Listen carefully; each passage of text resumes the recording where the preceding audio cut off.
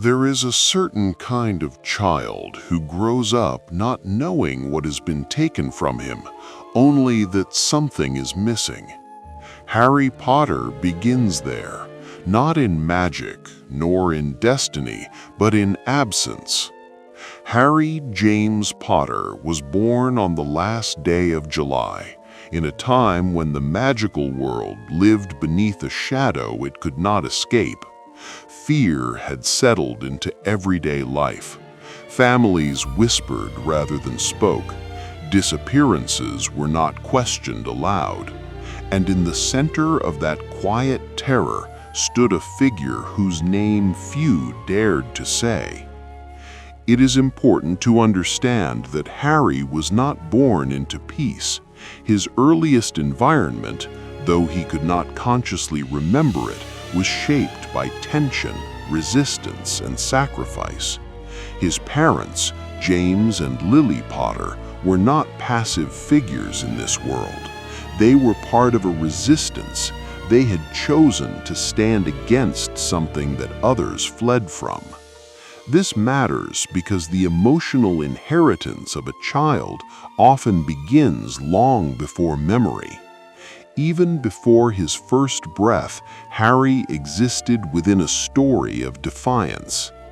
James Potter was confident, talented, and often impulsive. Lily Potter was perceptive, deeply principled, and unusually capable. Together, they represented not only love, but a kind of moral certainty. Their choices were not easy, but they were firm. For Harry, though he would never consciously know them as parents, these qualities would not vanish with them. Instead, they would leave impressions, subtle but persistent, not as memories, but as tendencies. There is something often overlooked when considering early childhood: the shaping power of absence. Harry's parents were taken from him before he could form lasting memories, and yet the absence itself became a presence. It shaped how others treated him. It shaped where he was placed. It shaped the silence around his identity. Loss, especially one that occurs before understanding, does not disappear. It settles quietly into the foundation of a person. On the night his life truly began, Harry did not experience it as an event. There was no understanding, no fear in the way an adult might feel it, only sensation, only interruption. A presence entered his home, violence followed, and then something unusual occurred, something that would define him, though he would not understand it for many years. Lily Potter made a choice, not a strategic choice, not a calculated one, but something deeper, something instinctive. She chose to stand between danger and her child, knowing fully what it meant. In that moment, love ceased to be an emotion. It became an act. And in doing so, it left a mark, not only on the world, but on Harry himself. There are many forms of protection. Some are visible, some are deliberate, but this one was neither. It was embedded.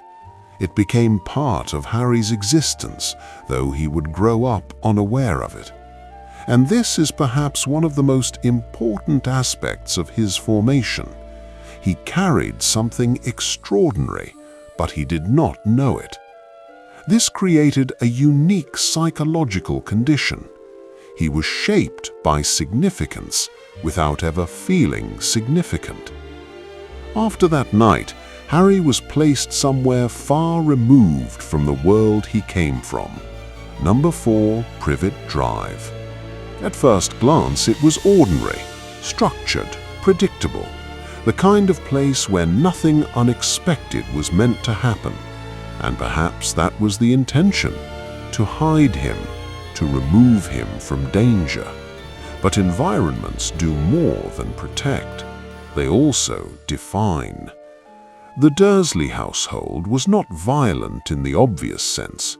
There were no grand conflicts, no dramatic confrontations. Instead, there was something quieter but equally shaping: neglect, indifference, and a careful, consistent effort to deny Harry any sense of belonging.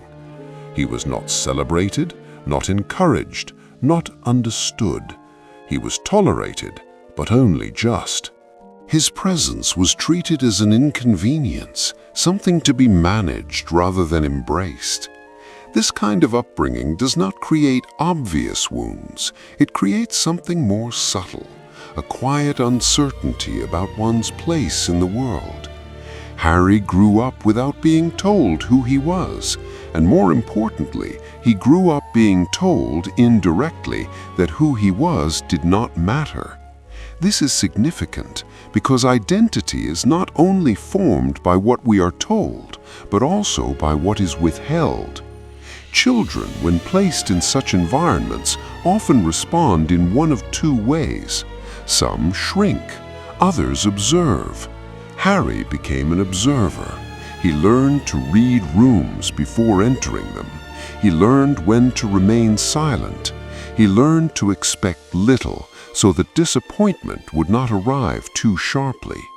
But beneath this adaptation, something else developed: resilience. Not the loud kind, not the kind that declares itself, but the quiet, enduring kind. There is a difference between being unafraid and being accustomed to difficulty. Harry was not fearless, he was simply familiar with discomfort. Strange things began to happen around him, even before he could understand them. Small events, subtle distortions of normality. His hair would regrow overnight. Objects would move in ways they should not. Moments would occur that could not be explained. But in the Dursley household, such things were not explored. They were suppressed, ignored, denied. This created an unusual internal conflict. Harry experienced events that suggested he was different, but he was raised in an environment that insisted difference was unacceptable. So he learned not to question, not to ask, not to pursue understanding. This is a crucial phase in his psychological development. Curiosity, when repeatedly discouraged, does not disappear. It becomes internal. It waits. Despite everything, Harry did not become bitter. This is often misunderstood. His environment could have shaped him toward resentment, toward anger, toward a desire to assert control in unhealthy ways. But it did not. Why? Because something remained intact within him. The absence of affection did not erase his capacity for it. The lack of kindness did not remove his ability to recognize it. Even without being shown consistent care, Harry developed an awareness of fairness, of right and wrong, of empathy. This suggests something important. Some traits are not entirely taught, some are carried. There were moments, small, almost unnoticeable, where Harry revealed this. He did not seek to dominate others, even when he was given the opportunity. He did not respond to cruelty with equal cruelty. Instead, he often chose quiet endurance, not because he lacked strength, but because he did not yet know where to place it. As he approached the age of 11, something began to shift. Not externally at first, internally. Children often reach a point where the structures around them no longer fully contain them. Questions begin to form. Patterns begin to feel incomplete. The world, once accepted as it is, begins to feel slightly misaligned. Harry began to sense this, not in clear thoughts, but in a feeling that something was missing. And then the letters began to arrive. At first, they were simply objects, envelopes, addressed to him. This alone was unusual. No one had ever written to Harry before. The significance of this moment cannot be overstated. For the first time in his life, something external acknowledged him directly, not as an obligation, not as a burden, but as a recipient. The Dursleys attempted to prevent this recognition. They intercepted the letters, denied them, escalated their efforts, but the letters persisted. This persistence introduced a new concept into Harry's world: inevitability. There was something that could not be stopped, something that would reach him regardless of interference. This began to challenge the structure of his reality. When Hagrid finally arrived, he did not merely bring information, he brought confirmation. Harry was not ordinary, and more importantly, he had never been. This moment, though often remembered as a revelation, was also a disruption, because it forced Harry to reconsider everything he believed about himself. All the years of being overlooked, all the moments of confusion, all the unexplained events, they were not random. They were not mistakes. They were part of something larger. But understanding does not arrive instantly. Even when truth is presented clearly, it must be integrated slowly. Harry did not immediately transform. He did not suddenly become confident. He did not abandon his habits of observation, caution, and restraint. Instead, he carried them forward. And this is what makes his formation unique. He entered a new world, but he did not leave himself behind. The child who lived in the cupboard did not disappear. He adapted, he expanded, but he remained. This continuity is essential because it explains something deeper about Harry Potter. He was not shaped by a single event, not even by the night he survived. He was shaped by accumulation, by absence, by quiet endurance, by delayed understanding, and perhaps most importantly, by a kind of love he could not remember, but would always carry. As the door to his new life opened, Harry did not step through it as someone newly created. He stepped through as someone already formed, still unfolding. And in that unfolding, the foundation of everything he would become had already been laid, not in glory, not in recognition, but in silence. The transition from Privet Drive to a world filled with hidden structure and long-standing tradition was not as simple as stepping into a different place. For Harry, it was the beginning of a slow reorientation of identity. When a child grows up without explanation, without context, and suddenly receives both at once, the mind does not immediately settle. It resists quietly. It questions even without forming clear doubts.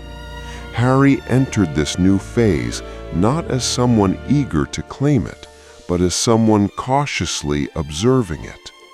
The journey itself, his first movement away from the Dursley home, marked a subtle psychological shift. For the first time, he was not being taken somewhere out of obligation or control. He was being guided, shown, introduced. Hagrid did not speak to Harry as a burden. He spoke to him as someone who already belonged. Belonging, when introduced late, does not feel natural at first. It feels uncertain, fragile. Harry did not immediately trust it. As they traveled, each explanation Hagrid offered began to reshape Harry's understanding of his past. Not erase it, but reframe it. Events that once felt random now carried meaning. The strange occurrences of his childhood were no longer accidents, they were signs. Yet even as these realizations unfolded, Harry did not rush to redefine himself. He listened. He absorbed. He remained, at his core, the same quiet observer he had always been.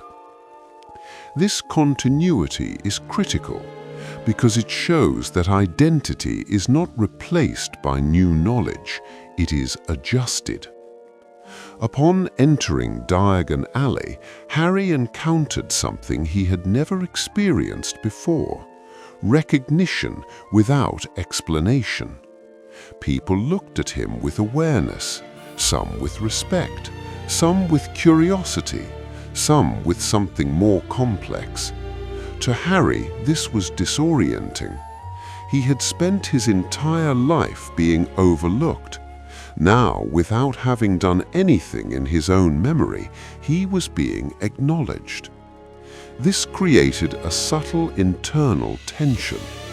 Recognition without understanding can feel undeserved, and when something feels undeserved, it is difficult to accept it fully. Harry did not respond with pride. He responded with hesitation. He did not seek attention. He did not attempt to assert himself within this new environment. Instead, he continued to observe, to measure, to understand before acting. At Gringotts, when he was shown the vault left to him by his parents, Harry encountered another unfamiliar concept: inheritance, not just of wealth, but of continuity. For the first time, he saw physical evidence that his life did not begin in isolation. There had been a world before him, a family before him, a place where he belonged, even if he had never known it. This moment did not overwhelm him with emotion. Instead, it grounded him because it replaced uncertainty with something more stable: proof. Harry did not react with excitement to the gold before him. He reacted with quiet acknowledgement, as though something that had always been missing had now been confirmed. This is an important distinction. He did not feel suddenly fortunate. He felt less incomplete. The wand shop offered another kind of formation, not external, but deeply personal. When Harry held different wands, nothing happened. There was no connection, no response, until one particular wand chose him. The idea that the wand chooses the wizard is not merely tradition, it is recognition. For Harry, this was one of the first moments where something responded to him directly, not because of his past, not because of others' expectations, but because of what he inherently was. This experience subtly reinforced something he had never been allowed to feel before: that he had a place. But again, Harry did not interpret this loudly. He did not claim it as proof of importance. He simply accepted it quietly. This pattern continued. Each step forward in this new world added to his understanding, but did not alter his fundamental nature. When he boarded the train to Hogwarts, he entered a space unlike any he had known, a place where others, like him, existed openly. Children who were not ordinary, children who did not hide. For someone raised in suppression, this kind of environment can feel overwhelming, not because it is threatening, but because it is unfamiliar. Harry did not immediately integrate into this world. He did not attempt attempt to lead. He did not attempt to stand apart. He simply joined. His first meaningful interaction with Ron Weasley revealed something essential. Harry did not seek friendship out of status. He responded to sincerity. Ron did not approach Harry with expectation. He approached him as an equal. And Harry, unfamiliar with being treated this way, responded naturally. There was no performance, no adjustment, just acceptance. This moment is often overlooked, but it is foundational, because it demonstrates that Harry's sense of connection was not shaped by his reputation, it was shaped by authenticity. As he continued to meet others, Hermione, Neville, and others, Harry did not define himself through comparison. He did not measure his worth against theirs. He did not seek to compete. Instead, he observed, learned, adapted. This is consistent with his earlier development. A child who learns through observation does not suddenly become assertive. He continues to build understanding before action. When he arrived at Hogwarts, the environment itself began to shape him further. The castle was not merely a place of learning, it was a structure filled with history, expectation, and silent guidance. For the first time, Harry existed within a system that acknowledged his potential, not his past, not his absence, but his capacity. Yet even here, he did not immediately rise to meet expectations. He hesitated, because growth, especially after long suppression, is gradual. The Sorting Hat presented perhaps the most direct reflection of Harry's internal state. It did not simply assign him a place, it recognized something within him. It saw potential for ambition, for strength, for determination. But it also sensed something else, a choice. Harry did not passively accept what was suggested, he responded. This moment is critical in understanding his formation because it reveals that despite everything, despite his upbringing, despite his uncertainty, Harry possessed agency. He could choose who he would become, and he chose not based on power, but on alignment. He chose the place where he felt he could grow without becoming something he did not understand. This decision reflects a deeper psychological trait.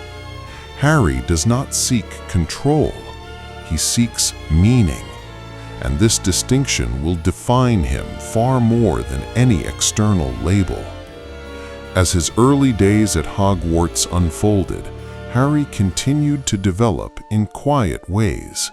He did not transform suddenly. He did not adopt confidence overnight.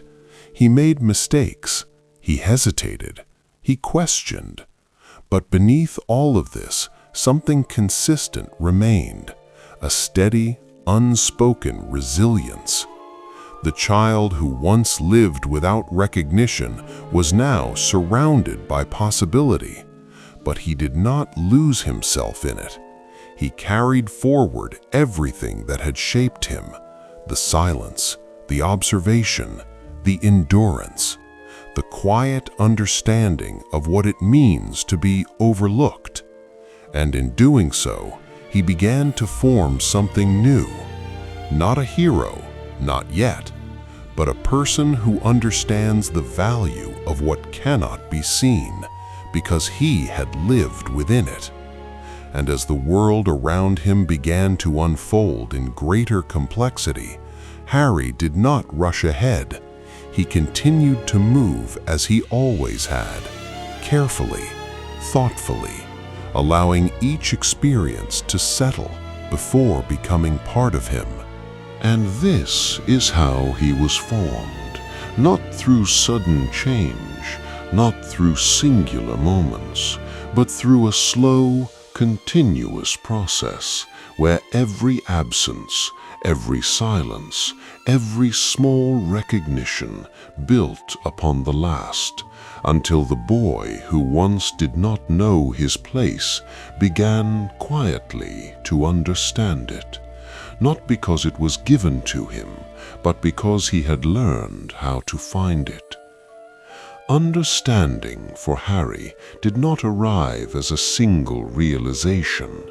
It emerged gradually, almost quietly, as if each experience needed time to settle before it could be fully recognized. Hogwarts did not immediately transform him into someone certain of himself.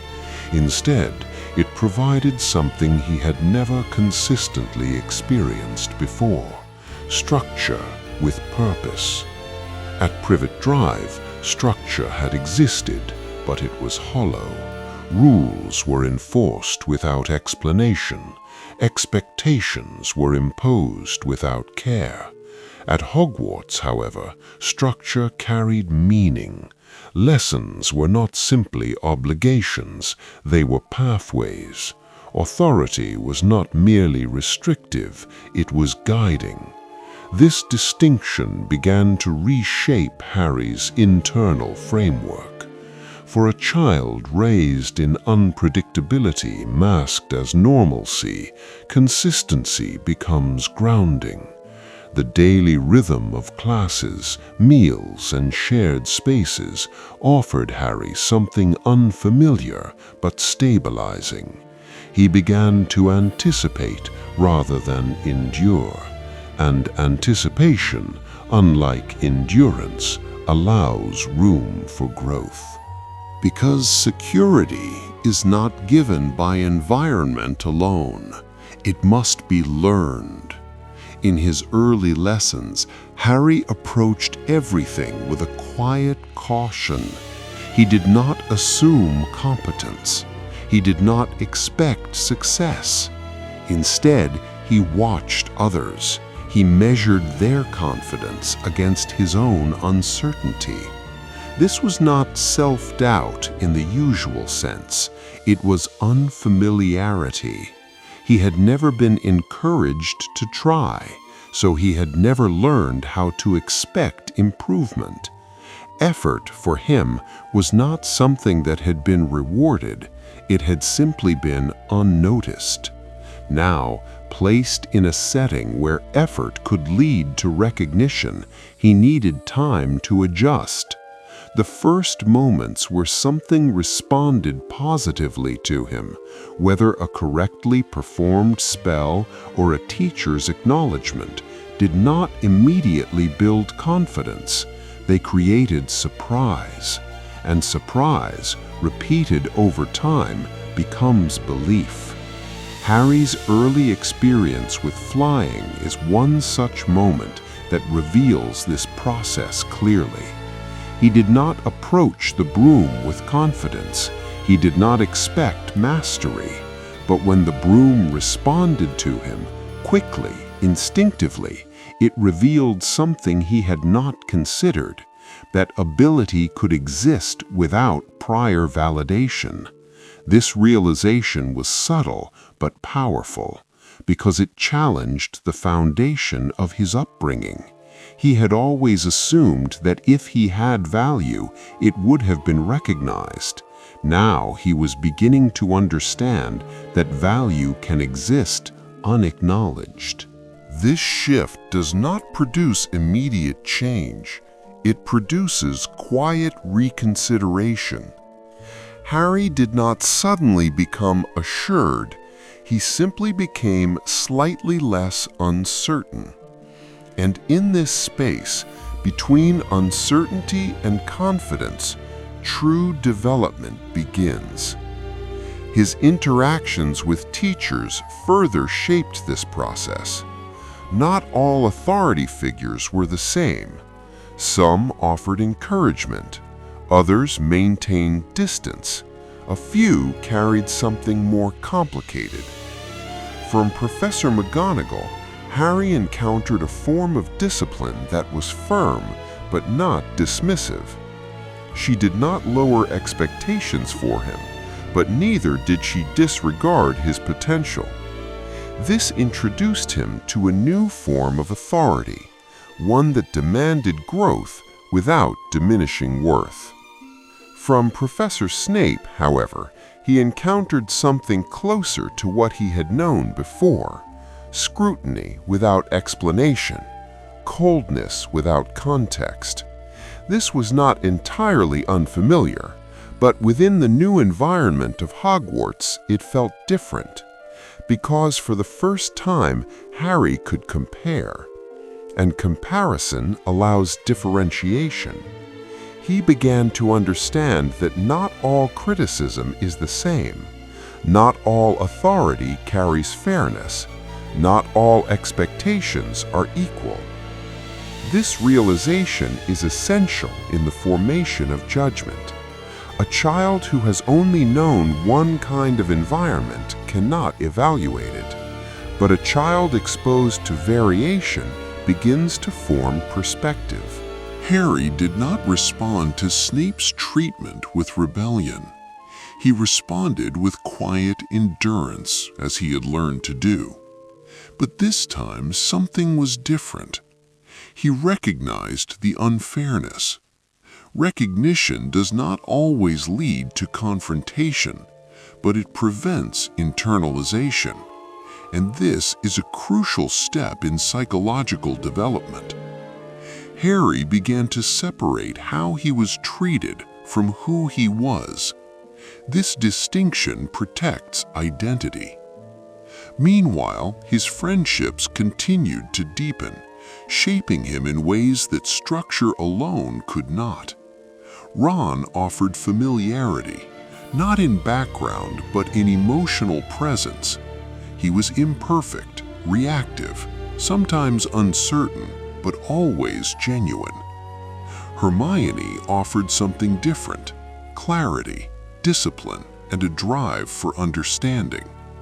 Together, they created a balance around Harry, not one that defined him, but one that supported him. This is another important aspect of his formation. Harry does not dominate his relationships. He exists within them. He listens, he adapts, he contributes when needed. This collaborative presence reflects something deeper. Harry does not seek to stand above others. He seeks to stand with them. This tendency is not accidental. It is the result of his early life. A child who has been isolated does not instinctively seek dominance. He seeks connection. And when connection is found, it is valued carefully. As the early months passed, Harry began to experience something that had been entirely absent from his life before: trust. Not absolute, not immediate, but growing. Trust in others, trust in the environment, and slowly, trust in himself. But this trust did not emerge without resistance, because beneath all new experiences, the foundation of his early life remained. He still expected things to be taken away. He still hesitated before fully accepting kindness. He still questioned whether positive experiences would last. This is the lingering effect of early deprivation. Even when circumstances improve, expectation lags behind. And so Harry's growth was not linear. It moved forward, then paused, then adjusted. Each step required confirmation. Each moment of success required repetition before it could be believed. This slow integration is what makes his development stable, because rapid change often collapses, but gradual change endures. Another defining aspect of Harry's formation lies in how he responds to the unknown. Throughout his early life, the unknown was something to be avoided. Questions led nowhere. Curiosity was discouraged. Now, within Hogwarts, the unknown was everywhere, and it was not only accepted, it was encouraged. At first, Harry approached this cautiously. He did not immediately seek answers.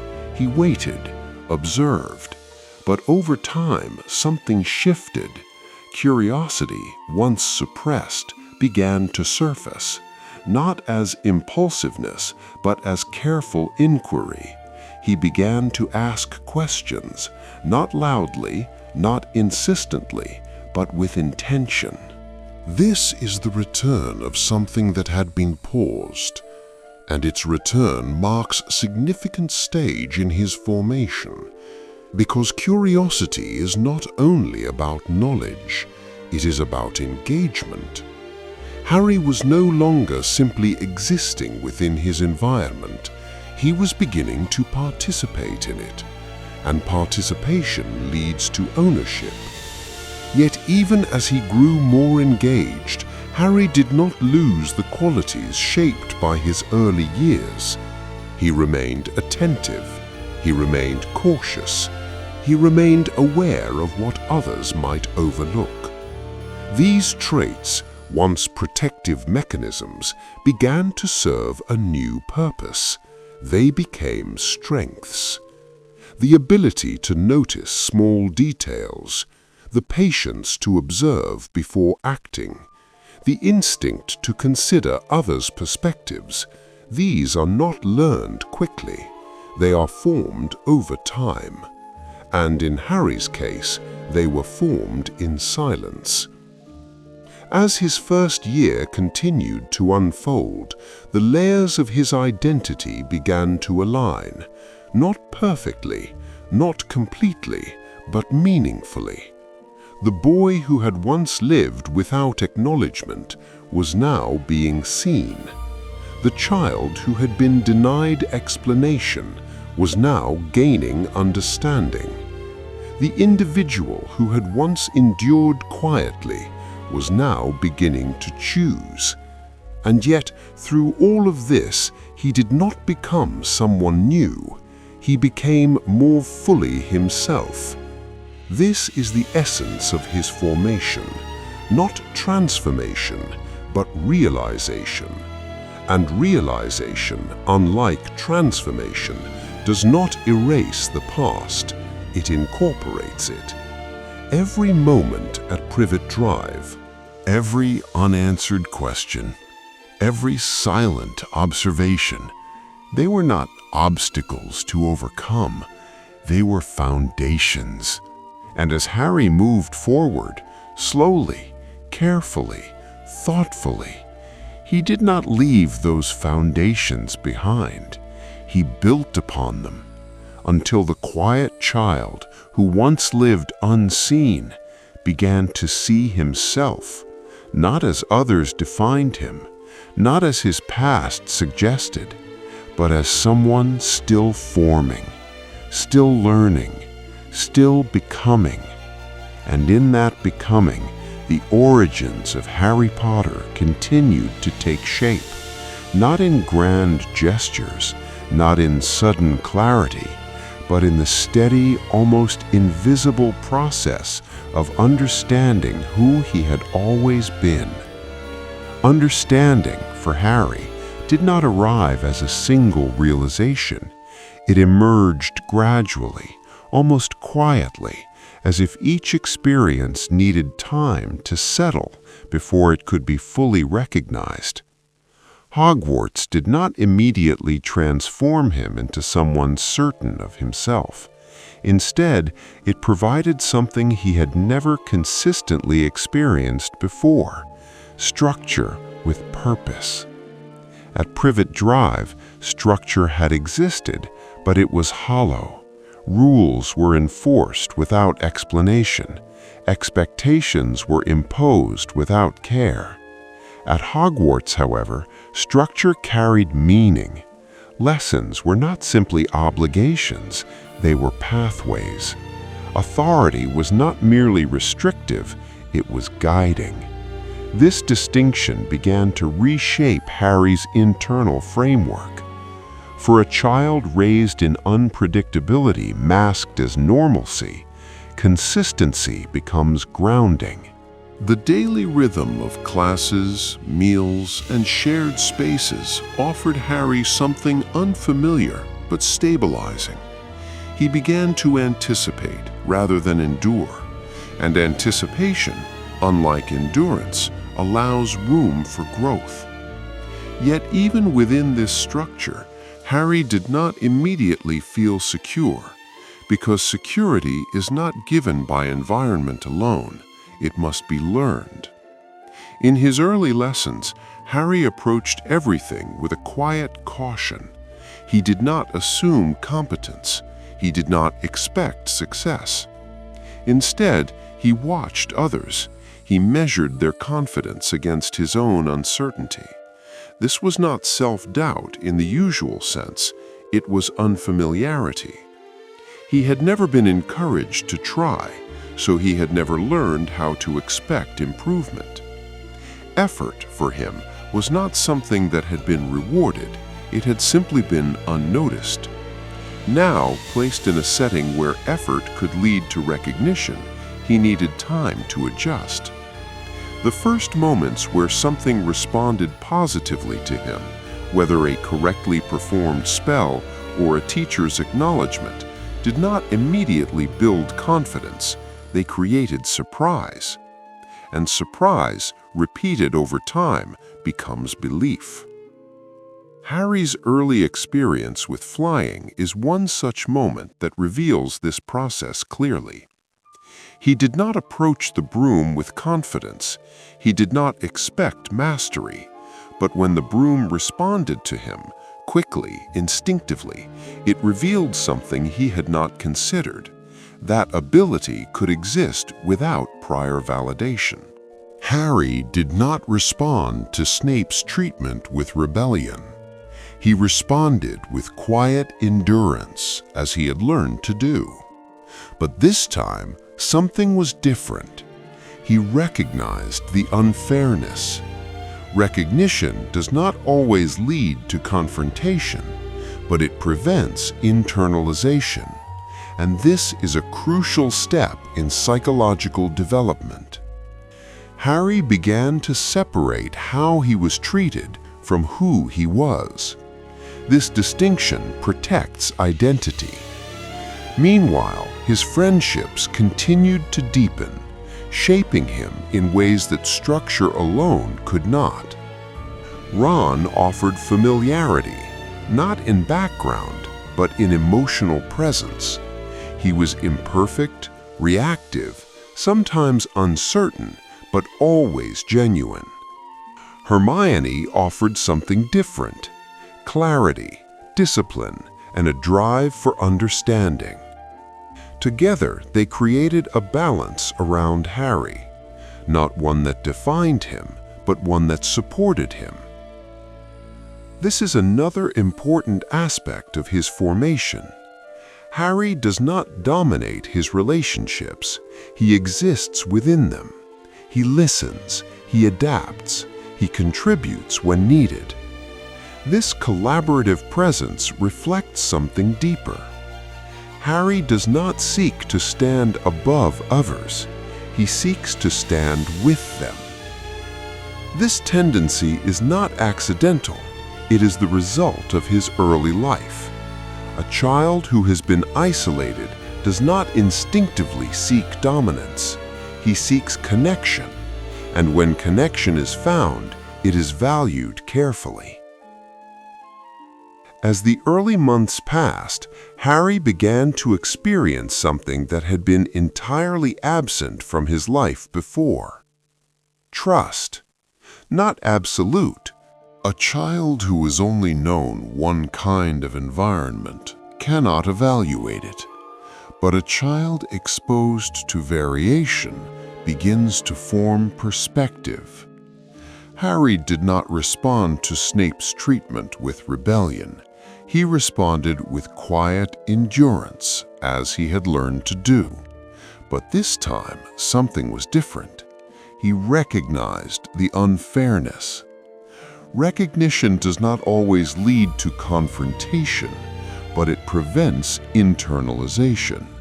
And this is a crucial step in psychological development. Harry began to separate how he was treated from who he was.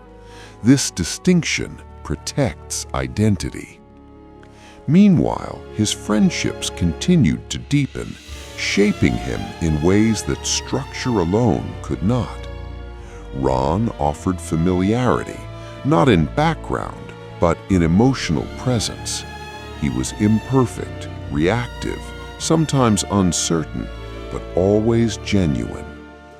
Hermione offered something different: clarity, discipline, and a drive for understanding. Together, they created a balance around Harry, not one that defined him, but one that supported him. This is another important aspect of his formation. Harry does not dominate his relationships. He exists within them. He listens, he adapts, he contributes when needed. This collaborative presence reflects something deeper. Harry does not seek to stand above others. He seeks to stand with them. This tendency is not accidental. It is the result of his early life. A child who has been isolated does not instinctively seek dominance. He seeks connection, and when connection is found, it is valued carefully. As the early months passed, Harry began to experience something that had been entirely absent from his life before: trust. Not absolute, not immediate, but growing. Trust in others, trust in the environment, and slowly, trust in himself. But this trust did not emerge without resistance, because beneath all new experiences, the foundation of his early life remained.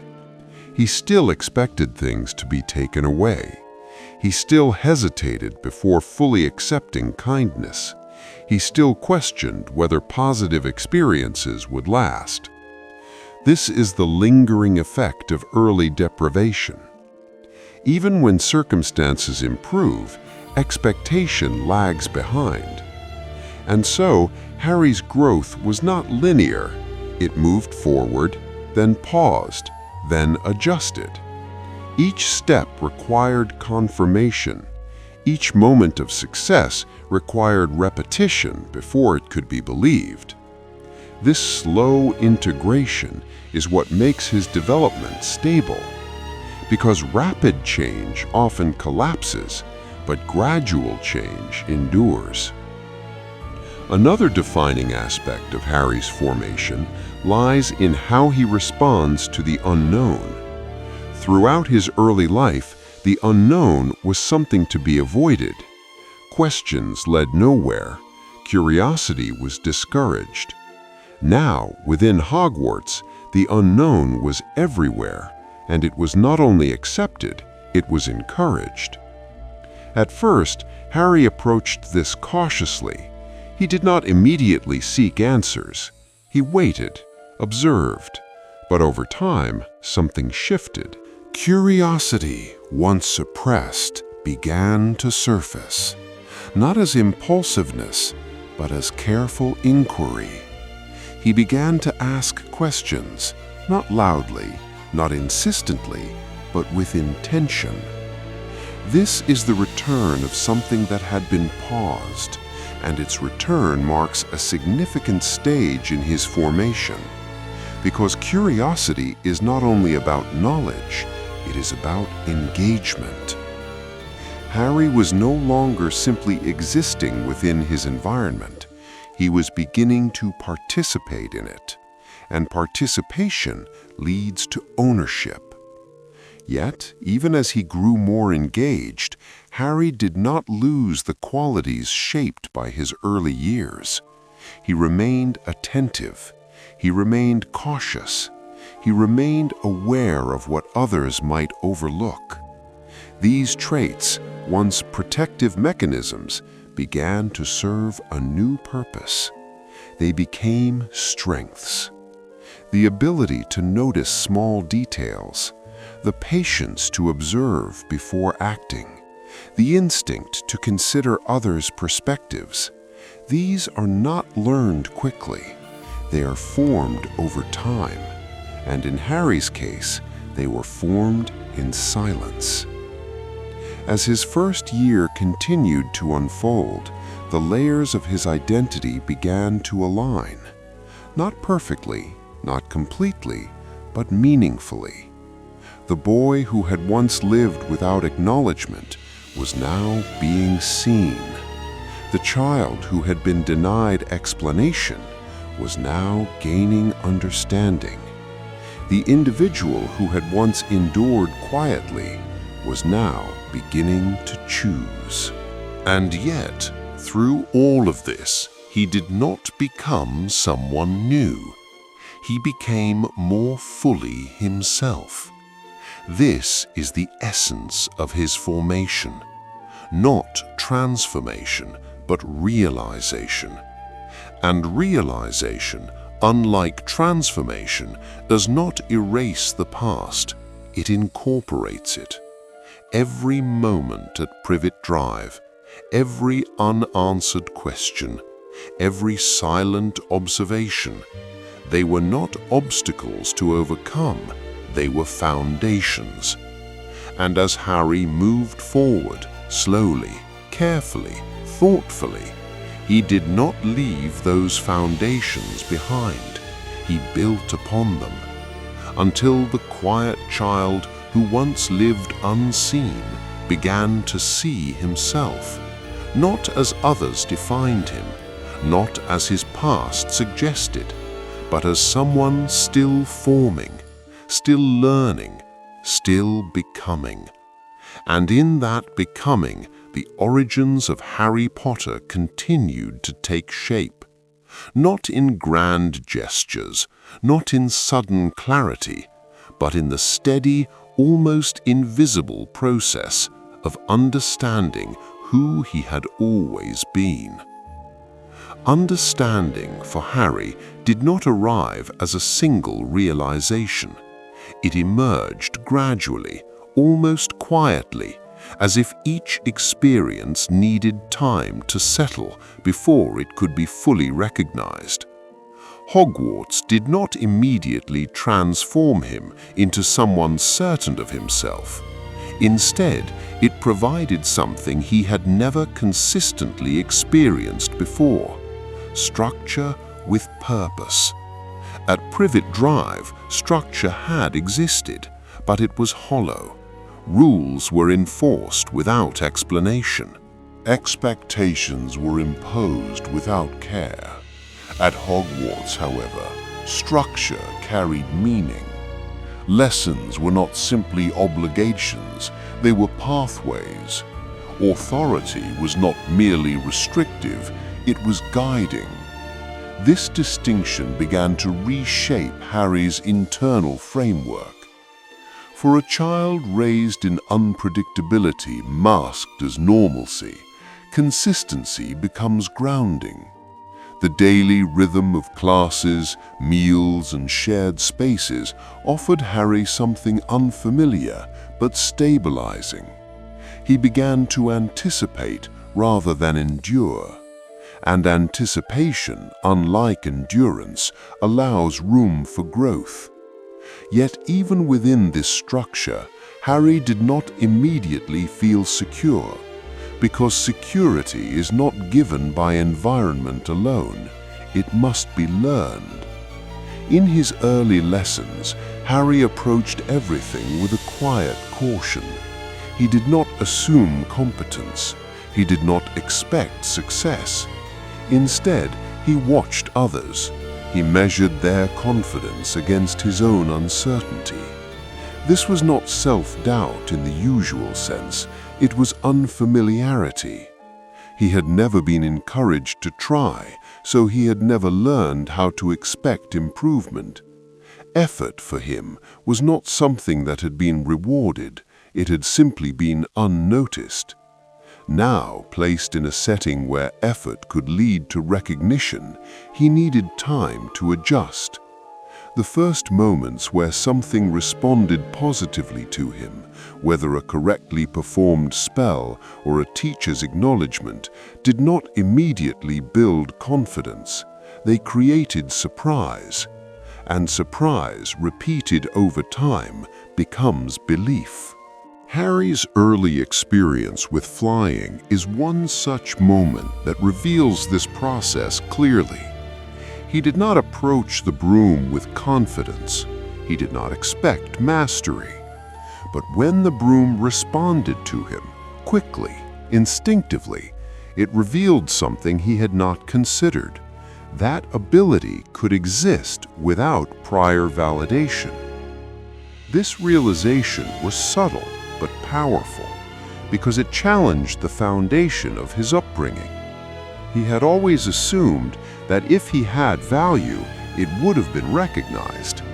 Now he was beginning to understand that value can exist unacknowledged. This shift does not produce immediate change. It produces quiet reconsideration. Harry did not suddenly become assured. He simply became slightly less uncertain. And in this space, between uncertainty and confidence, true development begins.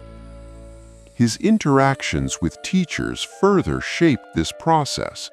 Not all authority figures were the same.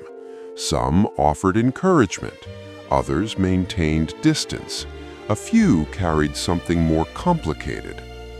From Professor McGonagall, Harry encountered a form of discipline that was firm but not dismissive. She did not lower expectations for him, but neither did she disregard his potential. This introduced him to a new form of authority, one that demanded growth without diminishing worth. From Professor Snape, however, he encountered something closer to what he had known before: scrutiny without explanation, coldness without context. This was not entirely unfamiliar, but within the new environment of Hogwarts, it felt different, because for the first time, Harry could compare, and comparison allows differentiation. He began to understand that not all criticism is the same. Not all authority carries fairness. Not all expectations are equal. This realization is essential in the formation of judgment. A child who has only known one kind of environment cannot evaluate it, but a child exposed to variation begins to form perspective. Harry did not respond to Snape's treatment with rebellion. He responded with quiet endurance, as he had learned to do. But this time, something was different. He recognized the unfairness. Recognition does not always lead to confrontation, but it prevents internalization, and this is a crucial step in psychological development. Harry began to separate how he was treated from who he was. This distinction protects identity. Meanwhile, his friendships continued to deepen, shaping him in ways that structure alone could not. Ron offered familiarity, not in background, but in emotional presence. He was imperfect, reactive, sometimes uncertain, but always genuine. Hermione offered something different: clarity, discipline, and a drive for understanding. Together, they created a balance around Harry, not one that defined him, but one that supported him. This is another important aspect of his formation. Harry does not dominate his relationships. He exists within them. He listens, he adapts, he contributes when needed. This collaborative presence reflects something deeper. Harry does not seek to stand above others, he seeks to stand with them. This tendency is not accidental. It is the result of his early life. A child who has been isolated does not instinctively seek dominance. He seeks connection. And when connection is found, it is valued carefully. As the early months passed, Harry began to experience something that had been entirely absent from his life before: trust. Not absolute, not immediate, but growing. Trust in others, trust in the environment, and slowly, trust in himself. But this trust did not emerge without resistance, because beneath all new experiences, the foundation of his early life remained. He still expected things to be taken away. He still hesitated before fully accepting kindness. He still questioned whether positive experiences would last. This is the lingering effect of early deprivation. Even when circumstances improve, expectation lags behind. And so, Harry's growth was not linear. It moved forward, then paused, then adjusted. Each step required confirmation. Each moment of success required repetition before it could be believed. This slow integration is what makes his development stable, because rapid change often collapses, but gradual change endures. Another defining aspect of Harry's formation lies in how he responds to the unknown. Throughout his early life, the unknown was something to be avoided. Questions led nowhere. Curiosity was discouraged. Now, within Hogwarts, the unknown was everywhere, and it was not only accepted, it was encouraged.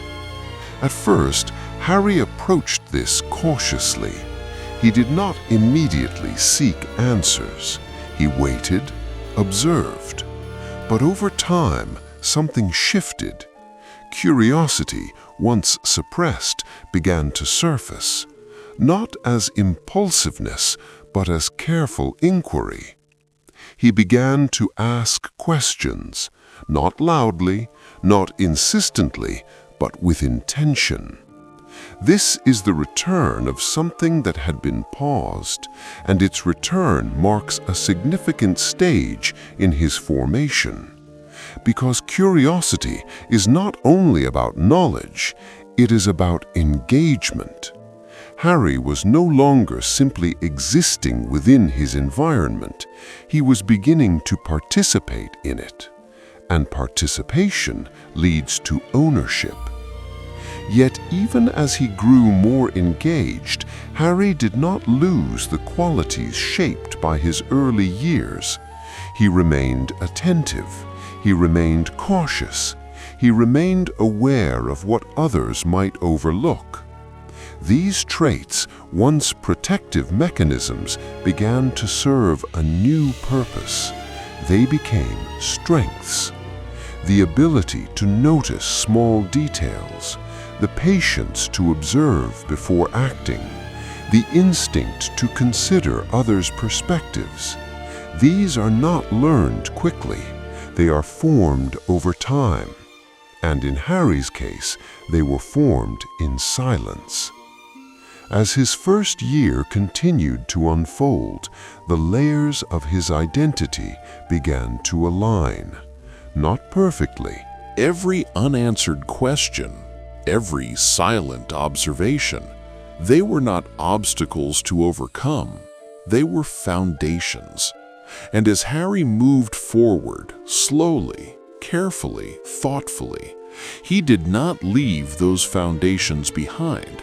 He built upon them, until the quiet child who once lived unseen began to see himself, not as others defined him, not as his past suggested, but as someone still forming, still learning, still becoming. And in that becoming, the origins of Harry Potter continued to take shape, not in grand gestures, not in sudden clarity, but in the steady, almost invisible process of understanding who he had always been. Understanding for Harry did not arrive as a single realization. It emerged gradually, almost quietly, as if each experience needed time to settle before it could be fully recognized. Hogwarts did not immediately transform him into someone certain of himself. Instead, it provided something he had never consistently experienced before: structure with purpose. At Privet Drive, structure had existed, but it was hollow. Rules were enforced without explanation. Expectations were imposed without care. At Hogwarts, however, structure carried meaning. Lessons were not simply obligations, they were pathways. Authority was not merely restrictive, it was guiding. This distinction began to reshape Harry's internal framework. For a child raised in unpredictability masked as normalcy, consistency becomes grounding. But eventually, almost without notice, something shifts inward. The changes begin to feel less like additions and more like alignment. Harry, in the early stages of his time at Hogwarts, approached this threshold slowly, not with awareness, but with accumulation. By now, he had experienced recognition, structure, friendship, and the first glimpses of his own capability. Yet none of these alone defined him. They existed as separate pieces, not yet fully connected. What begins to happen next is subtle but essential: integration. Integration is not dramatic. It does not announce itself. It occurs when previously separate experiences begin to inform one another. Harry's understanding of fairness, shaped in the absence of kindness, now began to interact with the fairness he observed in others. His instinct to remain quiet began to shift when placed beside environments that welcomed participation. His caution, once protective, started to transform into discernment. He was no longer only reacting, he was beginning to interpret. This distinction marks a deeper stage of formation, because reaction is immediate, interpretation is reflective. Harry began to notice patterns, not just in events, but in people. He observed how others responded to pressure, how authority was exercised, how rules were applied differently depending on circumstance. These observations were not conscious analyses in the way an adult might perform them. They were quieter, more instinctive, but they mattered. A child who has spent years watching without being seen develops a particular sensitivity. Harry could detect discomfort in others. He could sense when something was not being said. He could feel the difference between genuine care and obligation. These abilities were not taught at Hogwarts. They were carried into it. And now, for the first time, they had space to function openly. In his friendships, this sensitivity became especially important. Harry did not demand attention. He did not seek to lead every interaction. Instead, he adjusted. When Ron felt uncertain, Harry did not overpower him. When Hermione spoke with certainty, Harry did not dismiss her. He allowed space. This quality, often overlooked, is one of the earliest indicators of emotional balance. Not the absence of conflict, but the ability to move within it without losing oneself. And yet, even as Harry developed these strengths, there remained a quiet distance within him. Not isolation, but caution, because connection, for someone who has lacked it, is not immediately secure. It is tentative. Harry valued his friendships deeply, but part of him still expected that they might not last, that something might disrupt them, that stability might be temporary. This expectation did not dominate his thoughts, it lingered. And in that lingering, it influenced how he responded to closeness. He did not take it for granted. He did not assume permanence. Instead, he engaged with it carefully. There is a certain kind of gratitude that forms under these conditions, not expressed loudly, not declared openly, but present. Harry did not always say what his friendships meant to him, but he felt it, and this feeling guided his actions more than words ever could. At the same time, his relationship with learning began to evolve. In the Dursley household, learning had not been encouraged as a form of growth. It had been a requirement, detached from curiosity. Now, at Hogwarts, learning was something different. It was connected to identity, to capability, to possibility. But Harry did not immediately embrace this, because learning requires trust. Trust that effort will lead somewhere meaningful. At first, he approached his lessons with the same cautious distance he applied to everything else. He paid attention, he followed instructions, but he did not yet invest himself fully. This is a natural extension of his early experiences. When effort has not been acknowledged, motivation becomes restrained. But gradually, through repetition, something began to change. Moments of success, small, consistent, undeniable, began to accumulate. A spell performed correctly, a concept understood, a teacher's recognition. Each of these moments reinforced a new possibility, that effort could lead to outcome. This may seem simple, but for Harry it was not, because it required him to revise a belief he had carried for years, that what he did not matter. Now he was beginning to see that it did. And with this realization, his engagement began to deepen. Not dramatically, not all at once, but steadily. He began to focus more, to question more, to try more.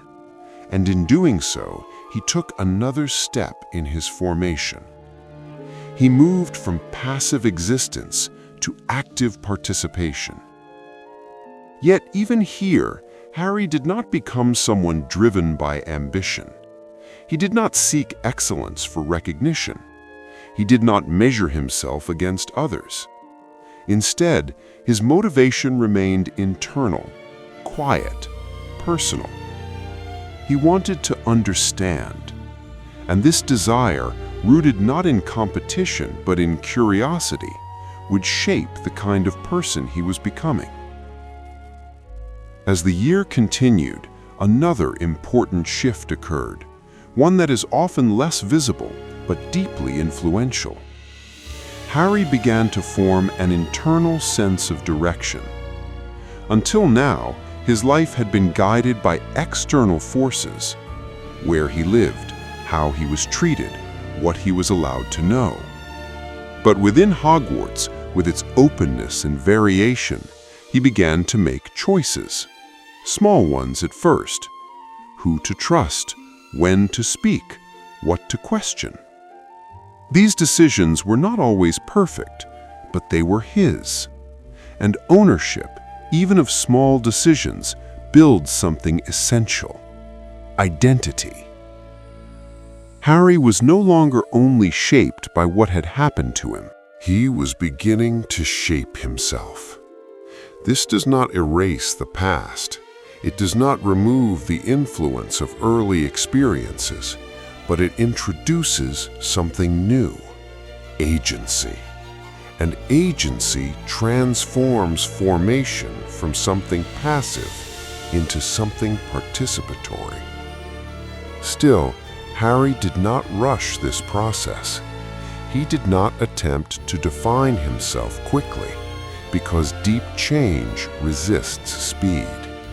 Instead, he allowed each experience to settle, each understanding to take its place, each relationship to develop at its own pace. And through this slow, deliberate process, something remarkable occurred. The different parts of his life, once disconnected, began to align. The silence of his early years, the confusion of his identity, the caution he had learned, the curiosity that had waited, they no longer existed separately. They began to work together. His silence became reflection, his caution became awareness, his confusion became inquiry, his curiosity became direction. This is the true formation of a person, not the replacement of what was, but the reorganization of it. And Harry, without fully realizing it, had entered this stage. He was no longer only the child who had endured. He was becoming someone who understood. Not completely, not finally, but meaningfully. And meaning is what allows a life to move forward with intention. As the early chapters of his life drew quietly toward their next phase, Harry did not stand at a point of conclusion. He stood at a point of readiness, not for greatness, not for recognition, but for continuation. Because the origins of a person are not defined by where they begin, nor even by what they experience. They are defined by how those experiences are carried forward. And Harry Potter, shaped by absence, guided by quiet resilience, and awakened through gradual understanding, was learning, step by step, how to carry his story, not as a burden, but as a foundation. There is a point in early development where understanding begins to feel less like discovery and more like quiet recognition, not of the world, but of oneself within it. For Harry, this stage did not arrive suddenly. It unfolded through repetition, through days that seemed ordinary, yet carried subtle shifts beneath their surface. By now, Hogwarts was no longer entirely unfamiliar. Its corridors, once overwhelming, had become navigable. Its rhythms, once uncertain, had begun to settle into expectation. But familiarity does not mean completion. It creates space for deeper awareness. Harry had begun to understand the structure of his new world. He knew where he belonged physically. He knew where to go, what to do, how to respond. Yet internally, something more complex was forming. He was beginning to recognize patterns within himself. This is not something children articulate. It is something they feel. Moments would arise, small, quiet moments, where Harry would notice how he reacted, a hesitation before speaking, a pause before trusting, a tendency to observe rather than interrupt. At first, these responses had simply been. Now they were becoming visible. And once something becomes visible, it can be understood. Harry began to sense that his responses were not random. They had origins. They were shaped by what he had experienced, by what he had lacked, by what he had learned to expect. This realization is delicate because it introduces a new kind of awareness that who we are has been formed. For Harry, this did not create discomfort. It created clarity. He did not reject the way he had become. He examined it. Why do I wait before speaking? Why do I expect things to be taken away? Why do I notice what others overlook? These questions were not asked in words, but they existed. And in their existence, Harry began to take a step beyond passive development. He began to understand the process that had shaped him. This understanding did not change him immediately, but it changed how he related to himself. He was no longer simply experiencing his reactions. He was becoming aware of them. And awareness allows choice. Slowly, almost imperceptibly, Harry began to adjust. Not in large ways, not in ways that would be noticed by others, but internally. He still hesitated, but sometimes he chose to speak anyway. He still expected loss, but sometimes he allowed himself to trust a little longer. He still observed, but sometimes he participated more fully. These are small shifts, but they represent something profound. The movement from unconscious behavior to intentional action. And this movement marks a deeper layer of formation. At the same time, Harry's understanding of others continued to evolve. In his early life, people had been simple in their roles. They were either dismissive, controlling, or distant. There had been little variation. But now, within Hogwarts, complexity emerged. People were not defined by single traits. They were layered. A teacher could be strict, yet fair. A friend could be loyal, yet uncertain. An authority figure could be knowledgeable, yet flawed. This complexity required adjustment, because understanding others is not the same as observing them. It requires interpretation. Harry began to see that actions had context, that behavior had reasons, that people were shaped just as he was. This realization deepened his empathy. He did not excuse everything, but he sought to understand before judging. This, too, is a significant aspect of his formation. Because empathy is not simply kindness, it is perception, the ability to see beyond immediate behavior, to recognize underlying cause, to respond with awareness rather than reaction. And Harry, shaped by years of quiet observation, was uniquely prepared for this. His early life had trained him to notice. Now his new environment allowed him to interpret. Together, these abilities created a form of understanding that was both intuitive and reflective.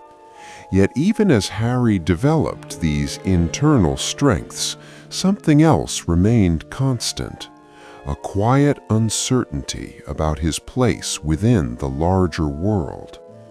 He had begun to understand himself within small contexts, within friendships, within lessons, within daily life.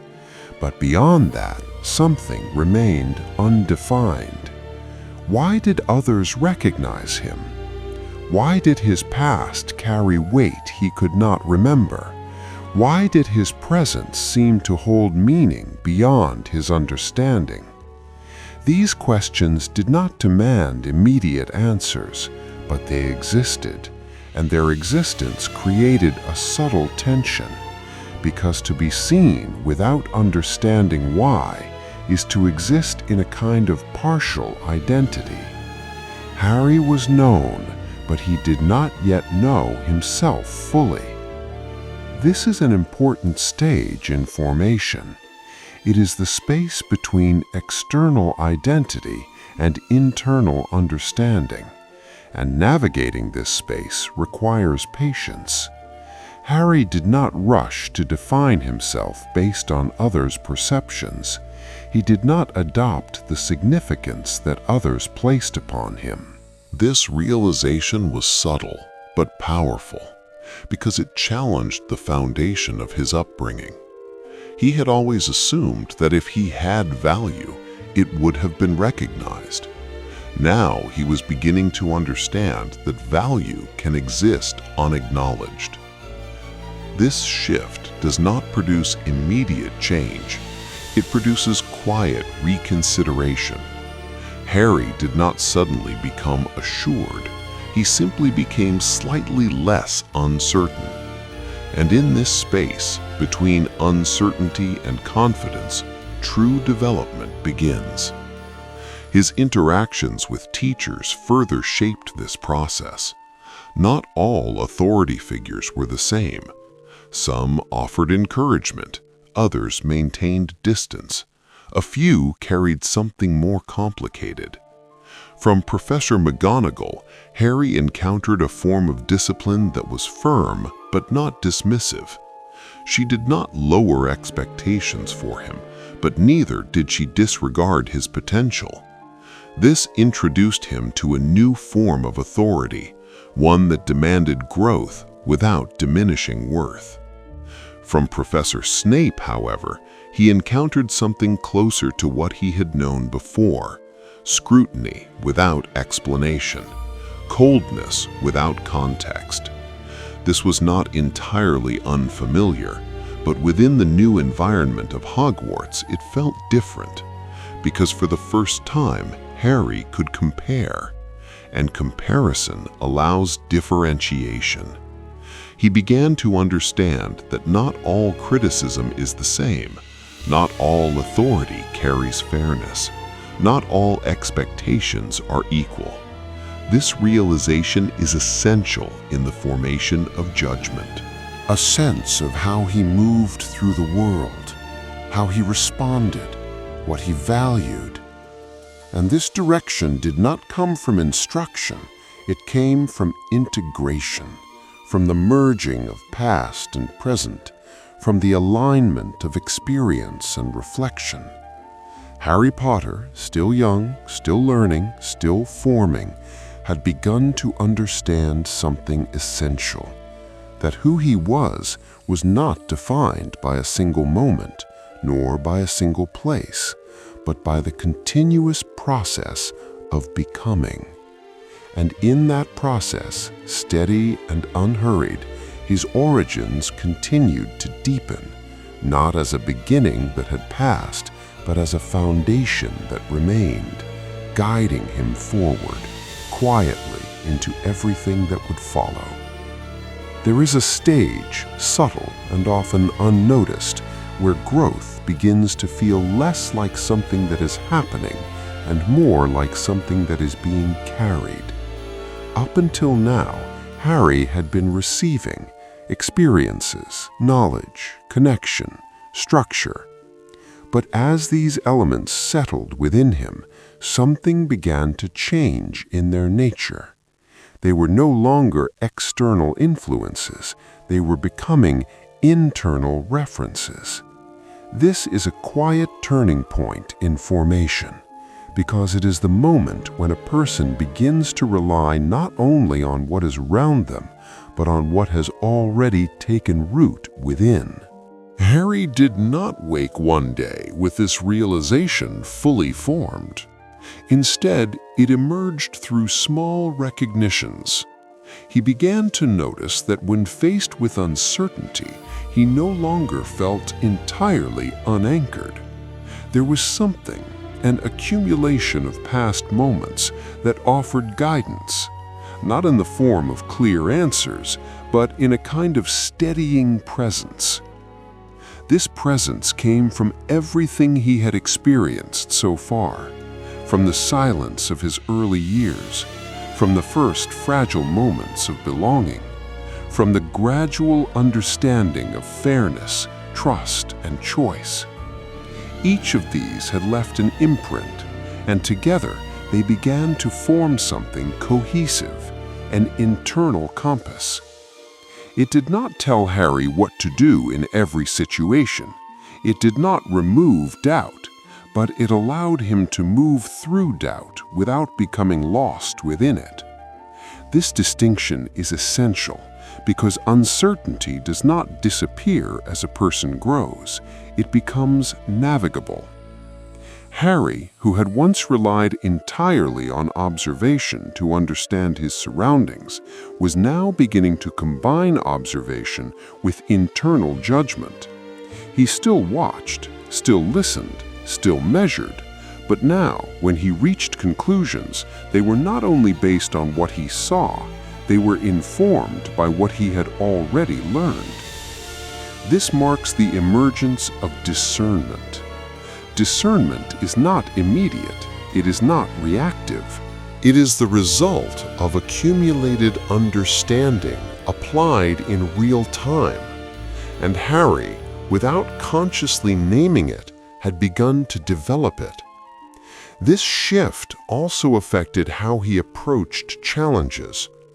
Earlier, difficulty had been something to endure. Now it became something to engage with.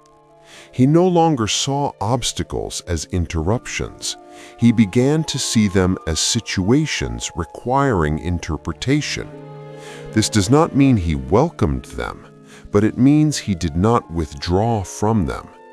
When something felt unclear, he did not immediately retreat into silence. He considered, he compared, he evaluated. These are quiet processes, invisible from the outside, but they represent a deeper layer of formation. At the same time, Harry's sense of self began to stabilize. Before, his identity had been shaped largely by absence, by what he had not been told, not been given, not been allowed to understand. Now it was being shaped by presence. He had friendships, he had experiences, he had knowledge. And slowly, these elements began to create continuity. He no longer felt like a disconnected collection of moments. He began to feel like someone moving along a path. This sense of continuity is essential for identity because it allows past, present, and future to relate to one another. Harry could now look at his earlier life, not with confusion alone, but with context. He began to understand that the silence he had grown up in had shaped his awareness, that the lack of explanation had strengthened his ability to interpret, that the absence of recognition had deepened his appreciation for connection. These were not compensations, they were transformations. His early life had not only limited him, it had prepared him. And recognizing this did not erase the difficulty of what he had experienced, but it changed how he carried it. He was no longer defined by what had been missing. He was informed by what had been formed.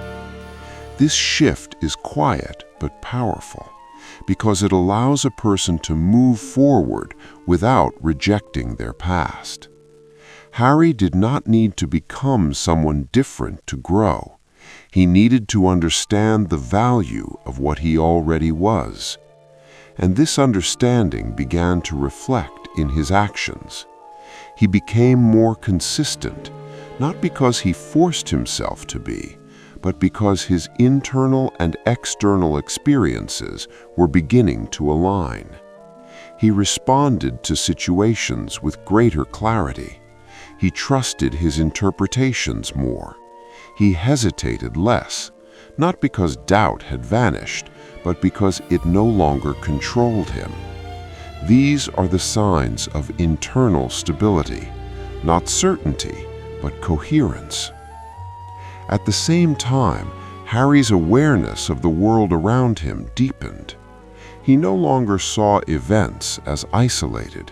He began to sense connections, patterns, underlying structures. This is a natural progression of understanding. Once a person becomes familiar with their immediate environment, their attention expands. Harry began to look beyond individual interactions.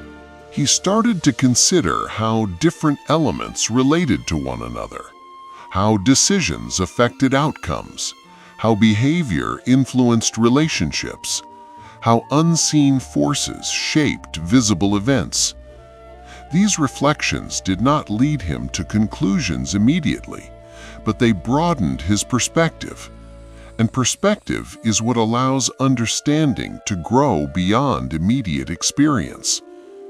Yet even as his awareness expanded, Harry remained grounded. He did not lose himself in abstraction.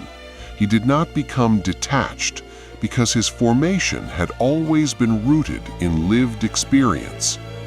He understood things not only by thinking about them, but by feeling their impact.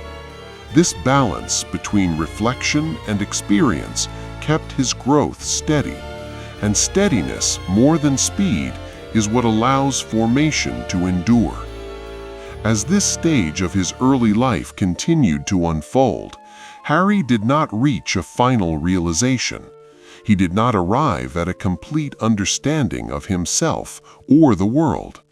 But he reached something equally important, a sense of direction that no longer depended entirely on external guidance. He could move forward, not because everything was clear, but because he had learned how to navigate what was unclear. And this ability to continue without complete answers, to trust in gradual understanding, to carry both past and present without conflict, is what defines the deeper origins of a person. Harry Potter, still at the beginning of his life, had not yet encountered the full weight of what lay ahead. He had not yet faced the larger forces that would test him. But he had developed something essential, not strength in the obvious sense, not certainty, not mastery, but a quiet, enduring capacity to grow. And growth, when rooted in understanding rather than reaction, does not need urgency. It unfolds slowly, steadily, until the person who once moved through the world without knowing why begins to move with intention, not because everything has been answered, but because enough has been understood to continue. There is a quiet realization that comes not from a single moment, but from many small ones placed carefully beside each other. It is not sudden. It does not feel like a revelation. Instead, it feels like something that has always been there, finally becoming visible. For Harry, this realization began to take shape as his early experiences settled into memory. Not distant memory, but recent memory, close enough to still feel immediate, yet far enough to begin forming patterns. He could now look back, even over a short span of time, and see difference. The child who had arrived uncertain, cautious, and quietly observant was still present, but something had shifted, not outwardly in ways that would draw attention, but inwardly in how he understood himself. He began to recognize that his reactions were no longer entirely shaped by instinct. They were being informed by experience. When faced with a decision, he did not only rely on what felt familiar, he considered what he had learned. This is the movement from survival to reflection, and though it is subtle, it marks a profound change. At Privet Drive, Harry had adapted in order to avoid difficulty. His actions had been shaped by the need to remain unnoticed, to prevent conflict, to endure without disruption. Now, those same instincts remained, but they no longer operated alone. They were being balanced by something new: understanding.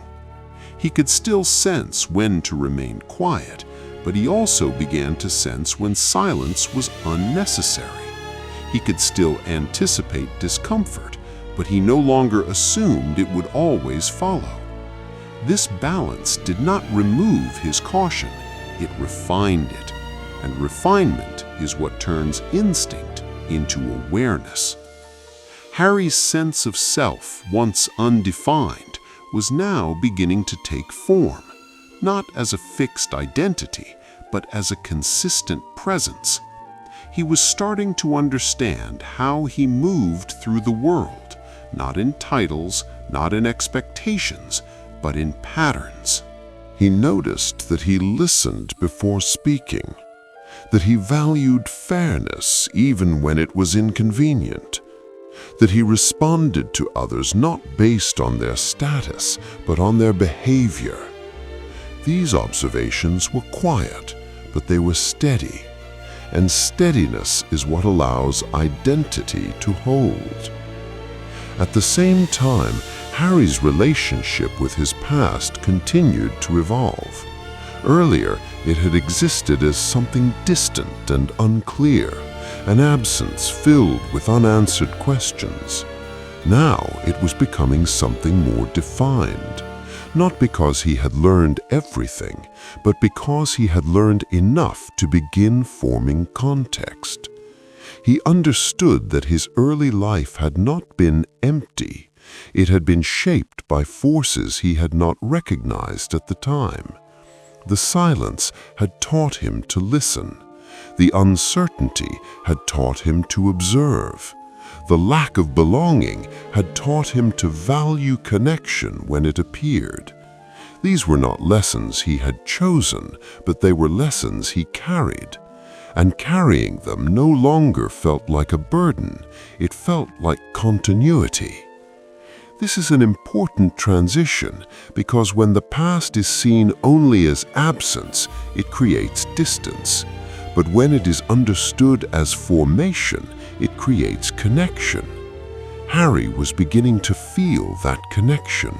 He did not reject what he had experienced. Not completely, but meaningfully. The boy who had once lived without acknowledgement was now being seen.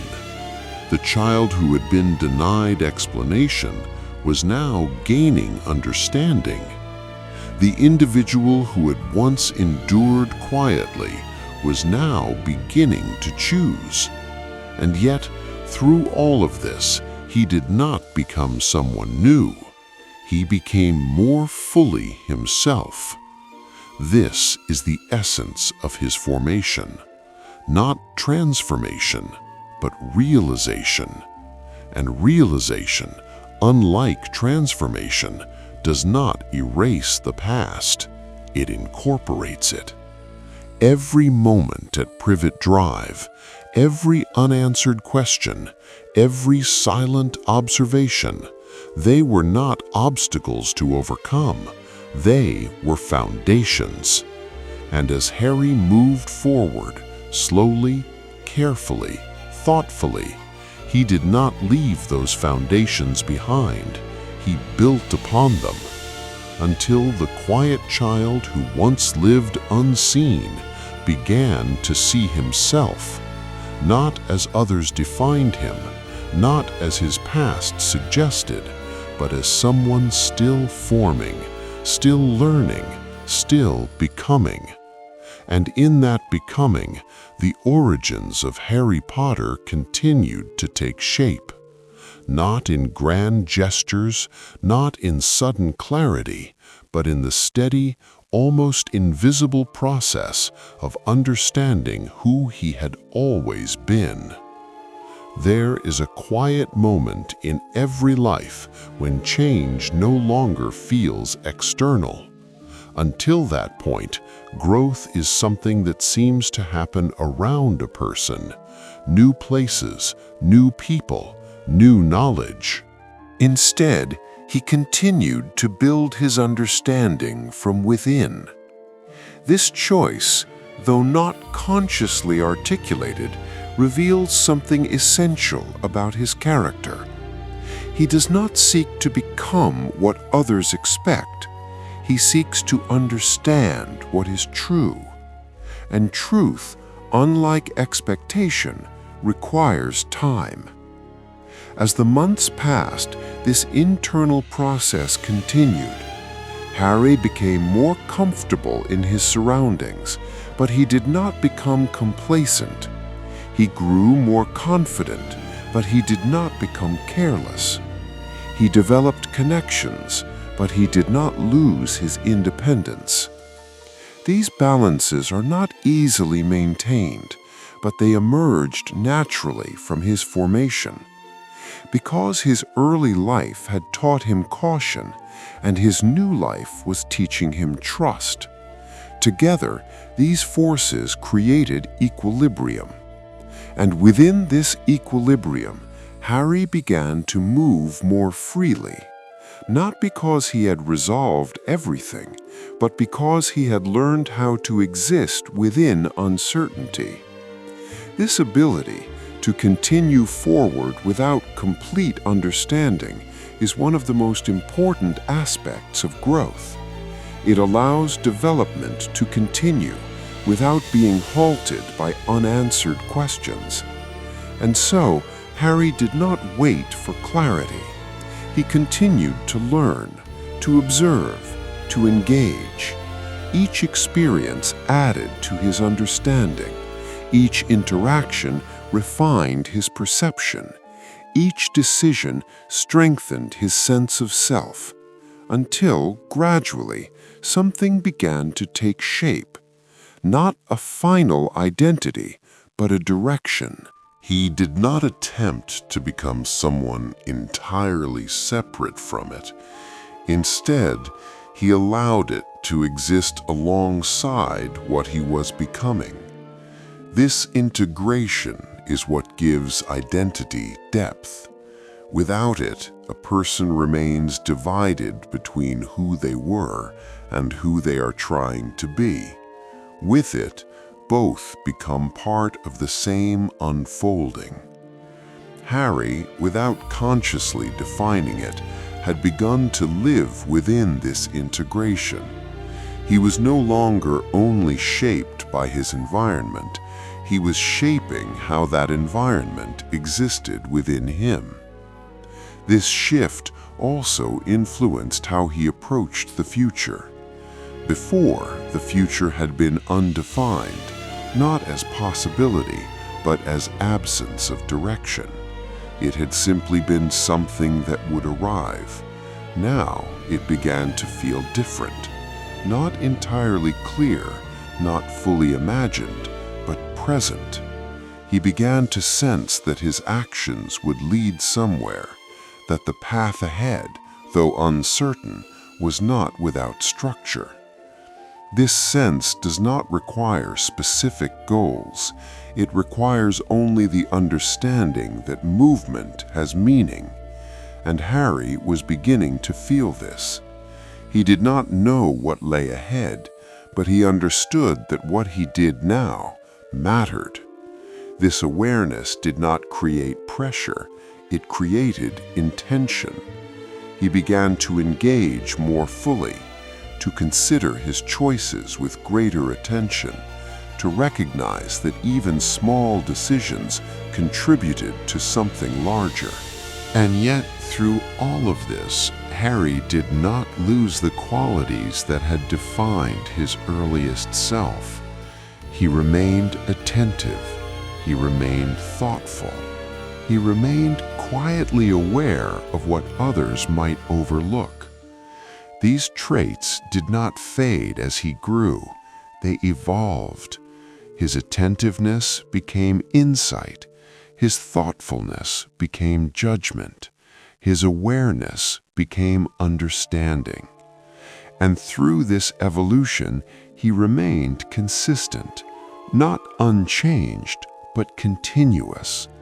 This continuity is what allows growth to feel stable rather than disruptive. Harry did not become someone else, he became more clearly himself.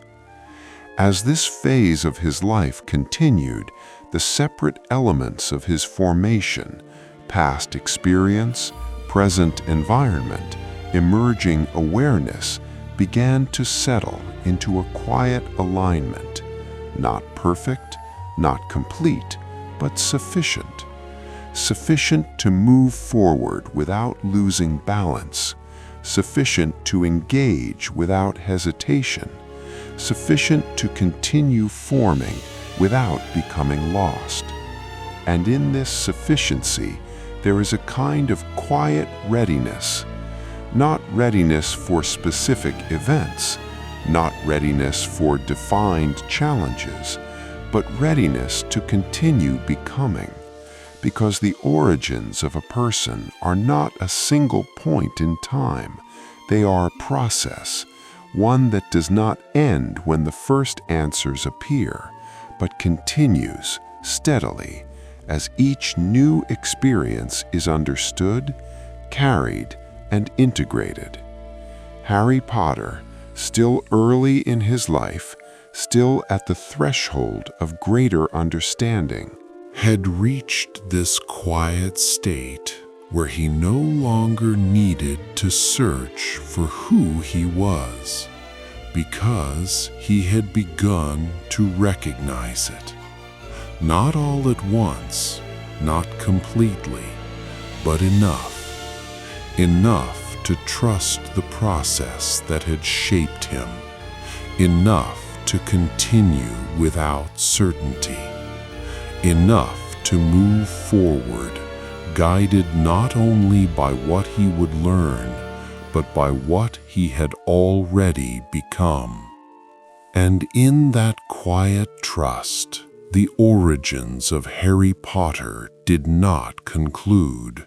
They deepened, becoming not just a beginning, but a living foundation, steady, unseen, and always present beneath every step that followed. Before he understands who he is, he understands what he is not. Not wanted, not explained, not seen. The cupboard under the stairs is not merely a place of neglect. It becomes an architecture of identity. A small dark space where questions are not answered, where emotions are not mirrored, where existence itself feels conditional. And so, long before he learns he is a wizard, Harry learns something far more defining, that love can vanish without explanation, and that survival often means silence. This early contradiction shapes him deeply. He is both resilient and uncertain, capable of enduring hardship without complaint, yet quietly unsure whether he deserves anything better. There is no language for his loneliness, only a quiet endurance that settles into his bones. Even when the world later tells him he is special, a part of him remains unconvinced, because he has already learned what it feels like to be invisible. Layers of fear and desire. At the core of Harry's psychology lies a tension between two powerful forces, a longing for connection and a fear of losing it. This duality appears early, though it does not reveal itself all at once. His first true glimpse into desire comes through the mirror of Erised. There he does not see glory or power, he sees his parents, a family he cannot remember, yet somehow knows he has always needed. It is not simply grief, it is a deeper hunger, the desire to belong to something that existed before loss. Yet this desire carries a quiet danger, because to want something so deeply, especially something already gone, is to risk being consumed by it. Dumbledore recognizes this immediately. The mirror does not merely reflect longing, it traps the mind within it. Harry, drawn back night after night, is not chasing fantasy. He is searching for emotional truth, and answer to a question he cannot articulate. What would I have been if I had been loved? This question lingers beneath everything that follows. At the same time, fear begins to grow alongside desire.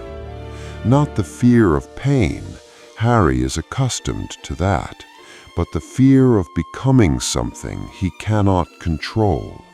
The connection with Voldemort introduces a disturbing idea, that identity is not fixed, that parts of him may belong to something dark, something inherited, something chosen. The Sorting Hat senses this conflict. It sees ambition, resourcefulness, even a capacity for ruthlessness. It offers Slytherin not as a mistake, but as a possibility. And Harry hesitates, because what frightens him most is not evil itself, but the idea that he might be capable of it. So he chooses Gryffindor, not just a house, but a declaration, a refusal, a quiet insistence that identity is shaped by choice, not by origin.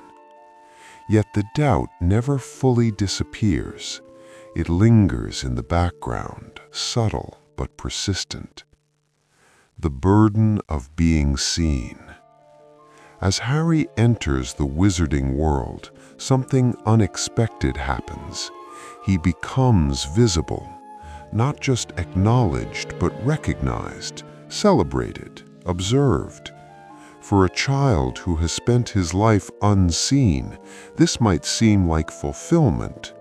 But visibility, especially when it comes suddenly and without control, can be its own form of isolation. People do not see Harry. They see the boy who lived. They see a symbol, a story, a projection of hope or fear. And so, paradoxically, even as he becomes known to everyone, he remains unknown to most. This creates a subtle emotional tension. Harry is surrounded by people, yet often feels alone in his experience. His fame isolates him from normal interaction. Expectations form around him, expectations he does not understand, cannot fully meet, and never asked for. He begins to internalize a quiet pressure to be what others believe he is. Yet internally, he still feels like the boy under the stairs. This disconnect creates moments of discomfort, even irritation. He resists admiration, avoids attention, and struggles to reconcile how others see him with how he sees himself. And beneath it all, there is a quiet question. If they knew who I really am, would they still believe in me?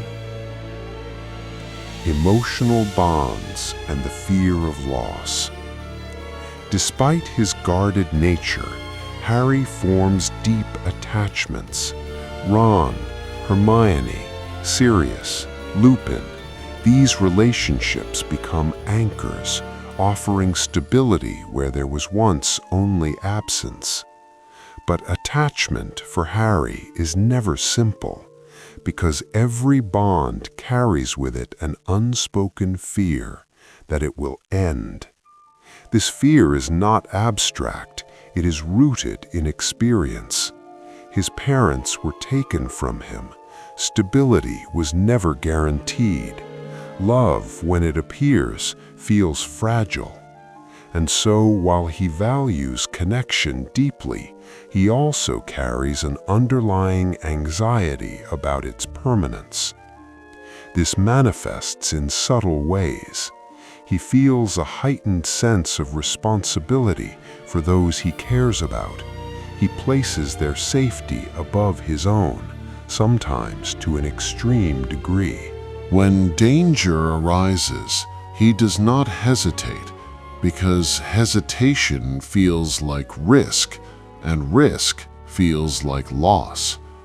Sirius Black's death marks a significant emotional fracture, not simply because of grief, but because it reinforces a painful pattern that those who come close to him are not safe. Harry internalizes this, even if he does not articulate it directly. A quiet, dangerous belief begins to form. People I love are in danger because of me. This belief influences his decisions moving forward. He becomes more protective, more withdrawn at times, even more willing to carry burdens alone. Because if distance can protect others, then distance becomes an act of care. The weight of connection, Voldemort within. Perhaps the most psychologically complex aspect of Harry's inner world is his connection to Voldemort. It is not merely external conflict, it is internal proximity. Through their shared link, Harry experiences emotions that are not entirely his own: anger, cruelty, a cold sense of detachment. These intrusions blur the boundaries of self, and this creates a deeply unsettling question: where do I end and where does he begin? This is not a question of identity in a philosophical sense. It is felt, immediate, emotional. When Harry experiences Voldemort's thoughts, he does not observe them from a distance. He feels them, and feeling them introduces a dangerous possibility that these emotions might belong to him as well. This is where fear becomes personal. Harry is not afraid of Voldemort as an external enemy alone. He fears the reflection of Voldemort within himself. The idea that darkness is not something separate, but something that can exist alongside love, courage, and compassion. Yet this is also where one of Harry's most defining psychological truths emerges.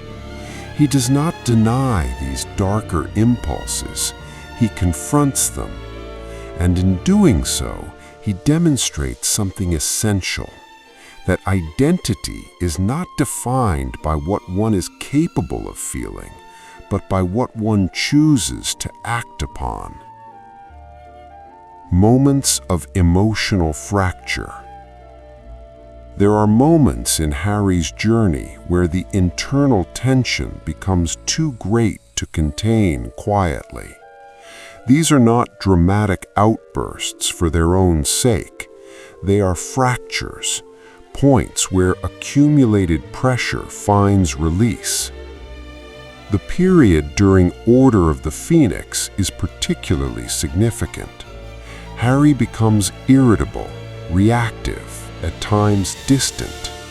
To an outside observer, this might appear as simple frustration, but beneath it lies something deeper. He is overwhelmed by loss, by expectation, by uncertainty, by the growing presence of Voldemort within his mind. and perhaps most importantly, by the feeling that he is not being fully understood by those around him. Isolation, even in the presence of others, intensifies. This leads to moments of anger, not because Harry is inherently volatile, but because anger becomes one of the few emotions that allows him to assert control. It is easier to express frustration than to articulate confusion, fear, or grief. Yet even in these moments, there is awareness. After the anger fades, reflection follows. Harry does not remain in emotional reaction. He questions himself, examines his behavior, and gradually seeks a return to balance. This capacity for self-reflection becomes a quiet strength. Choice, agency, and the search for meaning. As Harry matures, his internal world becomes less defined by confusion and more by intention. He begins to understand that his experiences, both painful and meaningful, do not dictate his identity. They inform it, but they do not control it. This realization is subtle. It does not arrive as a single moment of clarity, but as a gradual shift. He begins to choose more consciously, to act not from fear, but from values, to protect not because he fears loss, but because he believes in connection, to confront danger not because he must, but because he understands why it matters. Even his relationship with death evolves. The fear of loss never fully disappears, but it becomes integrated into a broader understanding. Loss is not something that can always be prevented, but meaning can still be found in how one responds to it. This is where Harry's psychological journey finds a form of quiet resolution, not in the absence of conflict, but in the presence of clarity. A gentle closing reflection. In the end, Harry Potter is not defined by the extraordinary circumstances of his life. He is defined by how he responds to them. A child who began unseen learns to be seen without losing himself. A boy shaped by loss learns to form connections without being consumed by fear. A young man touched by darkness learns to recognize it without becoming it. His inner world is not simple. It is layered, contradictory, evolving. And perhaps that is what makes it feel so real, because within Harry, we do not find perfection. We find struggle. We find doubt. We find the quiet, ongoing effort to choose who we are, even when the world and our past suggests otherwise.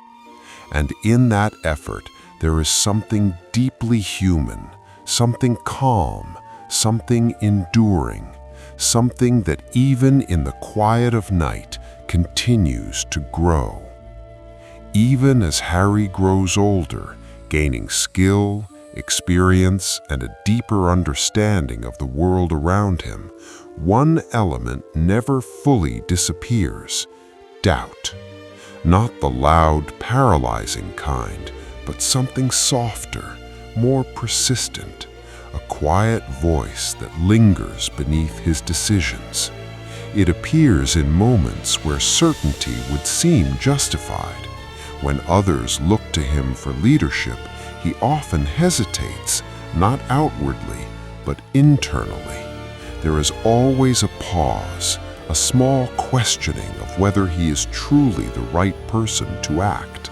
This hesitation does not weaken him. In a subtle way, it grounds him, because Harry does not act from unquestioned confidence. He acts despite uncertainty, and that distinction shapes the emotional texture of his choices. He does not assume he will succeed. He chooses to try anyway. This creates a form of courage that is not loud or declarative. It is quiet, enduring, rooted not in belief in his own strength, but in a refusal to turn away from what feels right. Yet doubt also carries a cost. It isolates him at times, prevents him from fully accepting the trust others place in him. Even when he is admired, he struggles to internalize that admiration as something earned. There is always a lingering sense that he is simply responding, not leading. And so, while others may see him as certain, Harry often feels as though he is still learning how to be himself. The complexity of anger. Anger within Harry is not a dominant trait, but when it emerges, it is deeply meaningful.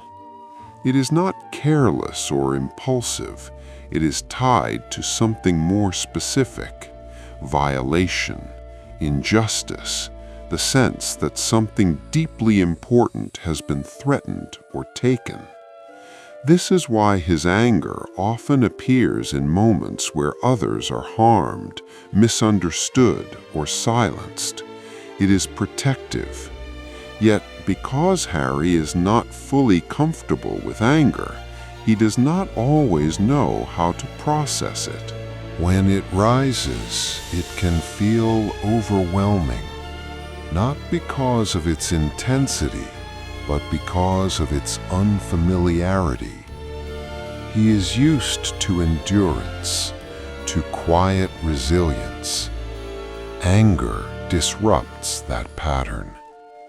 There are moments where it spills over: sharp words, abrupt reactions, a temporary loss of composure. But these moments are always followed by reflection. Harry does not remain in anger. He returns to himself. And in doing so, he slowly learns that anger is not something to suppress entirely, but something to understand, to integrate. Because anger, when rooted in care, can become clarity. Love as both anchor and vulnerability. If fear shapes one side of Harry's inner world, love shapes the other. But love for Harry is never simple. It is not taken for granted. It is not assumed to be permanent. Every connection carries with it a quiet awareness of its fragility. This awareness deepens his attachments. He listens more closely, values more intensely, remembers more vividly. But it also introduces vulnerability, because to love fully and without reservation is to accept the possibility of loss. And Harry, more than most, understands that loss can arrive without warning, yet he does not retreat from love. This is perhaps one of his most defining psychological choices. Despite everything he has experienced, he continues to form connections, to trust, to care, not because he believes loss will not happen again. The search for self beyond the story. Throughout his journey, Harry is constantly surrounded by narratives, stories about who he is, what he represents, what he is expected to become. These narratives are powerful. They shape how others interact with him, how they interpret his actions, how they assign meaning to his existence. But internally, Harry is searching for something different, not a role, a self. This distinction becomes more important over time. He begins to question not just what he must do, but why he is doing it. Whether his choices are truly his own, or simply responses to expectations placed upon him. This is where his internal conflict deepens, because fulfilling expectations can feel like purpose, but it can also feel like confinement. Harry gradually learns to separate these two, to act not because a story demands it, but because it aligns with his own understanding of what matters. This is not an easy process. It requires stepping away from external definitions, listening more carefully to internal ones, and accepting that identity is not something given, it is something formed. The influence of silence. One of the quieter aspects of Harry's psychology is his relationship with silence. He does not always express what he feels, not because he lacks the words, but because he has learned early on that not all feelings are meant to be spoken. This creates a certain depth within him, a tendency to observe rather than immediately respond, to think before speaking, to hold emotions until they can be understood more clearly. But silence also has its limits. There are moments where unspoken thoughts create distance, where others misunderstand him, not because he is distant, but because he is quiet. This is particularly visible in times of emotional strain. Harry withdraws, not completely, but enough that others cannot always reach him easily. Yet, even in silence, there is connection. Through shared experiences, through small gestures, through presence. Harry may not always articulate what he feels, but he rarely stops feeling. The gradual acceptance of complexity. As time passes, one of the most significant shifts within Harry's inner world is his acceptance of complexity.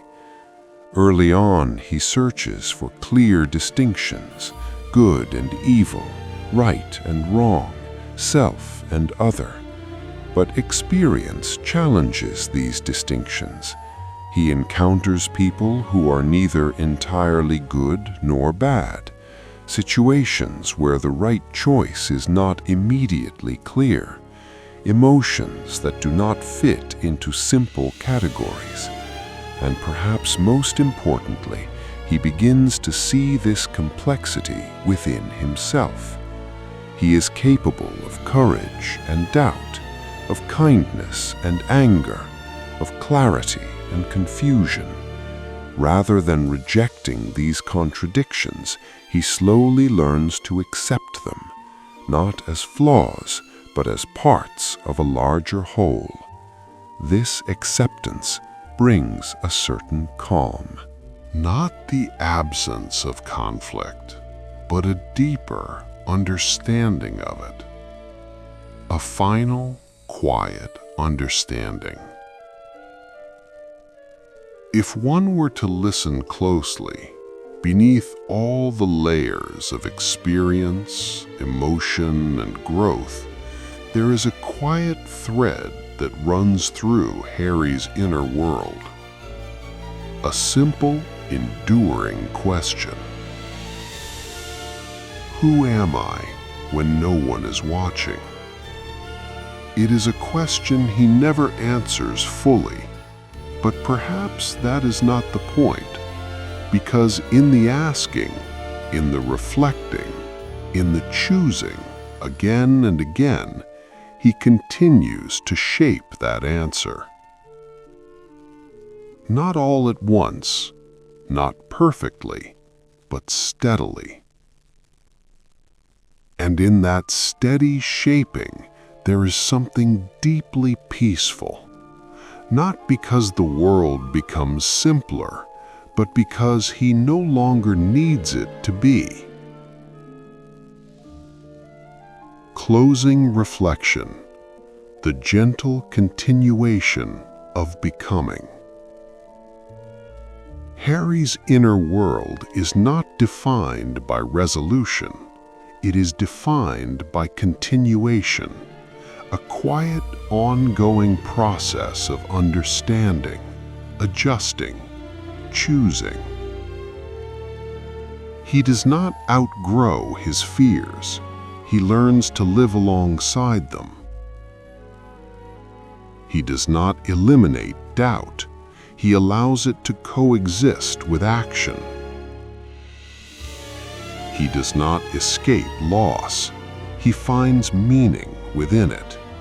And perhaps that is where the true depth of his character lies, not in what he overcomes, but in how he carries what remains, softly, thoughtfully, endlessly.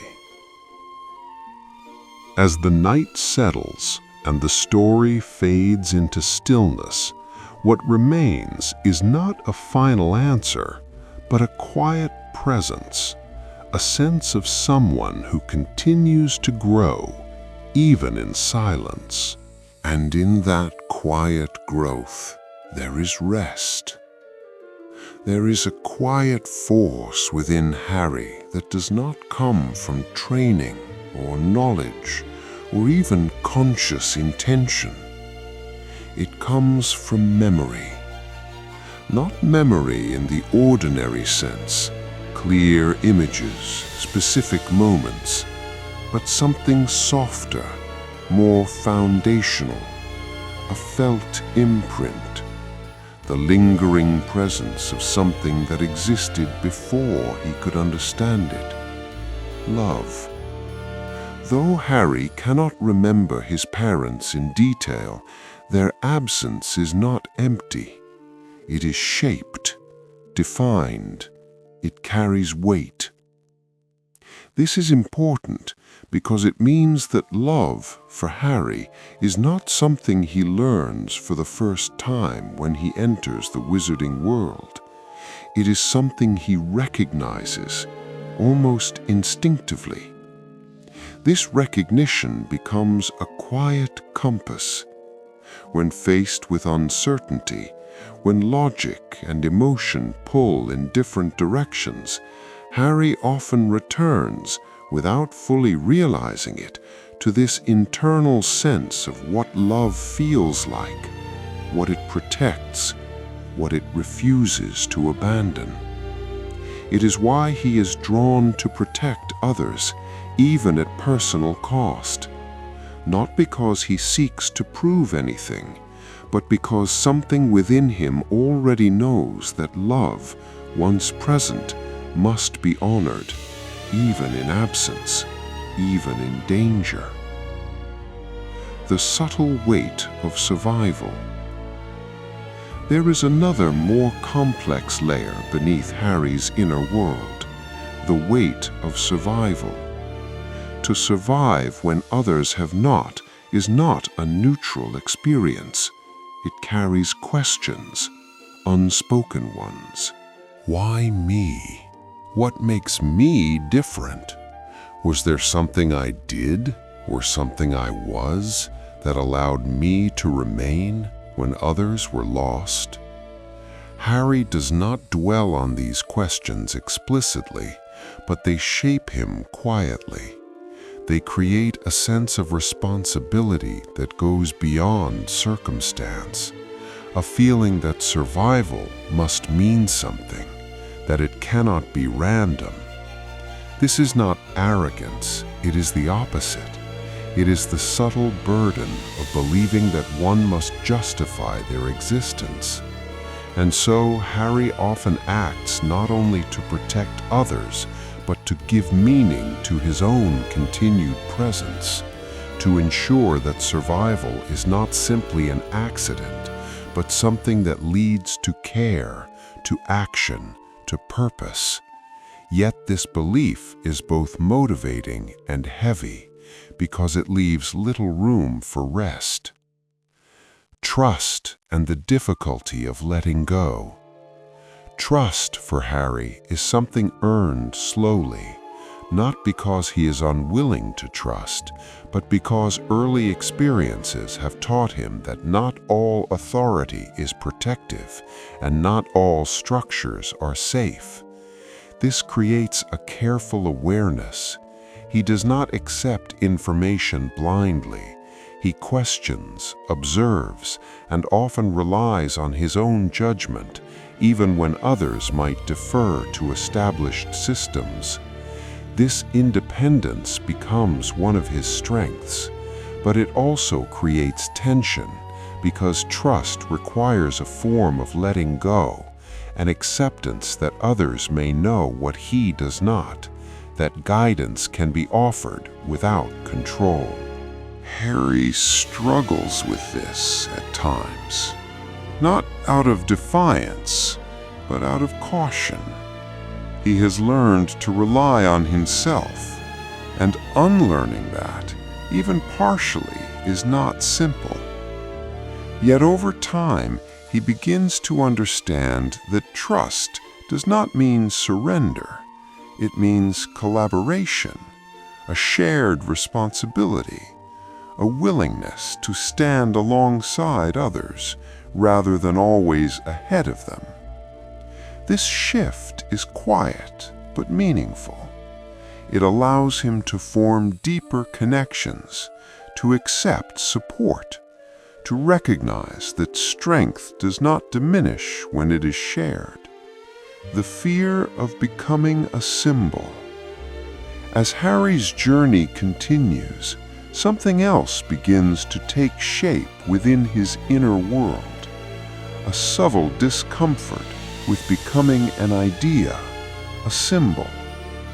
Others begin to see him not as a person, but as a representation of hope, of resistance, of something larger than himself. While this brings a sense of purpose, it also creates distance, because a symbol does not have room for uncertainty. A symbol does not hesitate. A symbol does not doubt.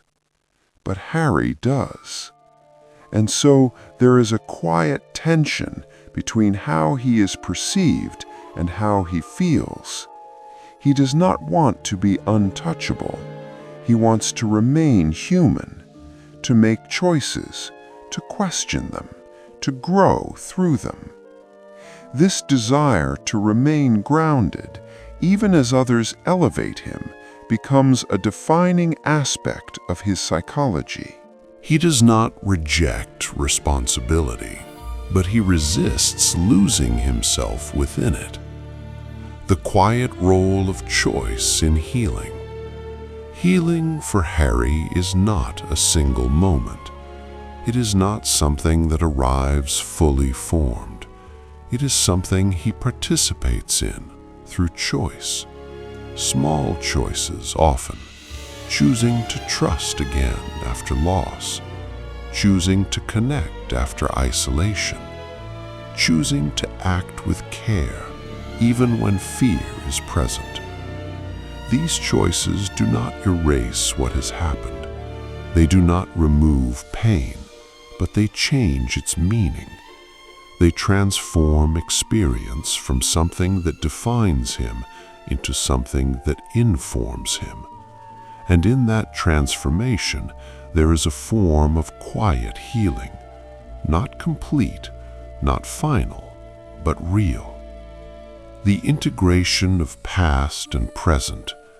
As Harry's understanding deepens, he begins to integrate his past more fully into his present. The boy under the stairs does not disappear. He remains, but he is no longer the only version of himself. He becomes part of a larger identity, one that includes resilience, connection, understanding. This integration is important because it allows Harry to move forward without abandoning where he came from, to carry his experiences without being confined by them, to recognize that the past is not something to escape, but something to understand, and in understanding it, to reshape its influence. A last reflection before rest. If one were to sit quietly beside Harry, in a moment untouched by urgency or expectation, what would be most noticeable is not his strength nor his history. It would be his awareness. A quiet, steady awareness of what matters, of what is worth protecting, of what it means to remain oneself even when everything else shifts. He does not arrive at this awareness all at once. It is built slowly, through questions, through mistakes, through moments of clarity that emerge unexpectedly, then settle into something lasting. And even then, it continues to evolve, because understanding is not fixed. It grows, just as he does. The story that continues in silence. And so, as the story softens, as the world grows still and the edges of thought begin to quiet, what remains is not a final conclusion, but a continuation. Harry Potter's inner world does not end. It unfolds, gently, persistently, a balance of fear and courage, of doubt and intention, of memory and choice. He is not the absence of conflict, he is the presence of response. And in that response, there is something deeply calming, something that does not demand resolution, but invites reflection. A reminder that identity is not something we find once and hold forever. It is something we shape, moment by moment, quietly. Even now, even as the night deepens, even as the story rests, as the night deepens and thought becomes softer, there is a sense that Harry's inner world is never entirely still, not restless, not unsettled, but gently in motion. Within him, the past does not remain fixed. It speaks, it shifts, it asks to be understood again, in new ways, as he changes. The child who once endured silence begins slowly to reinterpret it. What once felt like emptiness becomes something more complex.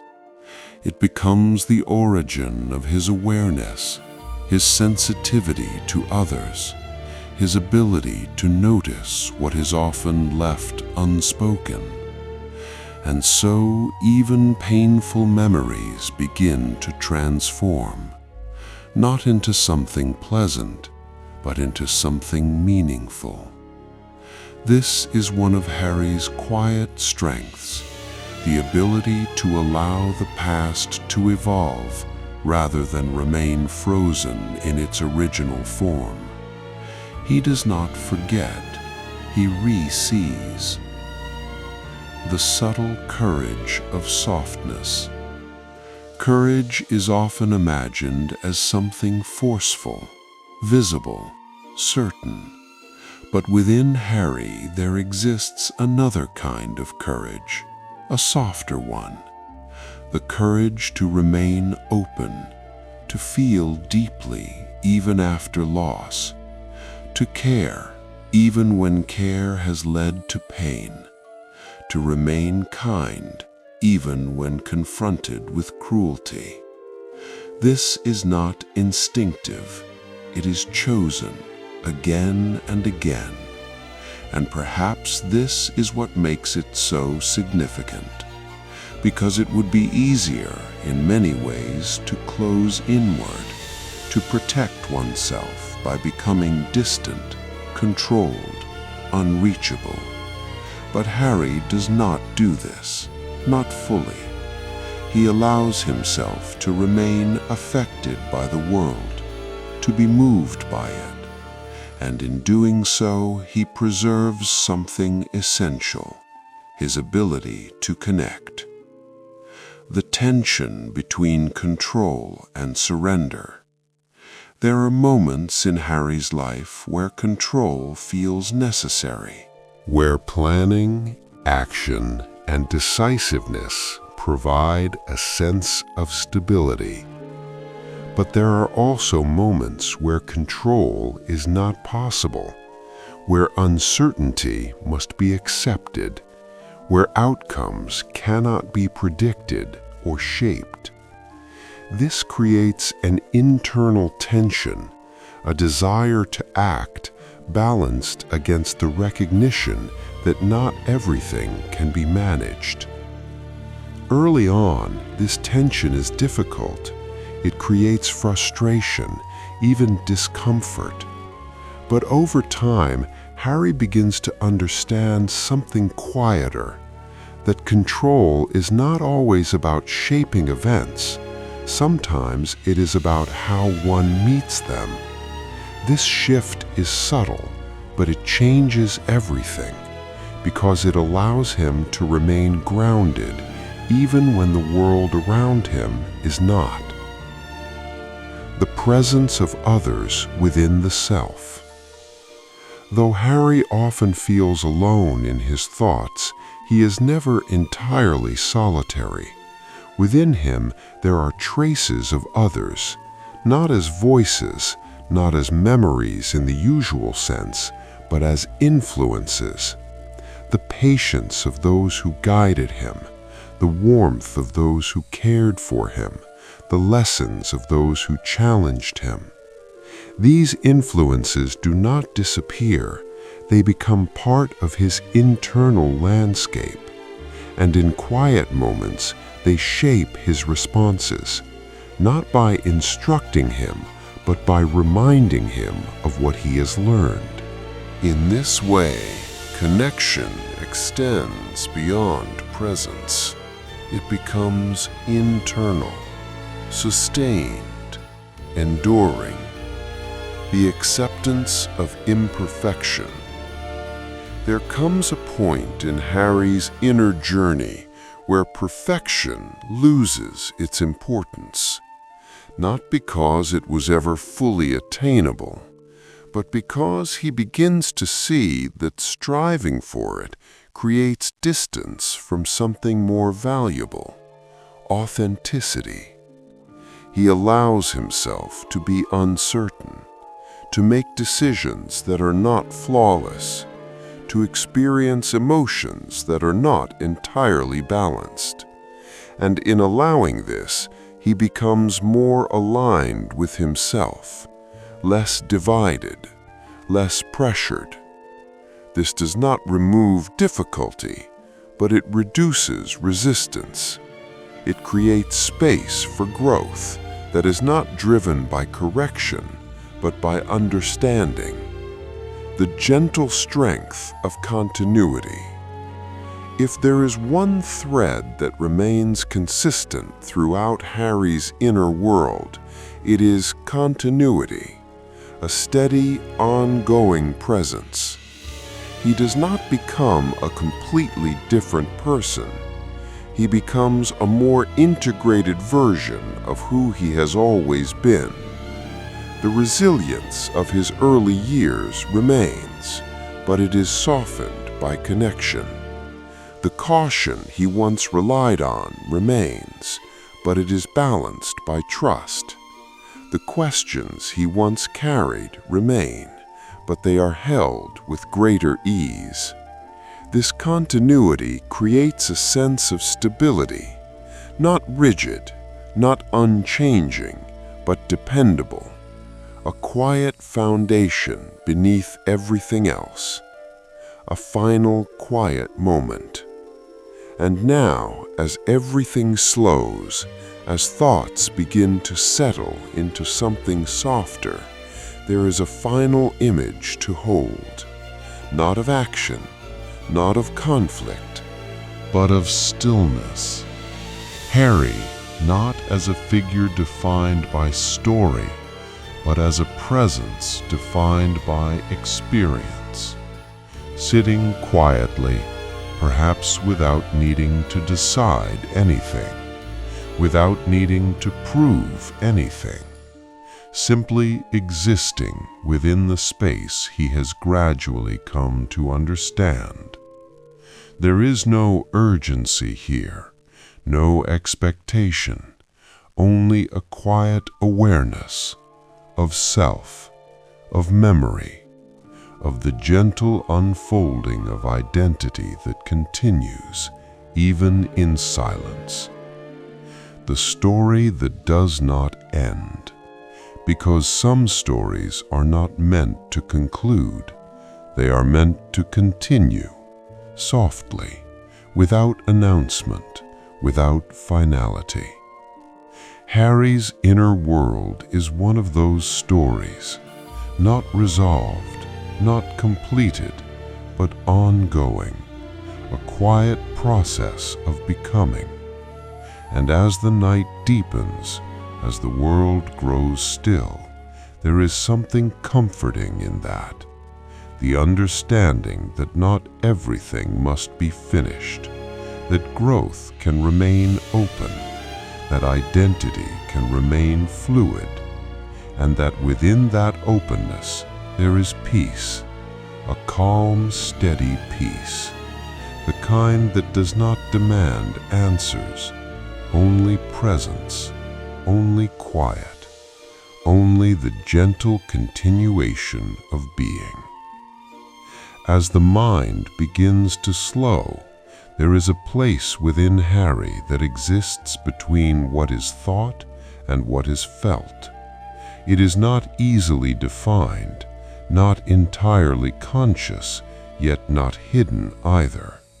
It is where instinct lives, where decisions form before they are explained, where something deeper than logic begins to guide him. This space becomes more familiar over time. At first, it is uncertain, difficult to trust. A quiet pool that does not always align with reason.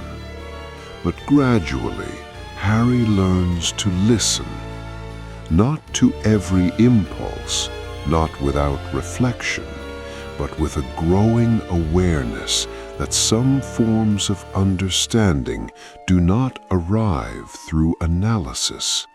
They arrive through presence, through attention, through a kind of inner stillness. And in that stillness, he begins to recognize himself more clearly, not as others see him, not as he is expected to be, but as he is. The gentle weight of responsibility.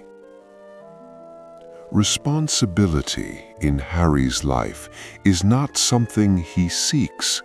It finds him again and again, and each time he accepts it, not with eagerness, but with a quiet acknowledgement that it must be carried. Yet over time, the meaning of responsibility begins to change. At first, it feels like burden, a weight placed upon him, shaped by circumstances beyond his control. But slowly, it becomes something else, a form of alignment, a recognition that what he chooses to protect, to care for, to act upon, these things reflect who he is becoming.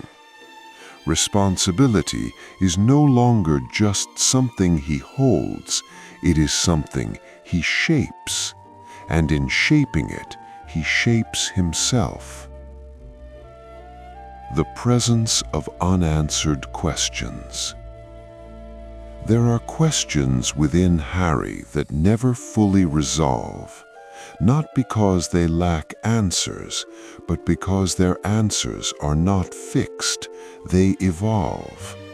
What does it mean to belong? What defines who I am? How do I carry what I have lost? These questions do not disappear. They become quieter, less urgent, more like companions than obstacles. And in this shift, something important happens. Harry no longer feels the need to answer everything.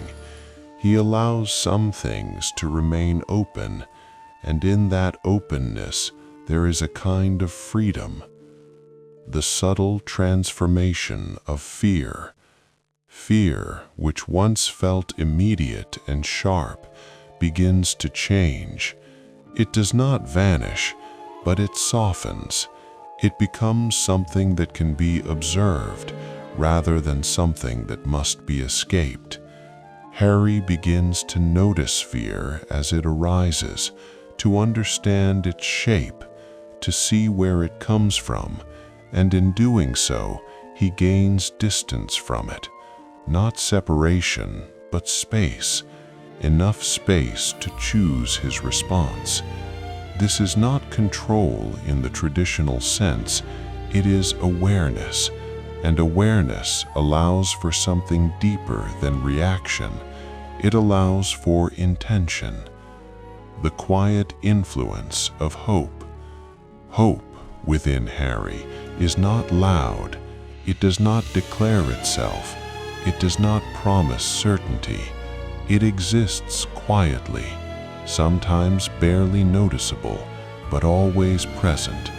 It is what allows him to continue, even when outcomes are unclear, what allows him to trust, even when trust has been broken before. What allows him to care, even when caring brings risk. Hope, for Harry, is not about expectation. It is about possibility. The possibility that things can change, that people can grow, that meaning can be found even in difficult places. And this quiet hope becomes one of the most steady elements within him. The integration of strength and gentleness. There is a point, subtle and gradual, where Harry no longer sees strength and gentleness as opposing forces. They begin to coexist, to support one another. Strength allows him to act. Gentleness allows him to remain connected. Strength helps him endure. Gentleness helps him understand. And together they create a balance, a way of being that is neither hardened nor fragile, but something in between, something steady. A final quiet image. If the story were to pause here, just for a moment, it would not pause on action, it would pause on stillness. Harry, perhaps standing at the edge of something unknown, not afraid but aware, not certain but present. There is no need to move forward immediately, no need to decide everything at once, only a quiet readiness, a sense that whatever comes next, he will meet it, not perfectly, not without difficulty, but with a depth that has been slowly, carefully formed. The gentle continuation. And so, the story does not end. It continues, not in dramatic shifts, but in small, quiet moments, in choices made without announcement, in reflections that deepen over time, in the steady unfolding of a self that is never finished, but always becoming. Harry Potter's inner world is not something to be concluded. It is something to be listened to, softly, patiently, as it continues, even now, even here, even in the quiet. There is a rhythm to Harry's inner life that cannot be hurried. It does not follow the pace of events around him. It is slower, more deliberate, almost as though each experience must settle, like dust in still air, before it can be understood. This rhythm becomes clearer as time passes. Moments that once felt immediate begin to stretch. Reactions become reflections. Feelings, once overwhelming, begin to find their place within a larger sense of self. Harry does not rush this process, perhaps because deep within he understands something simple, that becoming is not something that can be forced, it must be allowed. And so, even in moments where answers would bring comfort, he learns to wait, to sit with uncertainty, to let meaning arrive in its own time. The subtle presence of self-compassion. For much of his life, Harry does not think of himself with particular kindness. He is not harsh, but he is not gentle either. He expects himself to endure, to respond, to continue. But slowly, almost unnoticed, something begins to change. There are moments, small, quiet ones, where he begins to recognize his own limits, not as failures, but as realities. Moments where he allows himself to feel tired, to feel uncertain, to acknowledge that not everything must be carried alone.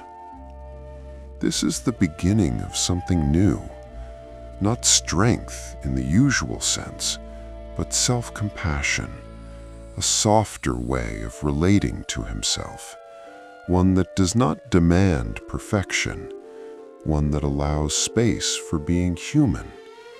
And in this space, something within him begins to rest. The gentle letting go of control over the past. There is a natural impulse, especially in those who have experienced loss, to revisit the past, to wonder how things might have been different, to search for moments where change might have altered everything. Harry is not immune to this. There are thoughts, unspoken, often fleeting, that drift through him, questions without answers, possibilities that will never be realized. But over time, he begins to release the need to reshape what has already occurred, not by forgetting, not by dismissing, but by accepting. Accepting that the past, with all its weight and meaning, does not need to be rewritten in order to be carried.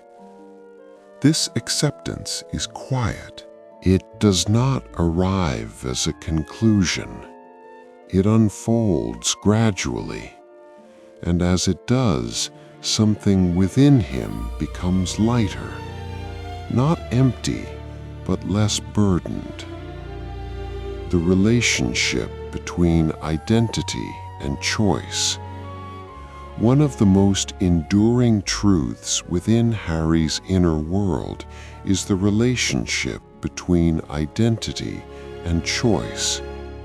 Early in his life, identity feels imposed, defined by others, shaped by circumstances. But as he grows, this begins to shift. He recognizes that while he cannot choose everything that has happened to him, he can choose how he responds to it. And in those responses, identity takes form. Not all at once, but piece by piece. Each decision, no matter how small, becomes part of a larger pattern, a quiet declaration of who he is becoming. This realization does not simplify his path, but it gives it meaning, because even in uncertainty, there is agency. Even in difficulty, there is direction. The presence of stillness within motion. Even as his life moves forward, even as events unfold and responsibilities arise, there is a stillness within Harry that remains, a center, not fixed, not unchanging, but present. This stillness does not remove the movement around him. It coexists with it, allowing him to act without becoming overwhelmed, to feel without becoming lost, to think without becoming trapped. It is here, in this stillness, that Harry returns to himself again and again, not always consciously, but consistently. And in this return, there is a quiet form of grounding, a reminder that no matter how much changes, something within him remains steady.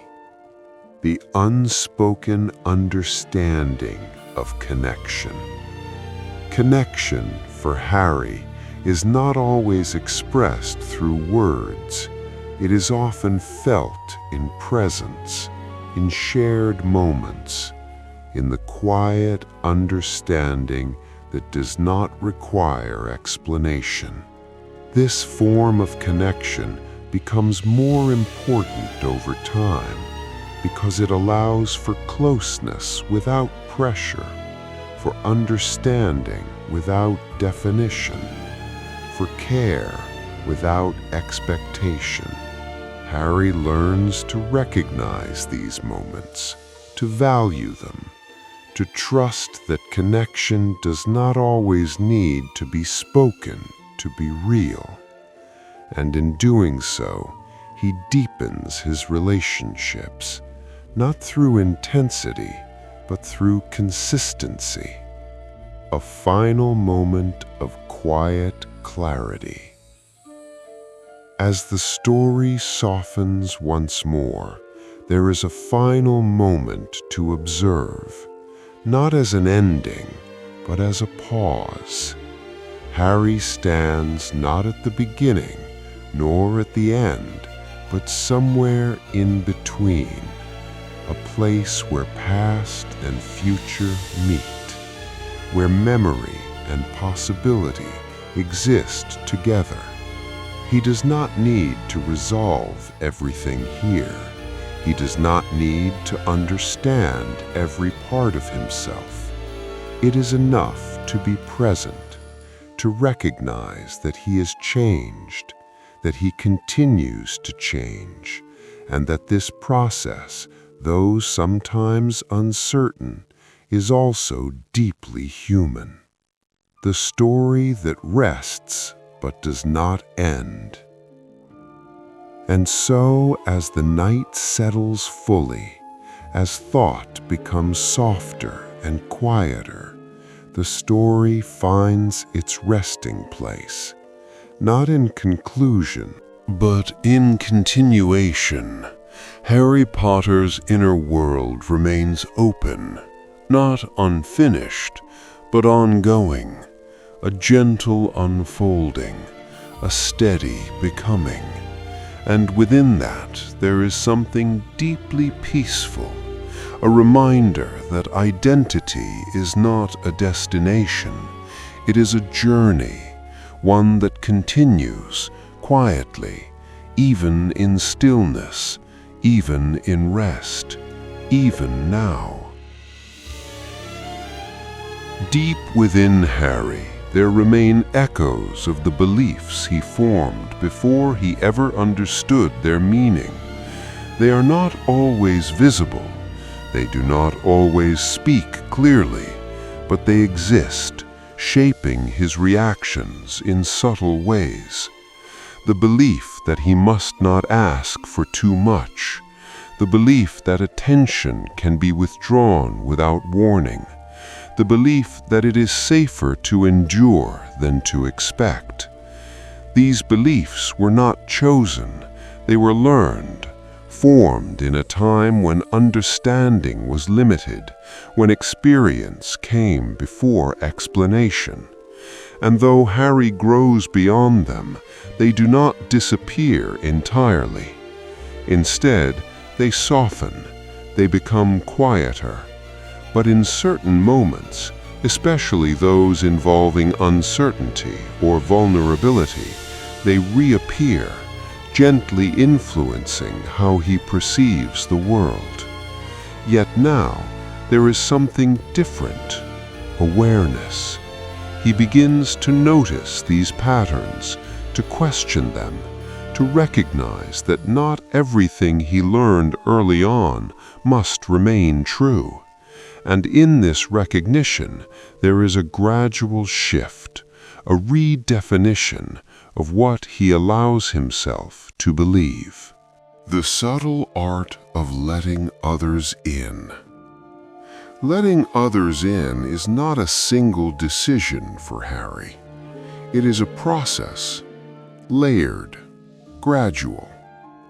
Each experience of trust builds upon the last, creating a sense of safety that was once unfamiliar. But this process is not linear. There are moments of openness, followed by moments of hesitation. Moments where connection feels natural, followed by moments where distance returns. This is not inconsistency, it is adjustment, a careful balancing between the desire to connect and the instinct to protect. Over time, the balance begins to shift, not dramatically, but steadily. Harry allows himself to be known, not completely, not all at once, but more than before. And in doing so, he discovers something important. That connection, when built with care, does not diminish him, it supports him. The presence of meaning beyond explanation.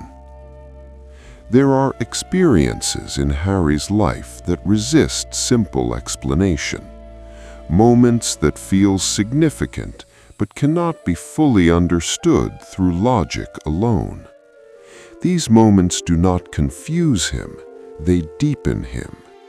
They introduce a sense that meaning is not always something to be solved. Sometimes it is something to be felt. This awareness changes how he approaches the world. He becomes less focused on finding definitive answers, more open to experiencing what is.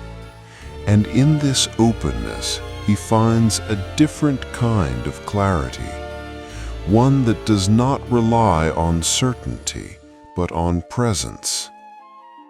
The gentle reframing of strength. Strength for Harry is no longer defined by endurance alone. It is no longer measured by how much he can carry without breaking. Instead, it becomes something more nuanced, the ability to recognize when to act and when to pause, when to hold on and when to release, when to stand alone and when to stand with others. This reframing does not reduce his resilience, it refines it. It allows strength to become adaptive rather than fixed. And in that adaptability, there is a quiet form of wisdom. The relationship between silence and understanding. Silence, which once served as a form of protection, begins to take on a different role. It becomes a space for understanding, a place where thoughts can settle, where emotions can unfold without interruption. Harry no longer experiences silence as absence. He experiences it as presence, a moment to listen, not only to the world around him, but to himself. This shift is subtle, but it transforms the way he engages with both thought and feeling. Because within silence there is clarity, not immediate, but gradual. And in that gradual clarity there is peace, the continuation of inner dialogue. Harry's inner world is not static, it is a conversation.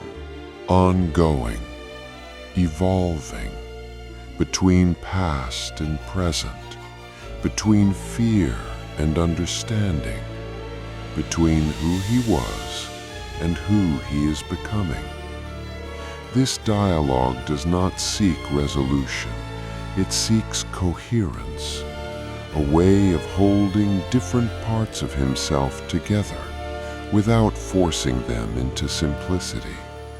And over time, this coherence becomes more stable, not perfect, but steady, a final stillness before the story moves on. And now, as the night grows deeper, as the world quiets further, there is one last stillness to rest within. Harry, not as a figure of action, but as a presence of awareness. No urgency, no expectation, only a quiet sense of being, of existing within a self that has been shaped, reshaped, and continues to change. There is nothing to resolve here, nothing to complete, only a moment to notice, to feel, to allow, the endless, gentle becoming. Because in truth, there is no final version of Harry Potter, no fixed point where his inner world settles permanently. There is only continuation, a gentle, ongoing process of becoming, where each experience adds depth, each reflection adds understanding, each choice adds direction. And within this process, there is something deeply calming, a reminder that identity is not something we reach, it is something we live, quietly, patiently, moment by moment. Even now, even here, even as the story fades into rest, Harry's first turning point occurs before he is capable of remembering it, yet it shapes everything that follows. On a quiet night in Godric's Hollow, he survives an event that should have ended his life. His parents do not. This moment is often spoken of in terms of protection and prophecy. But for Harry, its deeper consequence is something more subtle and enduring. He becomes a person defined by an absence he cannot recall. He grows up not knowing love, but carrying the echo of it. In the years that follow, living with the Dursleys, this absence becomes a kind of silent framework for his identity. He is not told he is special. He is not told he is loved. Instead, he is taught quietly, consistently, that he is unwanted. And yet, something resists this lesson. The first turning point, then, is not simply survival. It is the quiet contradiction between what the world tells him he is and what something within him refuses to accept. This tension between imposed identity and inner instinct will follow him into every decision he makes. The letter, the moment the world opens. For years, Harry's life is contained within narrow boundaries: the cupboard, the schoolyard, the careful avoidance of attention. Then, a letter arrives. At first, it is only a disruption. Then it becomes insistence. And finally, it becomes revelation. The arrival of his Hogwarts letter is not simply an invitation to a new place. It is the first time Harry is offered a different explanation of himself. He is not strange. He is not a burden. He belongs somewhere. This moment reshapes his understanding of possibility. Until now, his life has been reactive, defined by what he endures. With this letter, for the first time, he is allowed to imagine a life he might choose. Yet the emotional shift is not immediate confidence. It is cautious curiosity. Harry does not suddenly believe in himself. He simply allows for the possibility that the story he has been told about himself may be incomplete. And that quiet possibility is enough to change the direction of his life. The mirror, confronting desire without action. At Hogwarts, surrounded by new experiences, Harry encounters something that does not offer answers, but reveals questions. The mirror of Erised does not show him power, or success, or victory. It shows him his parents, alive, present, looking at him with a kind of quiet recognition he has never known. This moment becomes a turning point, not because of what he sees, but because of what he feels and what he chooses. For a time, he returns to the mirror, drawn by the comfort of something that feels real, but eventually he is guided away from it. Here, Harry learns something essential, that desire, no matter how pure, cannot become a place to live. This is one of his earliest lessons in restraint. Not the restraint of rules, but the restraint of longing. He begins to understand that the past, even when it offers comfort, cannot be the foundation of a future. This realization will echo through later decisions, especially when faced with the temptation to hold on to what has already been lost. The chamber, choosing action despite fear. In his second year, Harry faces something different, not absence, but threat. The opening of the Chamber of Secrets places him in a position where uncertainty becomes responsibility. He does not fully understand what is happening. He does not have complete knowledge, but he makes a choice. He goes forward. This turning point is not about bravery in the traditional sense. It is about acting without the reassurance of certainty. Harry begins to shift from a person who reacts to circumstances to one who intervenes within them. There is a quiet cost to this shift. Each time he chooses to act, he also accepts the possibility of failure, and yet he continues. The emotional consequence is subtle but lasting. He begins to see himself not just as someone shaped by events, but as someone who shapes them in return. The Dementors, learning the weight of memory. The arrival of the Dementors introduces a new kind of turning point, one that is inward rather than outward. Unlike previous challenges, this is not something Harry can confront with action alone. The Dementors do not threaten his body. They reach into his past and bring it forward.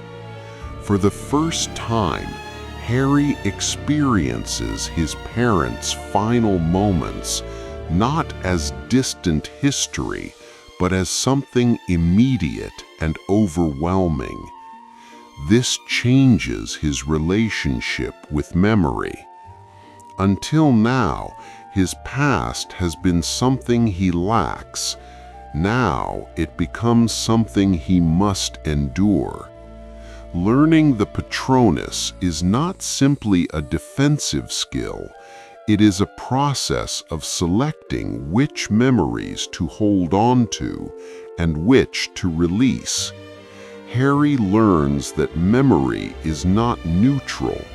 It can weaken or sustain depending on how it is held.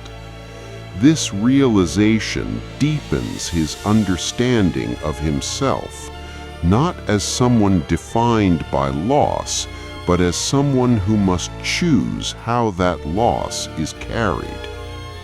The graveyard, the end of distance. In the graveyard, something changes that cannot be undone. Until this moment, Voldemort has existed as a distant force, real but not immediate, dangerous but not present. That distance ends. Harry does not simply witness Voldemort's return. He experiences direct confrontation, without protection, without mediation. This moment becomes a turning point because it removes any remaining illusion. There is no longer a version of the world in which this conflict can be avoided. The emotional consequence is not sudden strength, but a quiet acceptance. Harry begins to understand that some paths are not chosen freely, but must still be walked with intention. He does not seek this role, but he begins to accept it. The prophecy, redefining identity through choice. The revelation of the prophecy presents Harry with a question that reshapes everything. Is he defined by what has been foretold or by what he chooses? At first, the prophecy seems to reduce his life to inevitability. It suggests that his future is already decided. But what follows is more complex. Harry learns that the prophecy holds power not because it exists, but because of how it is believed. Voldemort acts because of it. Others react because of it. and Harry must decide what it means to him. This becomes one of his most important turning points. He begins to understand that identity is not formed by what is expected, but by what is chosen in response to expectation. He does not reject the prophecy, but he refuses to let it become the sole explanation of who he is. This subtle distinction allows him to act with purpose rather than resignation. The loss of Sirius, the fragility of connection.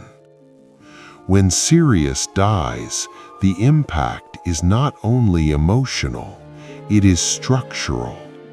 Sirius represents something rare in Harry's life, a connection that feels both personal and enduring. His loss is not just grief, it is the collapse of a possibility. For the first time, Harry confronts the reality that even the few stable connections he forms can be taken away. This moment alters his relationship with attachment. He does not withdraw entirely, but something becomes more guarded. He begins to understand that connection carries risk, not just of disappointment, but of absence. And yet, he continues to form bonds. This is not a contradiction. It is a quiet form of resilience. He chooses connection, even knowing its cost. The headmaster's truth, letting go of idealization. When Harry learns the full truth about Dumbledore, another internal shift occurs. Until this point, Dumbledore has represented certainty, a figure whose decisions seem guided by wisdom beyond question. That certainty dissolves. Harry discovers that even those he trusts most are shaped by their own limitations, their own past mistakes. This realization is not immediate acceptance, it is discomfort. But over time, it becomes a turning point in how Harry understands authority. He no longer seeks perfect guidance. He begins to rely more fully on his own judgment. This does not make him isolated, it makes him more deliberate.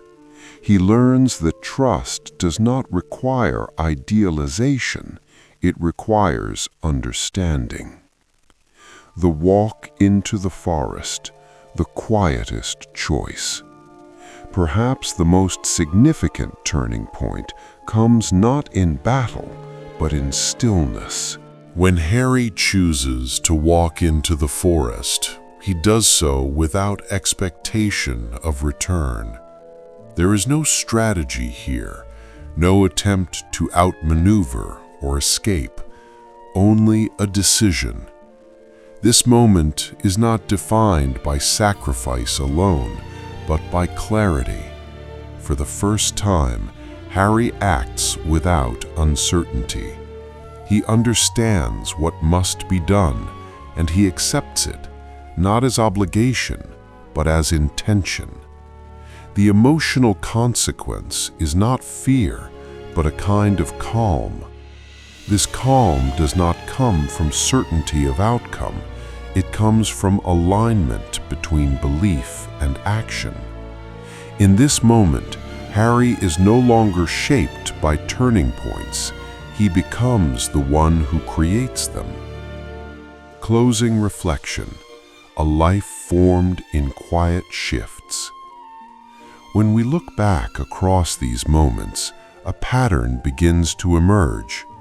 Harry's life is not defined by a single transformation, but by many small ones. Each turning point does not replace what came before, it adds to it. Loss becomes memory. Memory becomes understanding. Understanding becomes choice. And through this gradual process, Harry becomes someone who is not defined by what has happened to him, but by how he responds to it. In the end, his life is not a story of destiny fulfilled, but of identity formed, not through certainty, but through reflection. Not through power, but through quiet, deliberate change. And perhaps this is what makes his journey endure.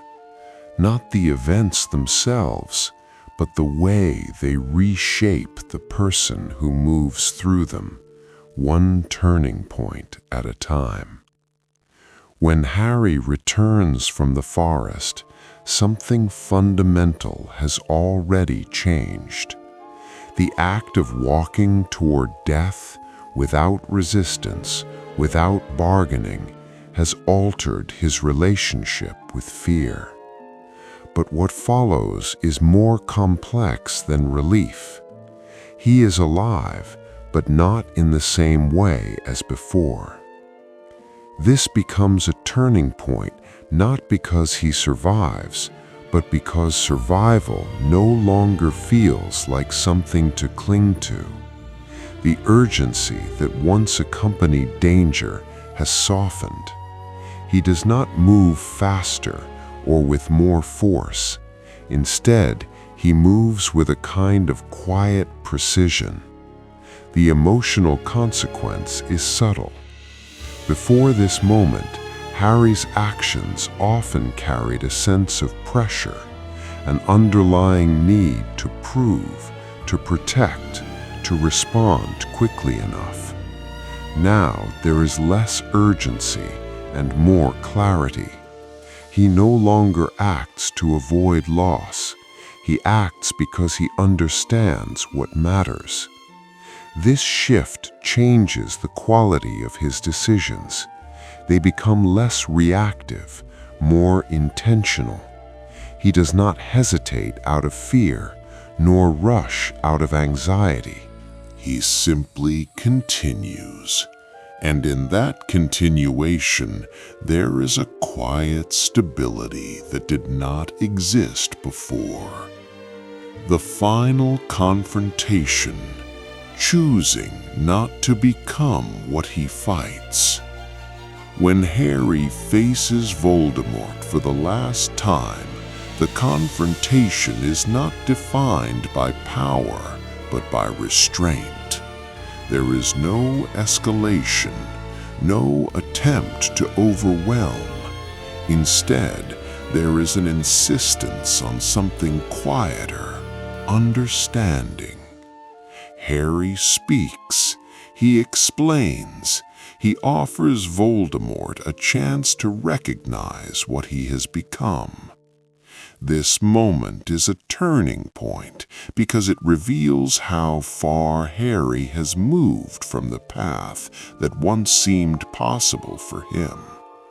Throughout his life, he has been placed in situations that could have hardened him. Loss, isolation, repeated confrontation with danger, all of these could have shaped him into someone driven by control or vengeance. But here, he does something different. He refuses to reduce the conflict to domination. The emotional consequence is not triumph, but separation. Harry fully distinguishes himself from the person he opposes, not by defeating him, but by choosing not to mirror him. This is not a moment of victory in the usual sense. It is a moment of definition. He understands that power alone cannot resolve what has been broken, and he chooses not to rely on it. The aftermath, learning to exist without urgency. When the conflict ends, something unfamiliar takes its place: silence.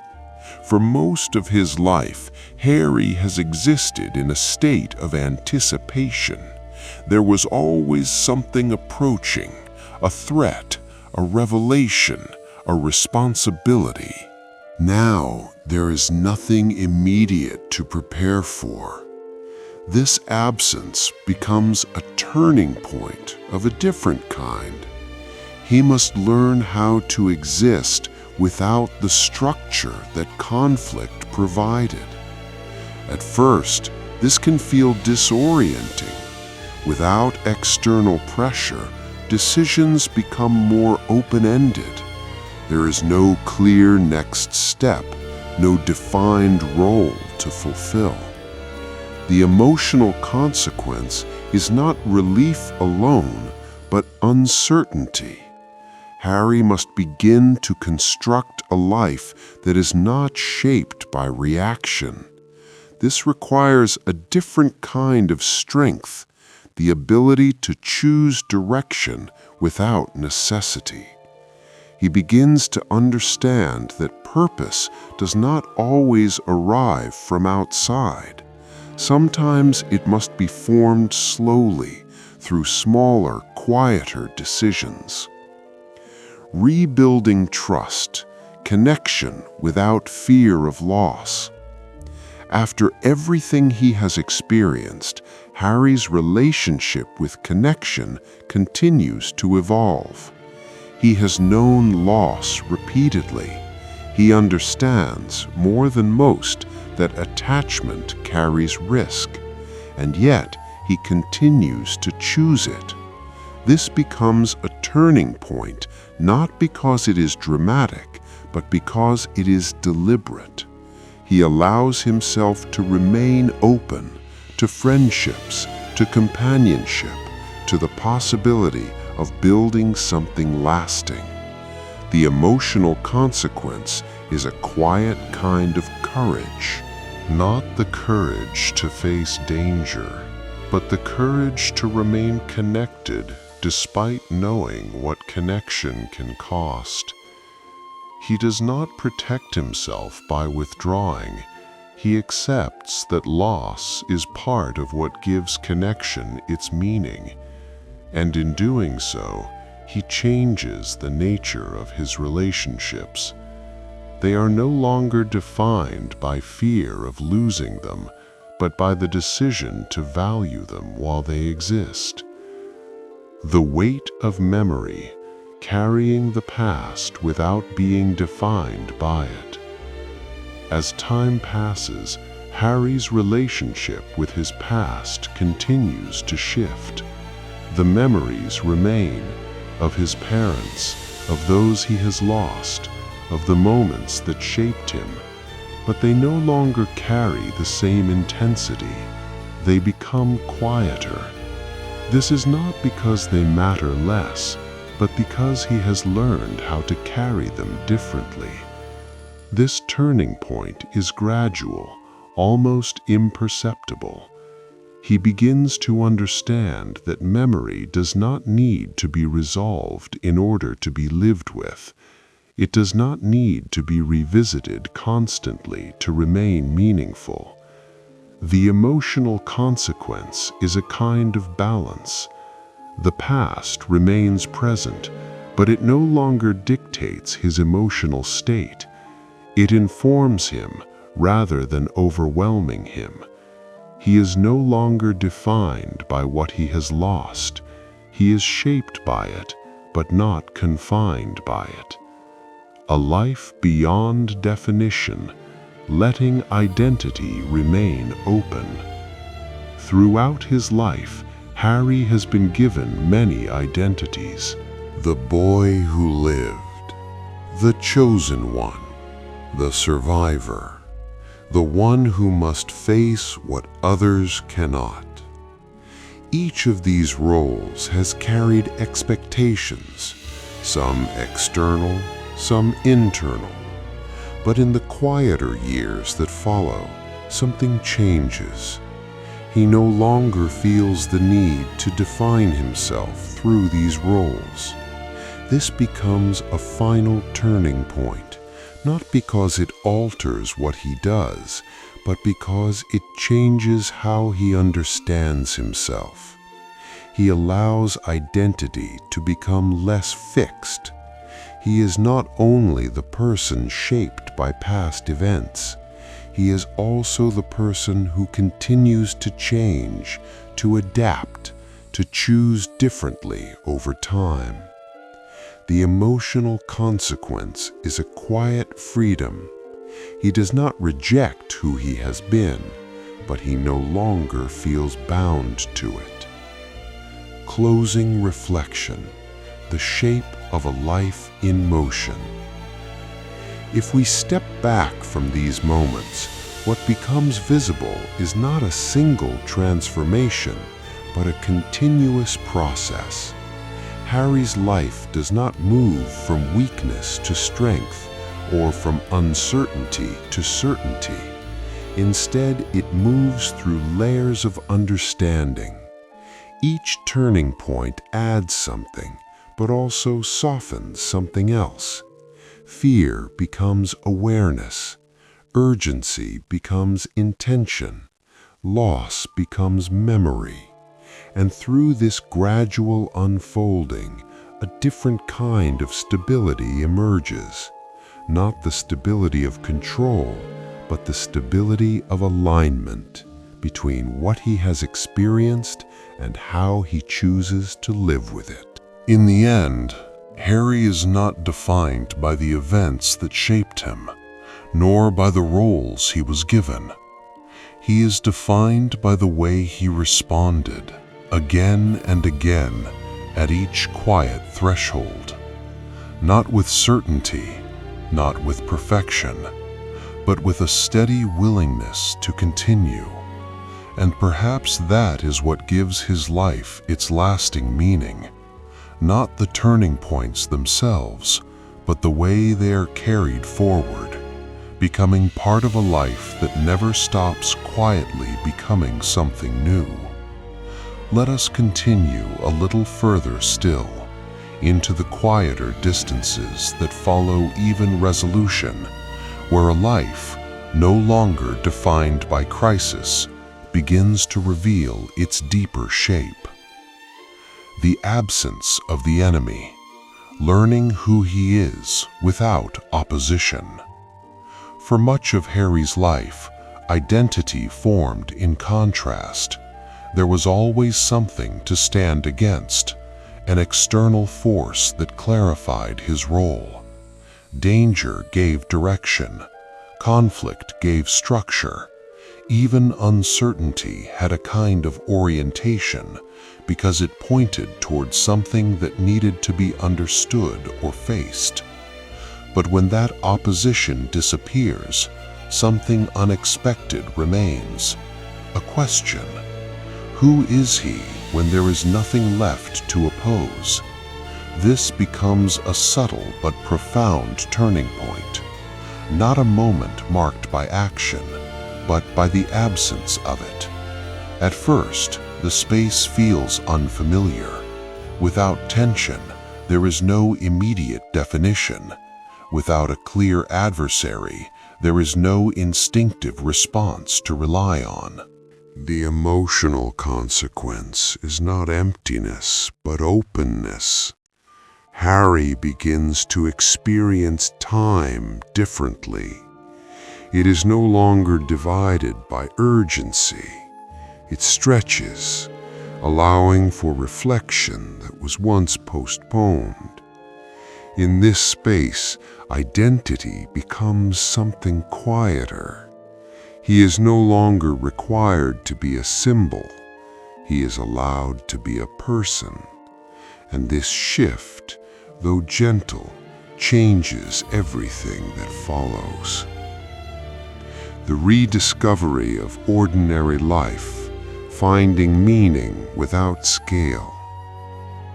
There is a tendency after extraordinary experiences to feel that only what is large or significant holds meaning. Harry must learn otherwise. The rhythms of ordinary life, conversation, routine, Small decisions begin to take on a different kind of importance, not because they are dramatic, but because they are chosen freely. This is a turning point of scale. He learns to value what does not demand attention. There is a quiet adjustment here. At first, ordinary moments may feel insufficient, as though they lack the intensity that once defined his days.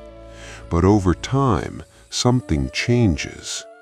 He begins to recognize that meaning does not require magnitude. A quiet conversation can carry as much weight as a confrontation. A simple act of presence can matter as much as a decisive action. The emotional consequence is a deepening of attention. He no longer measures significance by impact alone. He begins to understand it through continuity, through the accumulation of small, consistent choices. And in this way, his life expands, not through scale, but through depth. The reframing of courage from reaction to continuity. Courage, for much of Harry's life, has been associated with moments of confrontation, standing firm, moving forward, acting despite fear. But as time passes, that definition begins to change. He encounters situations that do not require confrontation, but persistence. This becomes another turning point, not of action, but of understanding. Courage is no longer only about facing something immediate. It becomes about continuing, even when there is nothing urgent to resolve. It is found in consistency, in choosing to remain engaged with life, even when it does not demand or reward intensity. The emotional consequence is a quiet steadiness. He no longer waits for moments that require courage.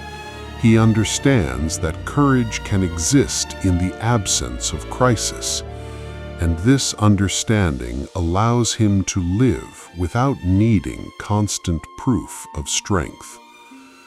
The acceptance of complexity, letting contradictions remain.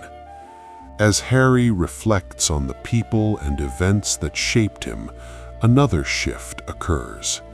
He begins to see more clearly that nothing and no one is entirely simple. Those he trusted were not without flaws. Those he feared were not without history. Even his own decisions contain contradictions. This realization becomes a turning point in how he understands the world.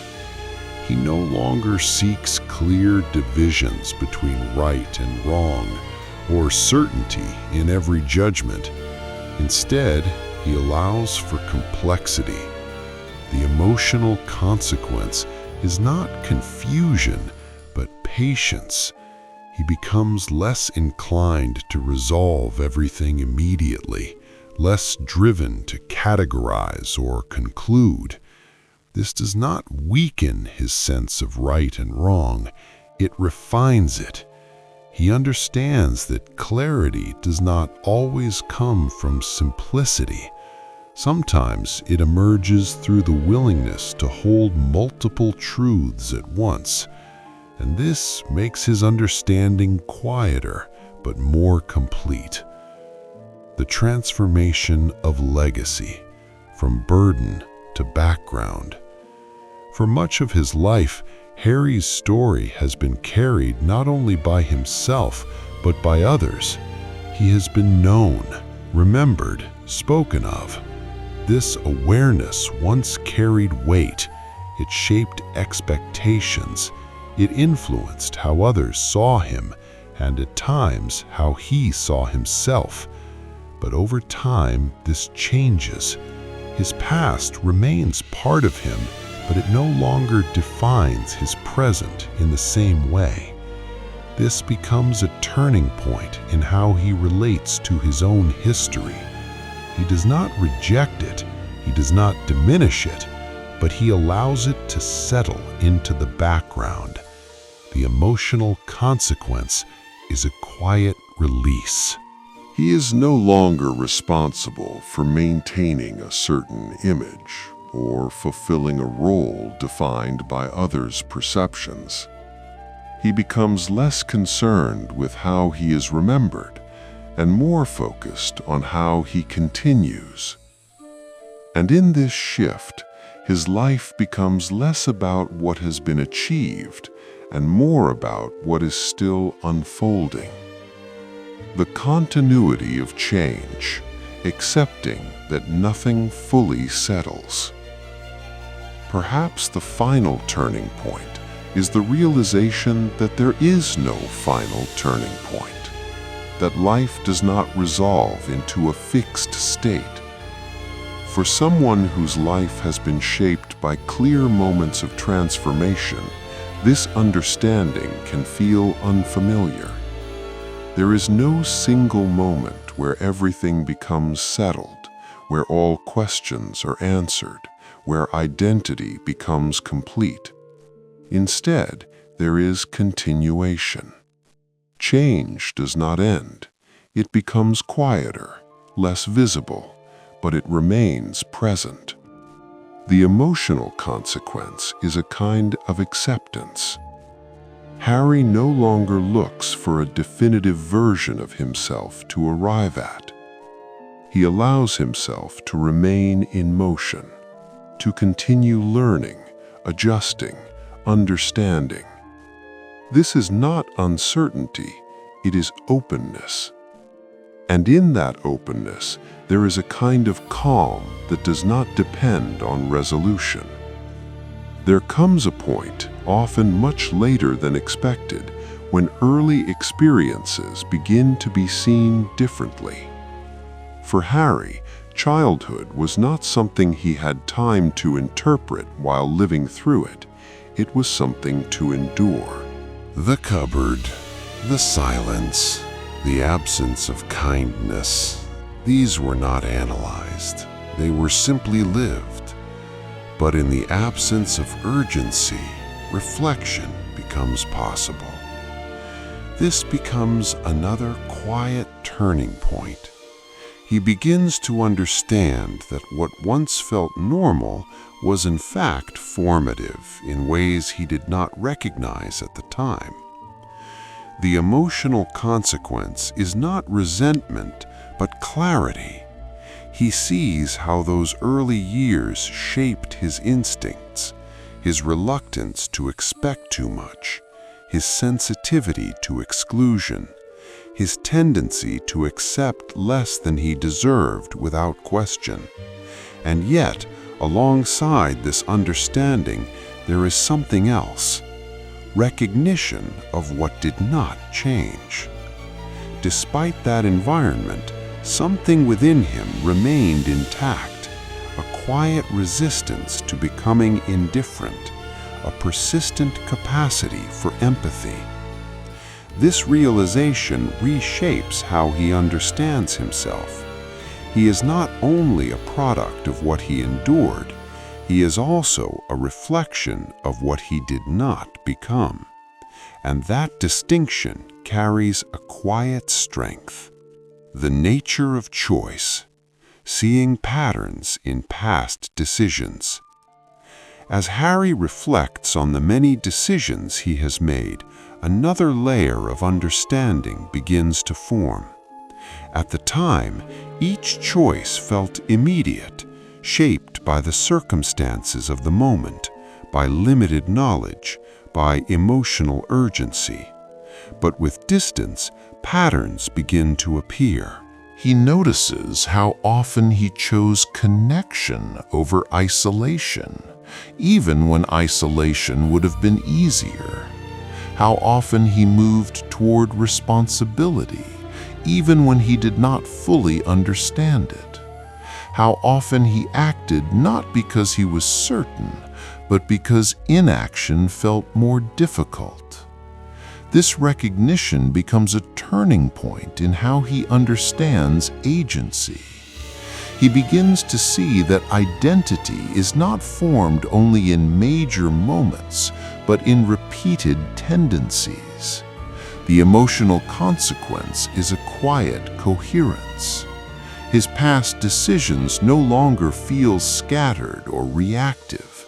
They begin to form a consistent shape, not a perfect one, but a recognizable one. And in that recognition, he gains a deeper sense of continuity with himself. The reinterpretation of fear from obstacle to signal. Fear has been a constant presence in Harry's life, though its form has changed over time. In earlier years, fear often arrived as something external, something to confront or overcome. But later, it becomes more internal, less about immediate danger, more about uncertainty. This shift leads to another turning point. He begins to understand fear not as something to eliminate, but as something to interpret. Fear becomes a signal. Sometimes it indicates risk. Sometimes it reveals attachment. Sometimes it reflects the weight of what matters. The emotional consequence is a change in response. He no longer treats fear as an interruption to be silenced. He allows it to exist, to be examined, to inform rather than dictate. This does not make decisions easier, but it makes them more grounded. He learns that courage is not the absence of fear, but the ability to move in alignment with understanding, even when fear remains present. The quiet role of others, accepting influence without losing self. Throughout his life, Harry has been shaped by others, mentors, friends, even adversaries. At times, these influences were guiding. At other times, they were limiting. But as he reflects, another understanding emerges. No influence was absolute. This becomes a turning point in how he relates to those who shaped him. He begins to see that while others contributed to his development, they did not determine it entirely. He was not simply guided, he was always interpreting, responding, choosing. The emotional consequence is a balanced perspective, gratitude without dependence, recognition without idealization. He understands that influence is part of growth, but not its entirety. And this allows him to remain connected to others without losing the clarity of his own perspective. The subtle return of questions, living without final answers. Even after everything he has experienced, questions remain. Not the urgent questions of earlier years about danger, identity, or immediate decisions, but quieter ones, questions about meaning, about direction, about what remains to be understood. At first, this might seem like incompletion, but over time, it becomes something else, a final turning point in how he understands knowledge itself. He realizes that not all questions are meant to be resolved. Some are meant to be lived with. The emotional consequence is a quiet comfort. He no longer seeks to close every uncertainty. He allows some things to remain open. This openness does not create instability, it creates space, and within that space, life continues to unfold without needing to be fully explained. The gentle continuation, a life that does not conclude. If we follow Harry's life to this point, we may expect a conclusion, a final definition, a settled identity, a clear sense of completion. But what we find instead is continuation, a life that does not resolve into a single meaning, but continues to evolve. This becomes in itself the last and perhaps most important turning point. The acceptance that there is no final version of himself to arrive at, that growth does not end, but simply becomes quieter. The emotional consequence is a kind of peace that does not depend on certainty. He does not need to know exactly who he will become. He only needs to remain willing to continue becoming. Ron Weasley, the first true mirror. Harry's relationship with Ron Weasley begins not with shared destiny, but with something far simpler: recognition.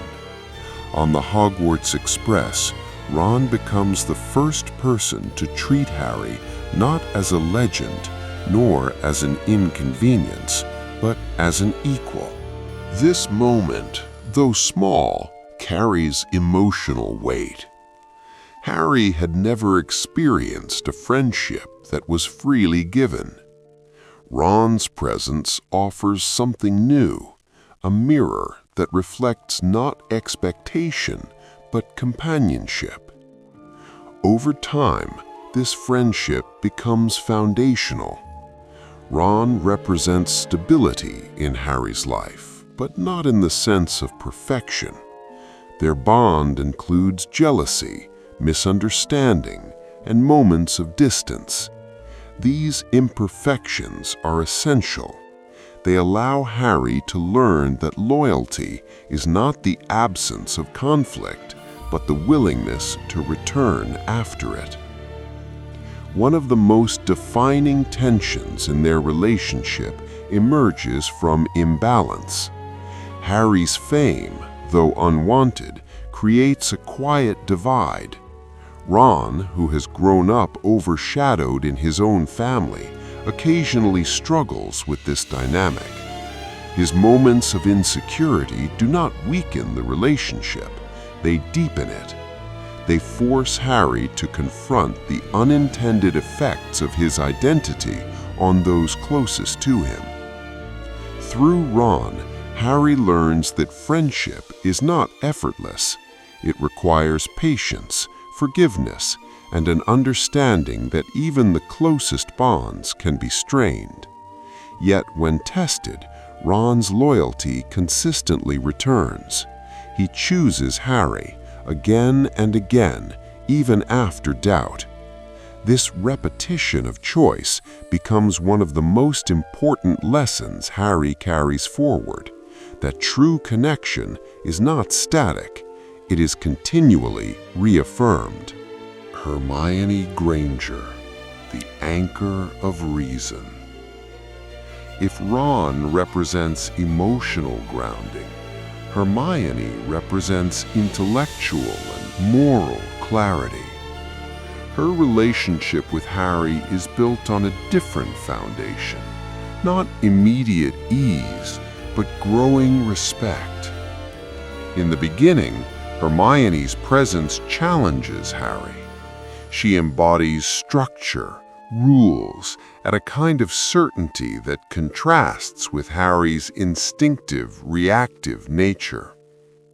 Yet over time, this difference becomes essential. Hermione provides balance. Where Harry might act on impulse, she introduces reflection. Where he might be guided by emotion, she brings perspective. This dynamic does not diminish Harry's agency.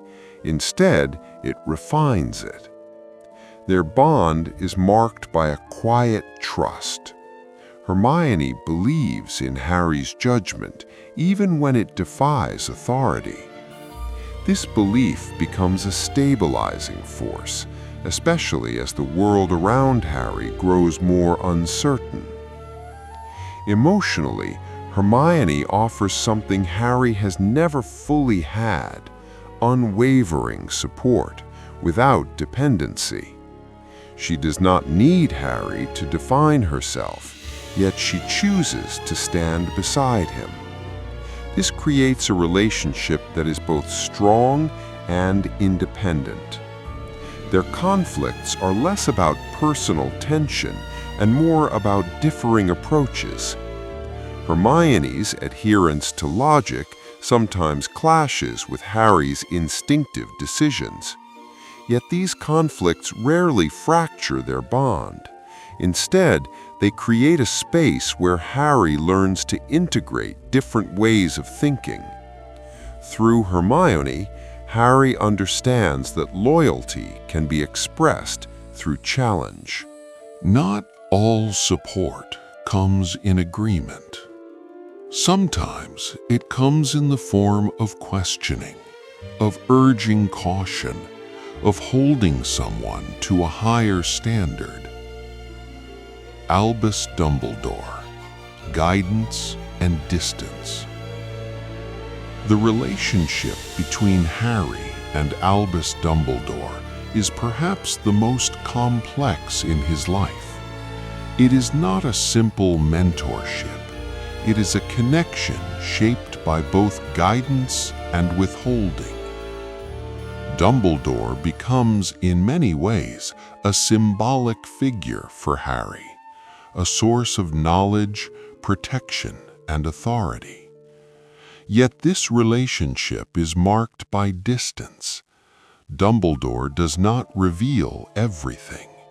He offers direction, but not always explanation. This creates a quiet tension. Harry looks to Dumbledore for certainty, yet often receives ambiguity. This dynamic forces Harry into a position of growth. He cannot rely entirely on guidance. He must learn to navigate uncertainty on his own. Emotionally, this relationship carries a subtle weight of expectation. Dumbledore sees in Harry something significant, not just potential, but necessity. Harry, in turn, senses this expectation, even when it is unspoken. The conflict here is not outward, it is internal. Harry must reconcile his trust in Dumbledore with the realization that even those he admires can withhold truth. When Dumbledore eventually reveals more about Harry's role in the larger conflict, it reshapes their relationship. Harry begins to see him not only as a guide, but as a strategist, someone who has made difficult decisions, sometimes at the cost of transparency. Through Dumbledore, Harry learns that leadership often involves imperfection, that even wisdom can coexist with secrecy, and that trust is not about complete understanding, but about accepting complexity. Severus Snape, conflict beyond understanding. Few relationships in Harry's life are as fraught with tension as his connection with Severus Snape.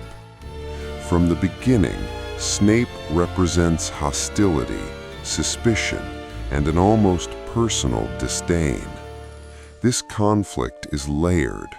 On the surface, it appears to be a simple dynamic of teacher and student, yet beneath it lies something deeper, a history Harry does not fully understand. Snape's behavior toward Harry is shaped not by Harry himself, but by his resemblance to James Potter. This creates a conflict rooted in memory rather than present reality. Harry becomes, in Snape's perception, a reflection of someone else. For Harry, this is confusing and painful. He experiences judgment without cause, criticism without context. This forces him into a defensive position, shaping his understanding of authority.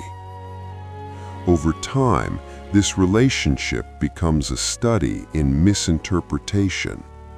Harry sees Snape as an adversary, yet does not initially grasp the full extent of Snape's internal conflict. When the truth of Snape's loyalty is eventually revealed, it reframes everything. The hostility, the distance, the contradictions all take on new meaning. Emotionally, this realization is significant. It challenges Harry's ability to judge others based on behavior alone. It introduces the idea that people can act in ways that conceal deeper truths. Through Snape, Harry learns that not all conflicts are what they appear to be. That some are rooted in past wounds, unresolved emotions, and choices made long before he entered the story. Sirius Black, the promise of belonging. Sirius Black represents something Harry has longed for without fully naming: family. Their relationship introduces a new emotional dimension, one that is both hopeful and fragile. From the moment Harry learns the truth about Sirius, a sense of connection begins to form. Sirius is not just a guardian figure, he is a link to Harry's parents, to a past that had previously been distant and abstract. This relationship carries warmth, but also complexity. Sirius sees in Harry a continuation of James, which creates both closeness and projection. At times, Sirius relates to Harry not as an individual, but as a reflection of his father. For Harry, this is both comforting and challenging. It offers belonging, yet places him within expectations he did not choose. Their bond is defined by shared loss. Both have experienced isolation. Both have been separated from the lives they once knew. This creates an emotional understanding that does not require explanation. The tragedy of Sirius's death becomes one of the most defining emotional conflicts in Harry's life. It introduces a sense of irreversible loss, one that cannot be undone or fully understood. Through Sirius, Harry experiences what it means to gain and lose connection in a short span of time. This shapes his understanding of attachment, teaching him both its value and its vulnerability. Lord Voldemort, a reflection of opposites. At the center of Harry's life is his conflict with Voldemort. Yet this relationship is not simply one of opposition, it is one of reflection. Harry and Voldemort are connected in ways that extend beyond circumstance. They share elements of identity, yet respond to them differently. This creates a dynamic where conflict becomes a form of comparison. Voldemort represents a path defined by control, by fear of loss, and by the rejection of connection. Harry, in contrast, moves toward relationships, even when they bring pain. This contrast is essential. It shows that identity is not determined solely by origin, but by choice. Both characters experience loss, yet their responses diverge. Emotionally, this conflict forces Harry to confront his own potential. The connection between them means that Harry cannot entirely separate himself from Voldemort. He must acknowledge the similarities while choosing a different direction. This internal conflict becomes as significant as the external one. It is not enough to oppose Voldemort physically. Harry must also understand what separates them. Through this relationship, Harry learns that conflict is not always about defeating another.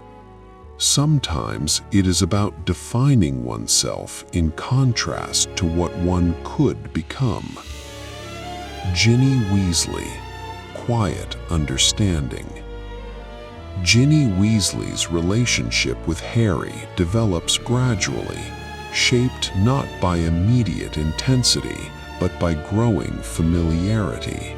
She represents a form of connection that is steady rather than overwhelming. Ginny understands Harry's world without being consumed by it. She has her own experiences, her own strengths, which allows her to meet Harry as an equal. Their relationship offers something different from his other bonds. It is not defined by mentorship nor by shared conflict. Instead, it provides a sense of normalcy within an otherwise extraordinary life. Emotionally, Ginny's presence allows Harry to experience connection without expectation. She does not place him on a pedestal, nor does she define herself through him. This creates a space where Harry can simply exist without the weight of identity. It is a rare form of relief, one that becomes increasingly important as his responsibilities grow. Through Ginny, Harry learns that connection does not always need to be intense to be meaningful. Sometimes its strength lies in its quiet consistency.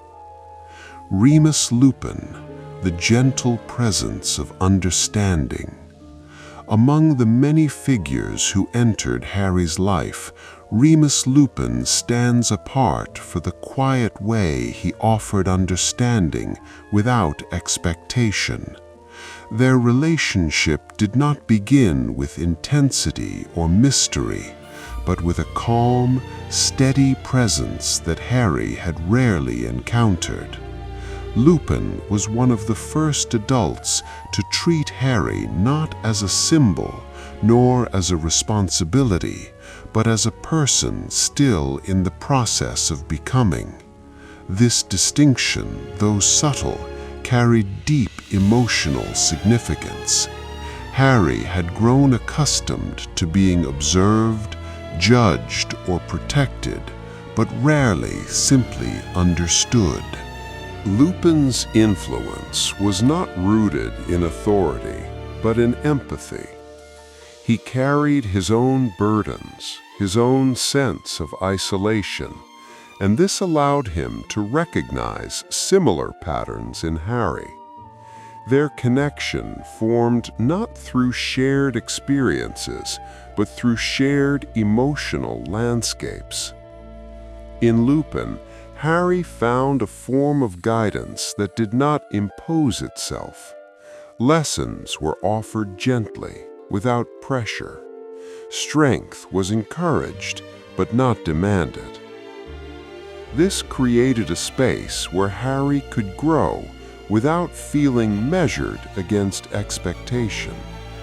Yet this relationship also introduced a quieter conflict, one shaped by absence. Lupin, despite his care, often withdrew. His own insecurities, his fear of becoming a burden, led him to step back at times when connection might have deepened.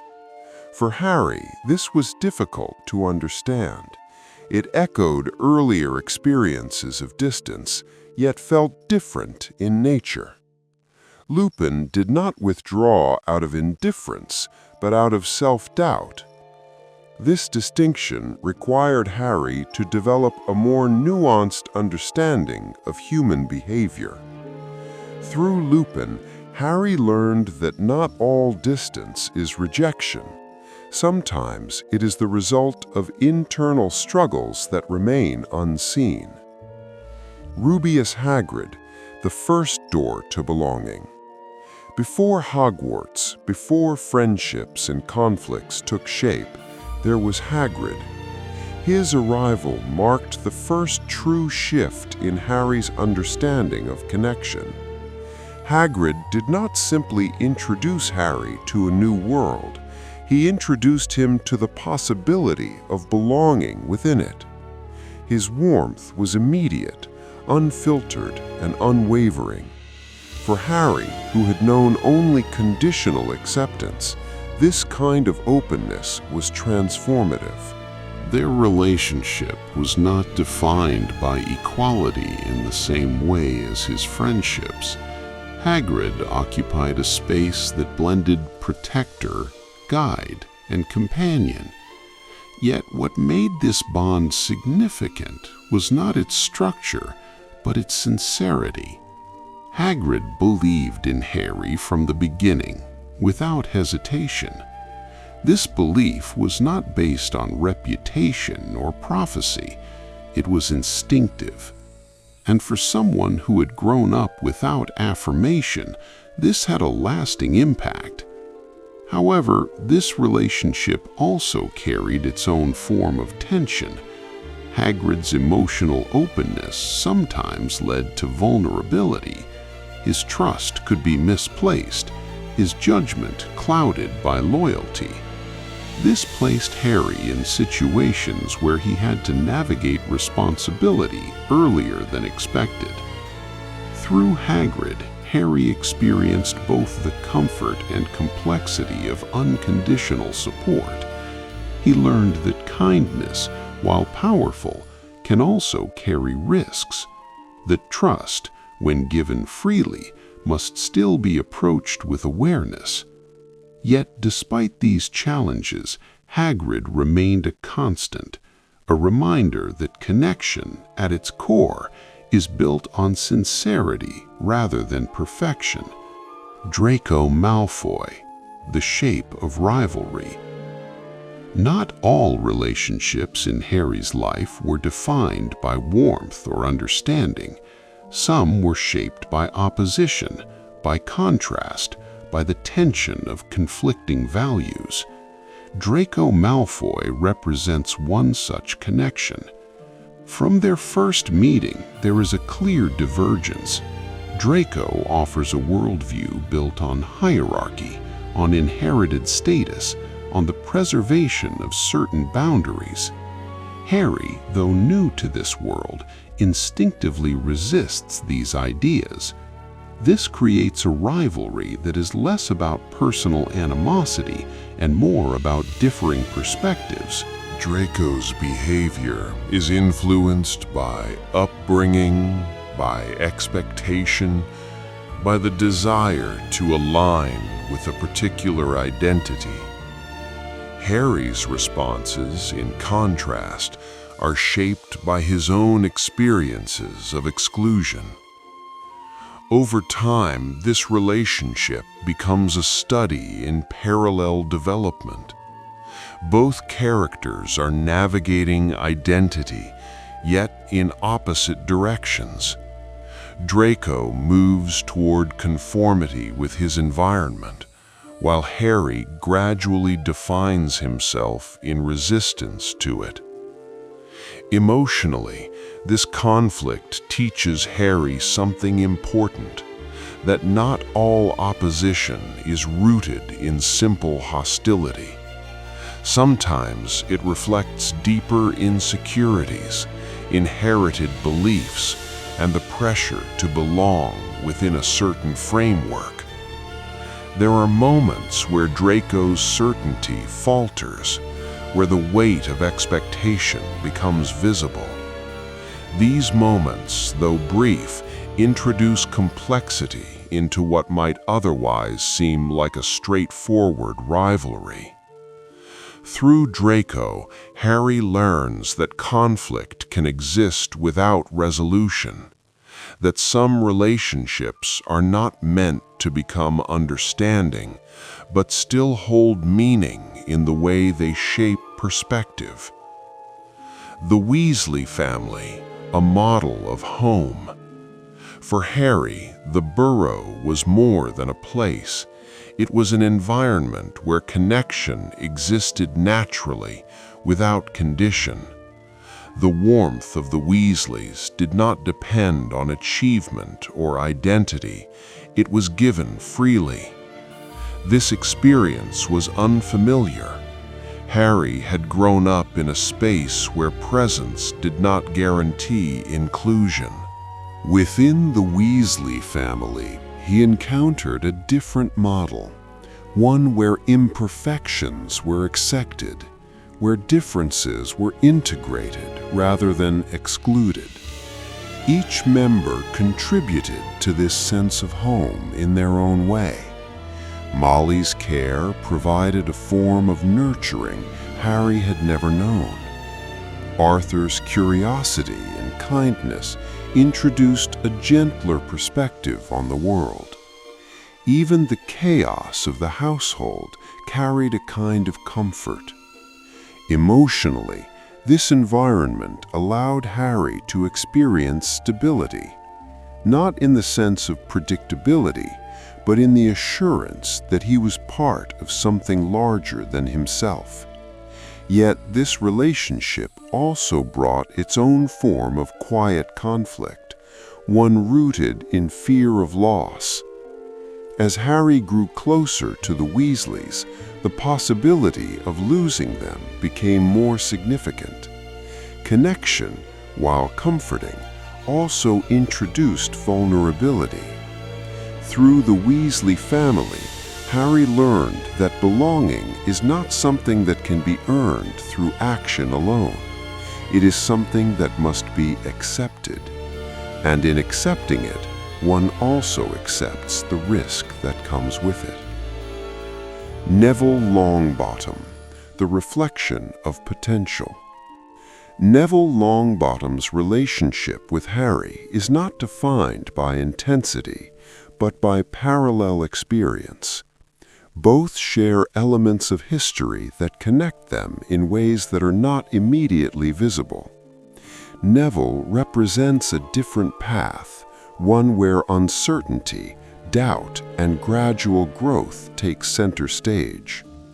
His journey unfolds quietly, often overshadowed by more immediate events, yet it carries its own significance.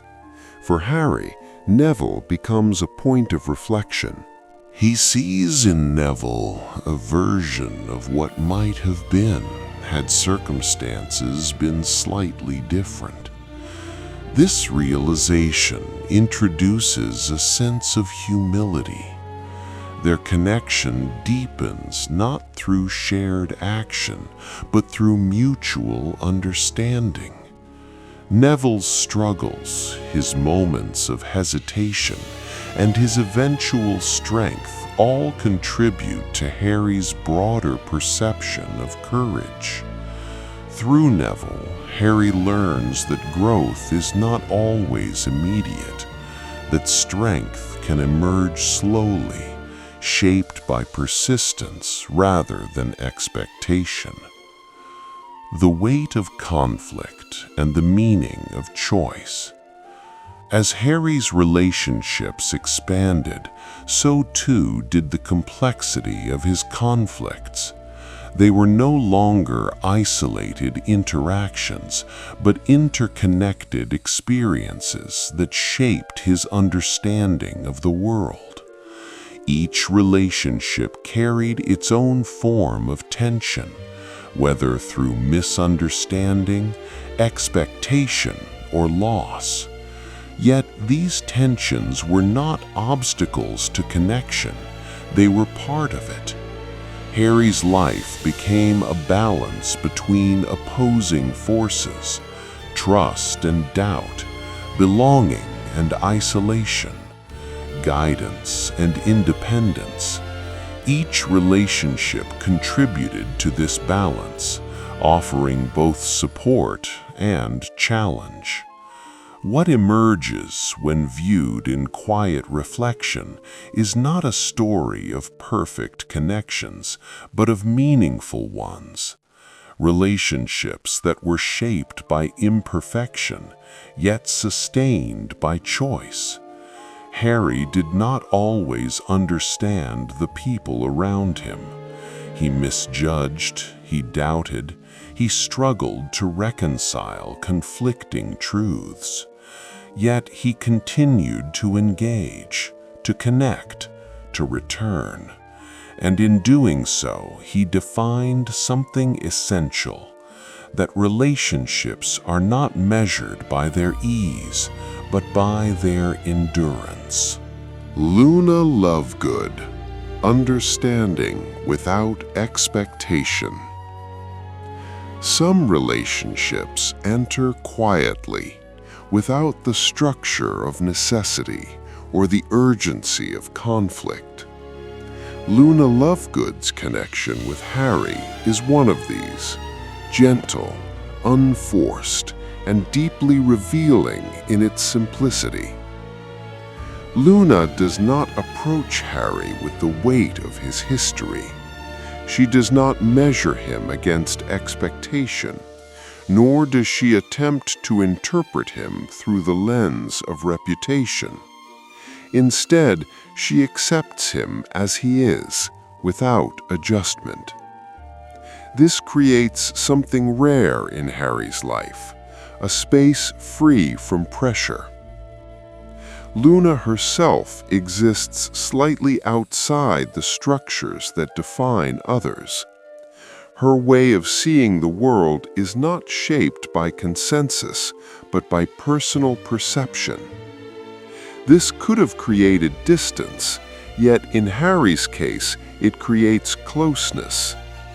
Because Harry, too, exists outside of ordinary expectations.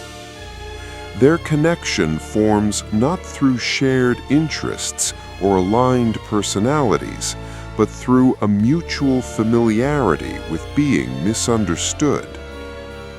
Luna's calm acceptance allows Harry to experience a form of connection that does not require explanation. Emotionally, this relationship teaches Harry that understanding does not always come from similarity. Sometimes it comes from a willingness to accept difference without judgment. Luna does not challenge Harry in the same way as Hermione, nor ground him like Ron. Instead, she offers perspective, a reminder that reality is not always singular and that meaning can exist beyond what is immediately visible. Through Luna, Harry learns that connection can be quiet, almost invisible, yet still deeply present. Minerva McGonagall, respect without sentiment. Where Dumbledore represents distant guidance, Minerva McGonagall represents structured support. Her relationship with Harry is built not on emotional expression, but on respect. From the beginning, McGonagall recognizes Harry's potential, yet she does not treat him with indulgence. Her expectations are clear, her standards consistent. This creates a relationship defined by balance. Harry understands where he stands with her. There is no ambiguity in her approval, nor in her disapproval. This clarity becomes stabilizing, especially in an environment where many relationships carry hidden layers. Emotionally, McGonagall's presence introduces a different form of care, one that is expressed through discipline rather than comfort. She does not offer reassurance easily, but when she does, it carries weight.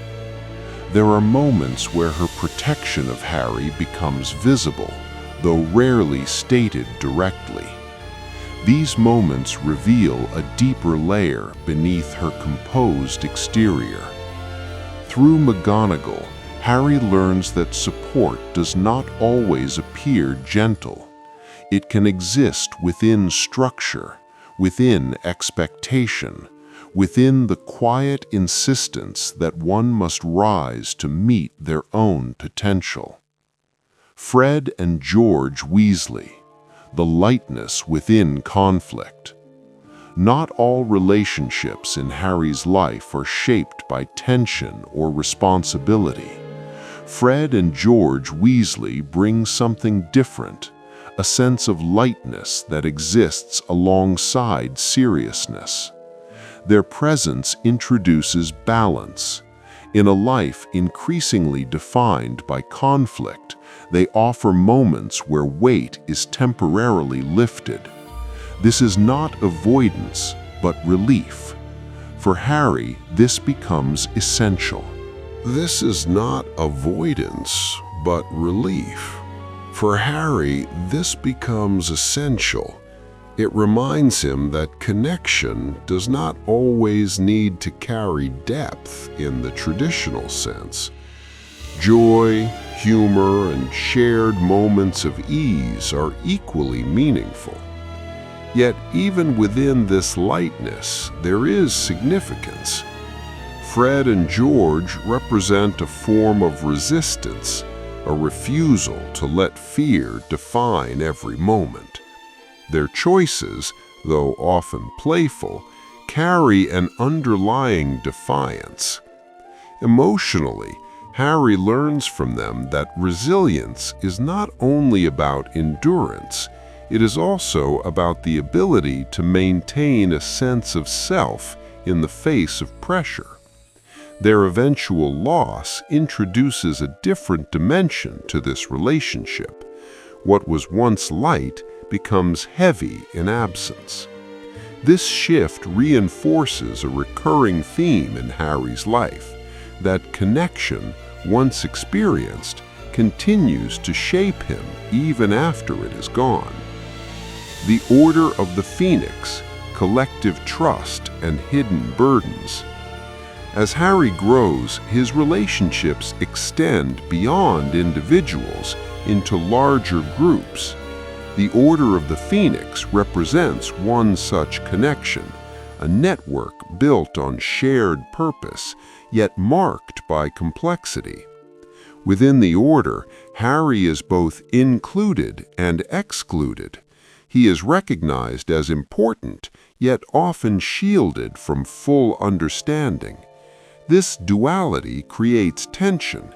He is part of something larger, yet not fully integrated into it. Emotionally, this dynamic challenges Harry's sense of agency. He's aware of his role, yet not always given the information needed to fulfill it independently. This creates frustration, but also growth. The Order teaches Harry that trust within groups is not always complete. Information is sometimes withheld, decisions made without full transparency. These realities force Harry to navigate a more complex form of connection. Through this experience, he begins to understand that collective relationships operate differently from personal ones. They involve compromise, strategy, and sometimes uncertainty.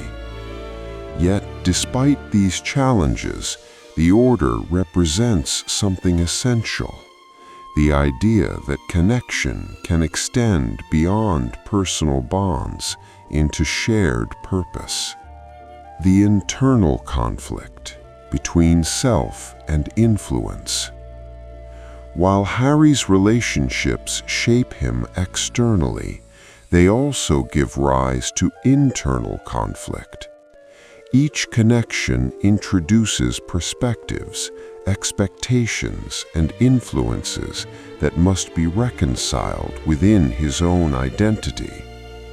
He is influenced by Ron's loyalty, Hermione's logic, Dumbledore's guidance, Snape's contradiction, Sirius's longing, and Voldemort's opposition.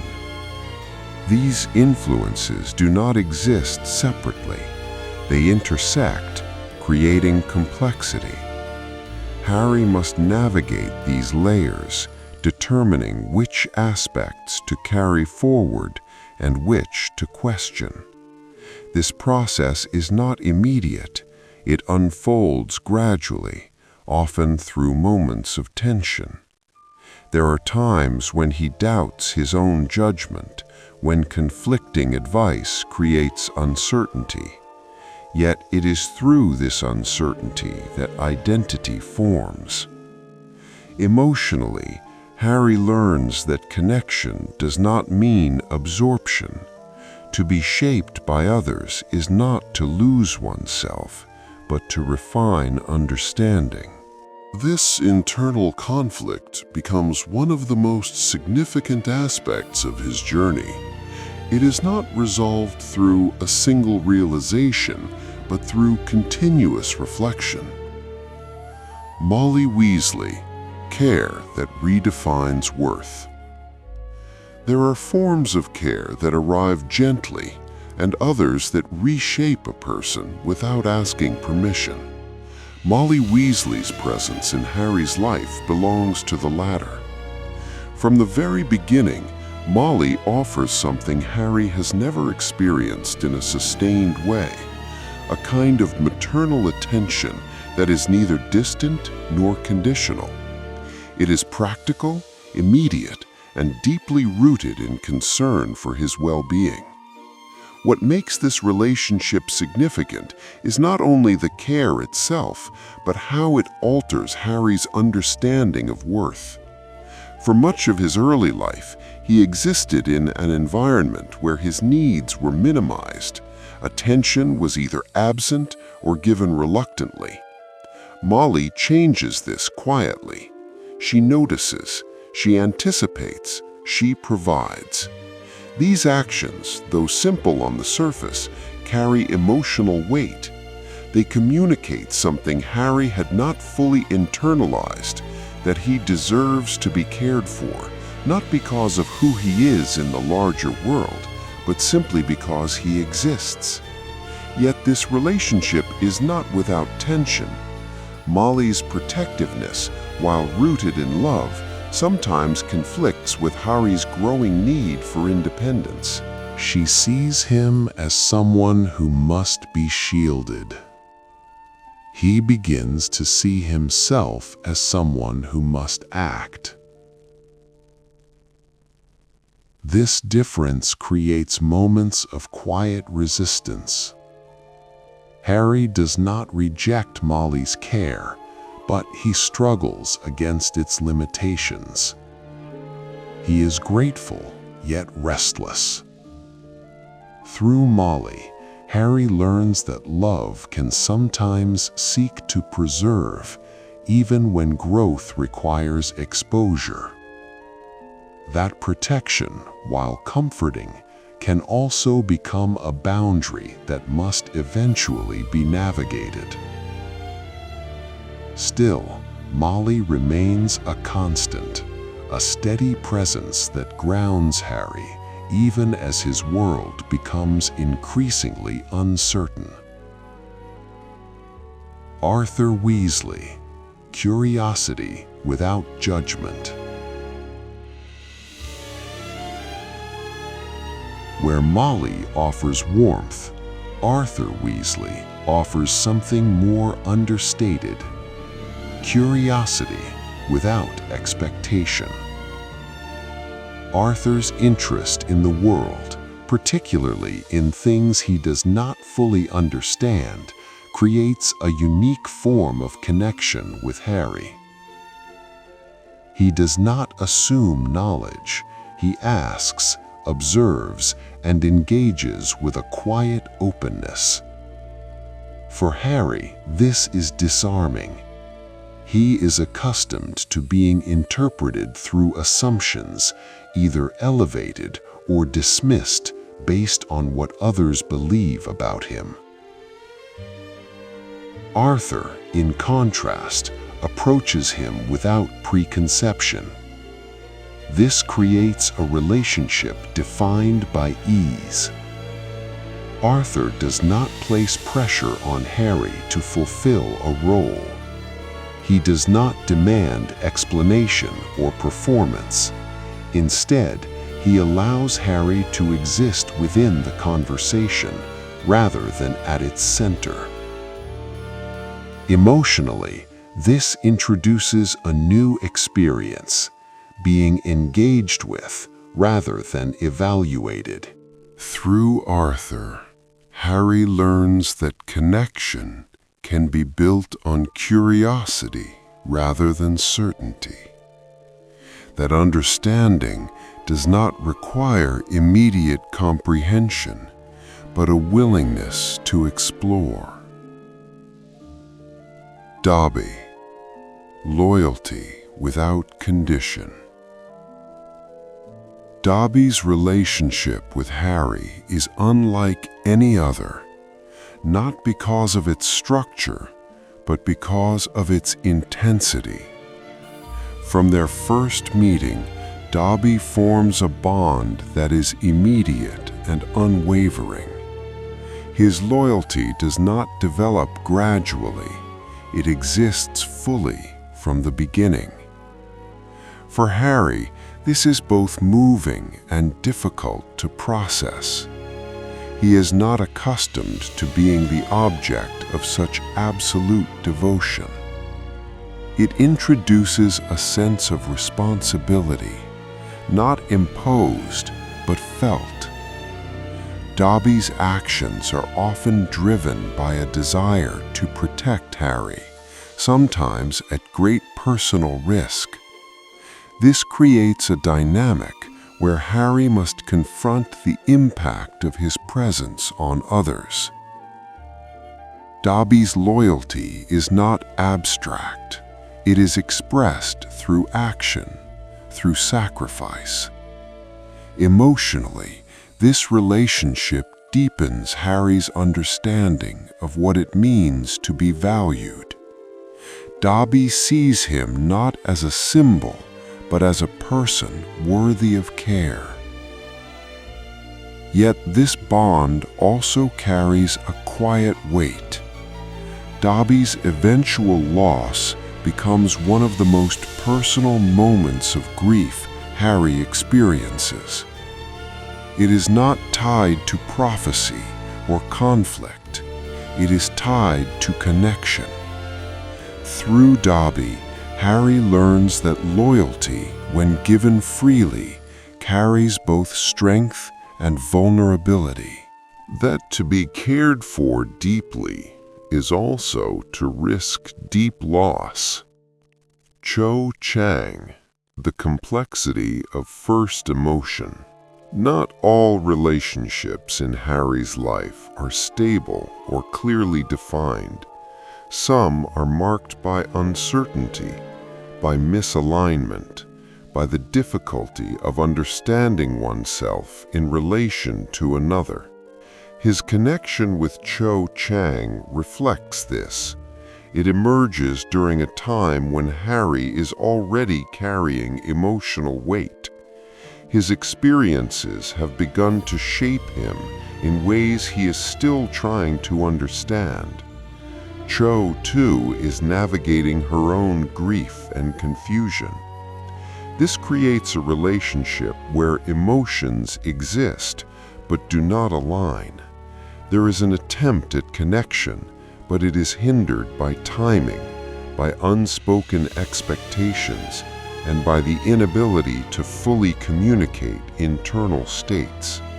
Harry struggles to interpret what is needed of him. Cho struggles to reconcile her own feelings.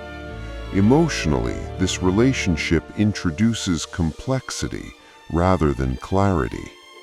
Through Cho, Harry learns that not all connections will find stability, that sometimes, even when intention exists, understanding does not follow. This experience, though difficult, becomes formative. It teaches Harry that relationships require more than shared feeling. They require alignment in expression, in timing, in readiness. Horcrux influence, the distortion of connection. As Harry's journey continues, conflict begins to affect not only external relationships, but the internal dynamics between them. The influence of the Horcrux introduces a distortion, a subtle amplification of doubt, frustration, and isolation. Relationships that once felt stable begin to strain under this pressure. This is most visible in moments where trust falters, where small tensions become larger, where patience diminishes, where understanding becomes more difficult to access. For Harry, this is disorienting. He begins to question not only others, but himself. Emotions that once felt clear become clouded. Decisions become harder to make. Yet this distortion also reveals something important. Even under strain, the core of his relationships remains. They bend but do not break entirely. This resilience is not accidental. It is built on the foundations established earlier: trust, loyalty, shared experience. Through this period, Harry learns that connection is not immune to external influence. It can be affected, altered, challenged, but if it is rooted deeply enough, it can endure.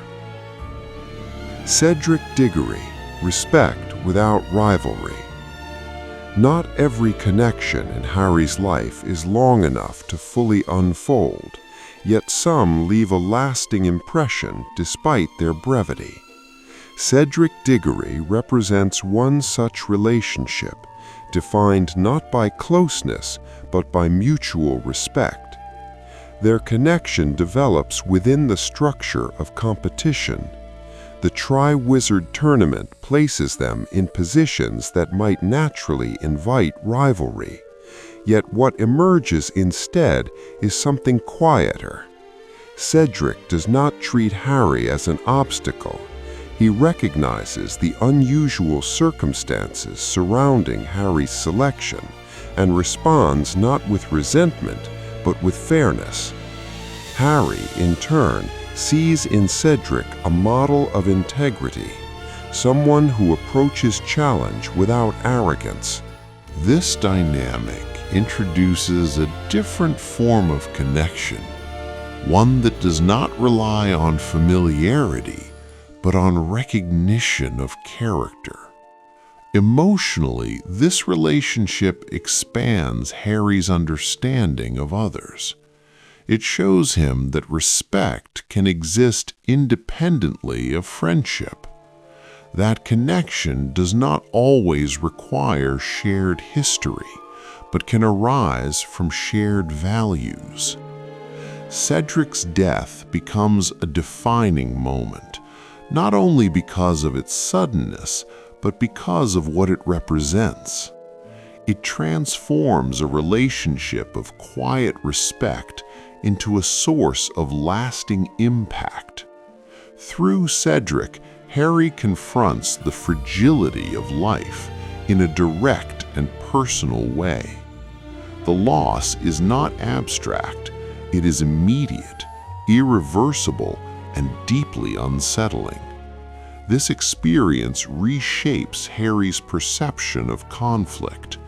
It moves from something structured, even contained, into something unpredictable and final. The students of Hogwarts, the weight of being seen. As Harry's presence at Hogwarts continues, his relationship with the broader student body evolves. At times, he is admired, at others, doubted, occasionally isolated. This shifting perception creates a complex form of connection, one where identity is influenced not by individual relationships, but by collective interpretation. Harry becomes aware that he is not only interacting with people directly, but also with their perceptions of him. These perceptions change, often rapidly, based on events beyond his control. Emotionally, this introduces instability. He cannot rely on consistent understanding from the wider community. Support can turn into skepticism. Trust can give way to distance. This fluctuation forces Harry to develop a stronger internal sense of self. He begins to understand that connection at a larger scale is less stable than personal relationships. It is shaped by narrative, by information, by influence. Through this experience, Harry learns to distinguish between being known and being understood. The two are not the same. The Ministry of Magic, authority and distrust. Harry's relationship with the Ministry of Magic represents a broader conflict, not with individuals, but with systems. The Ministry, in theory, exists to maintain order and protection. Yet, in practice, Harry encounters it as a source of denial, resistance, and control. His experiences with the Ministry introduce a new dimension of conflict, one where truth is contested and authority does not guarantee integrity. This relationship challenges Harry's trust in structure. He begins to see that institutions, like individuals, can act out of fear, that decisions may be influenced not by reality, but by the desire to preserve stability. Emotionally, this creates a sense of disillusionment. Harry must reconcile the idea that those in positions of authority may not always act in alignment with what is right. This realization deepens his independence, but also introduces a degree of isolation. Through the Ministry, Harry learns that connection to larger systems requires discernment, that trust must be earned, not assumed. Bellatrix Lestrange, the extremity of opposition. While Voldemort represents the central axis of conflict, Bellatrix Lestrange embodies its emotional intensity. Her relationship with Harry is not built on reflection, but on contrast taken to its extreme. Where Harry values connection, Bellatrix embraces detachment. Where he seeks understanding, she pursues dominance. This creates a dynamic where conflict is not only external, but symbolic. Bellatrix's actions, particularly those that lead to personal loss, intensify Harry's emotional response. They bring the abstract nature of conflict into a deeply personal space. Emotionally, this relationship challenges Harry's ability to manage anger, grief, and the desire for retribution. It forces him to confront the boundaries of his own values. Through Bellatrix, Harry learns that opposition can take forms that resist understanding, that some actions are not rooted in complexity, but in the rejection of it. Yet even here, Harry's response remains shaped by the relationships that have influenced him. He does not become what he opposes. He remains defined by the connections he has chosen to preserve. The final shape of connection. As all these relationships intersect, friendships, rivalries, mentorships, losses, and conflicts, they form a structure that is both intricate and cohesive. Harry's life is not a sequence of isolated interactions. It is a continuous process of engagement where each connection informs the next. There are patterns within this structure, moments of trust followed by doubt, periods of closeness interrupted by loss, instances of guidance balanced by independence. These patterns do not resolve into simplicity. They remain complex, layered, and evolving. Yet within this complexity, something consistent emerges. Harry continues to choose connection, even when it brings uncertainty, even when it introduces risk, even when it leads to loss. This choice becomes the defining element of his journey. Kingsley Shacklebolt, quiet authority and trust. Some figures enter a life not through closeness, but through presence, steady, composed, and quietly influential. Kingsley Shacklebolt represents this kind of connection in Harry's world. Kingsley does not guide Harry in the direct way that Dumbledore does, nor does he share the emotional immediacy of Sirius or the Weasleys. Instead, he offers something more subtle, a model of calm authority. In moments where the world becomes uncertain, Kingsley remains measured. His decisions are not driven by urgency, but by clarity. For Harry, who often finds himself navigating intense and immediate situations, this presence becomes instructive. Their relationship is not defined by frequent interaction, yet it carries weight. Kingsley treats Harry with respect, without elevating or diminishing him. This balance reinforces Harry's growing sense of self. Emotionally, Kingsley's presence teaches Harry that leadership does not require visibility, that strength can exist without force, and influence without dominance. Through Kingsley, Harry begins to understand that authority, when grounded in integrity, does not need to assert itself loudly.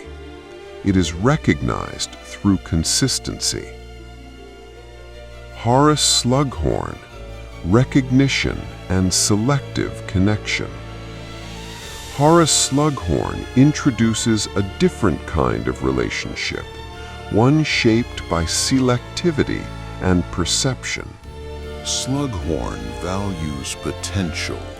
He gathers individuals he believes will succeed, creating networks based on recognition of talent.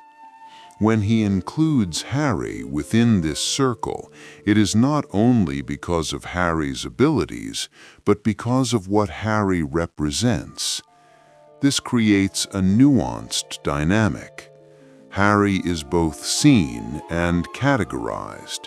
Slughorn's attention is genuine, yet it is also influenced by expectation. He values Harry, but partly through the lens of significance. Emotionally, this relationship challenges Harry's understanding of being valued. He must consider whether recognition is rooted in who he is or in what others believe he will become.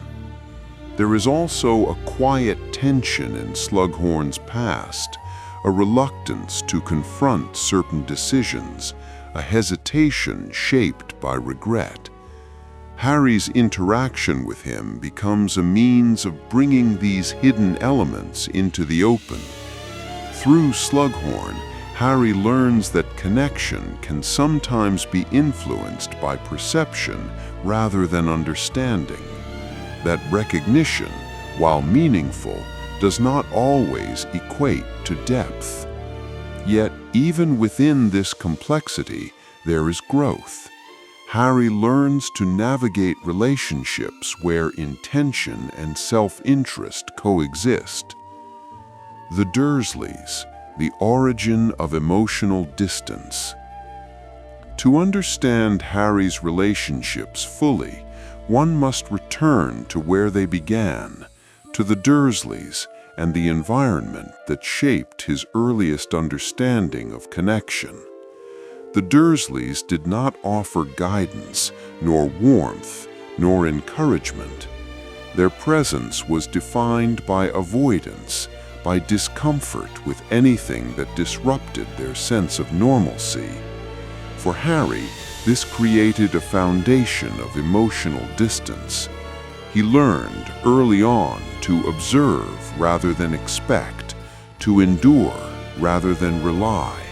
These patterns, though protective in the moment, carried forward into his later relationships.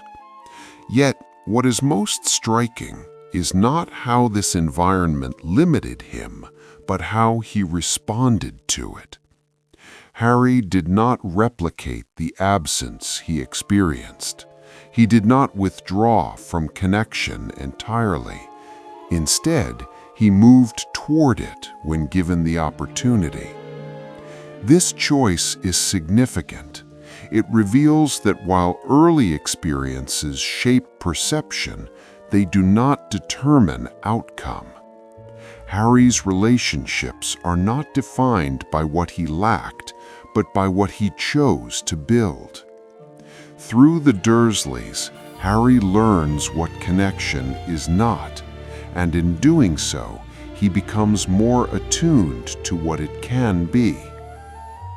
The final confrontation, conflict as resolution of relationship. As Harry's journey reaches its final stages, the conflicts that have shaped his relationships begin to converge. His connection with Voldemort, with Snape, with Dumbledore, all reach points of resolution, not through sudden revelation, but through accumulated understanding. What becomes clear is that these conflicts were never isolated. They were interconnected, each one influencing the others. Harry's understanding of Snape reframes his perception of past hostility. His awareness of Dumbledore's choices reshapes his view of guidance. His connection with Voldemort clarifies the nature of his own identity.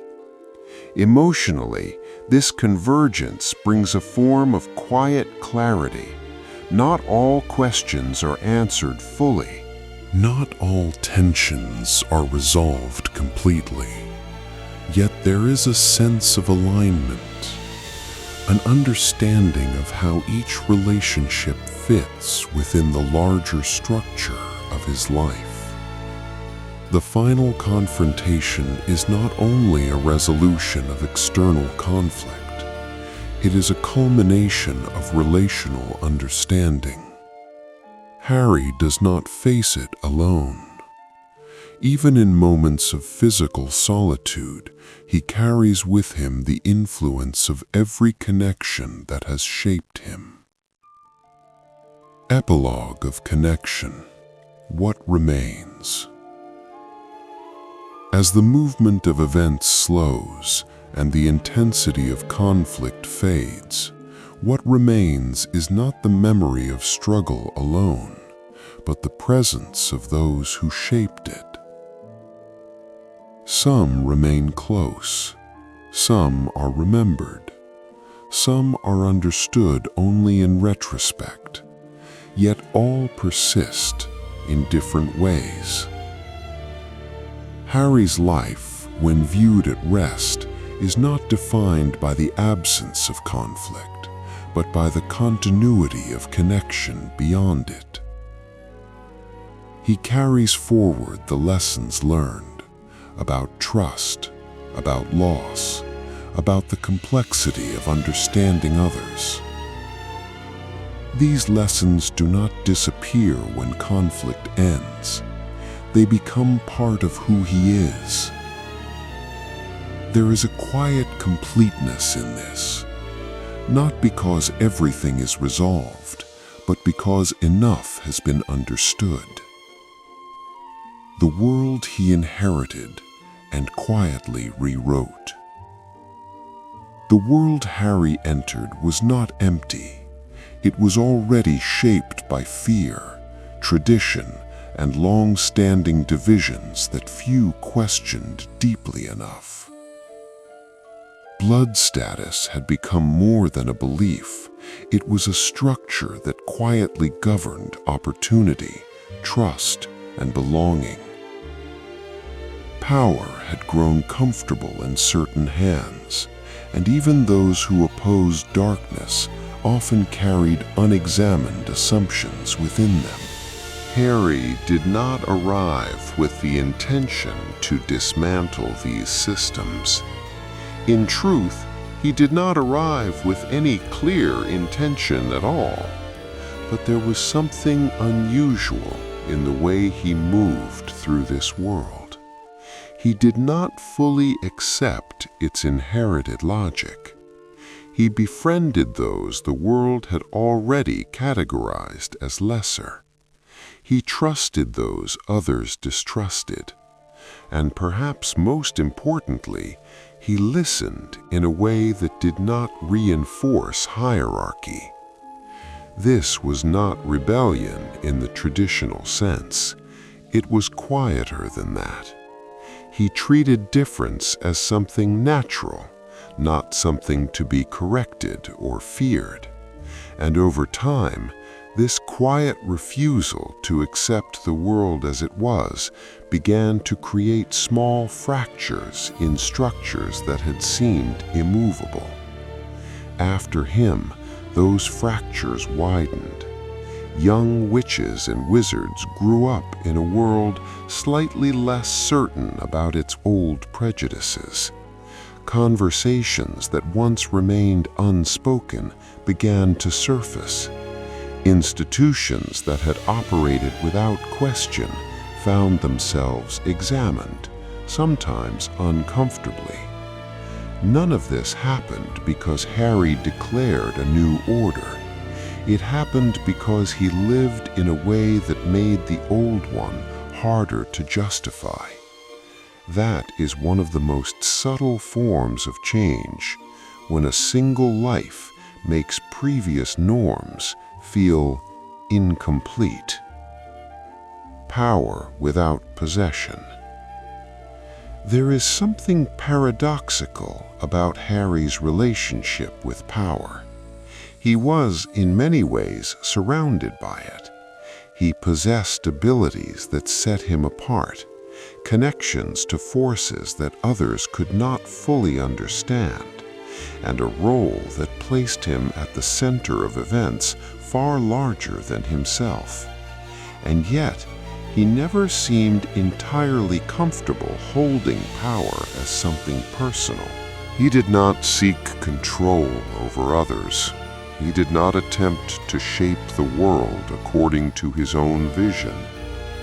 When faced with opportunities to claim authority, he often stepped away from them or held them only as long as necessary. This created a different model of strength, one that did not rely on domination, but on restraint. In a world where power had often been equated with superiority, Harry's approach introduced another possibility, that power could be something carried lightly, used carefully, and released when it was no longer needed. Over time, this idea reshaped how others understood influence.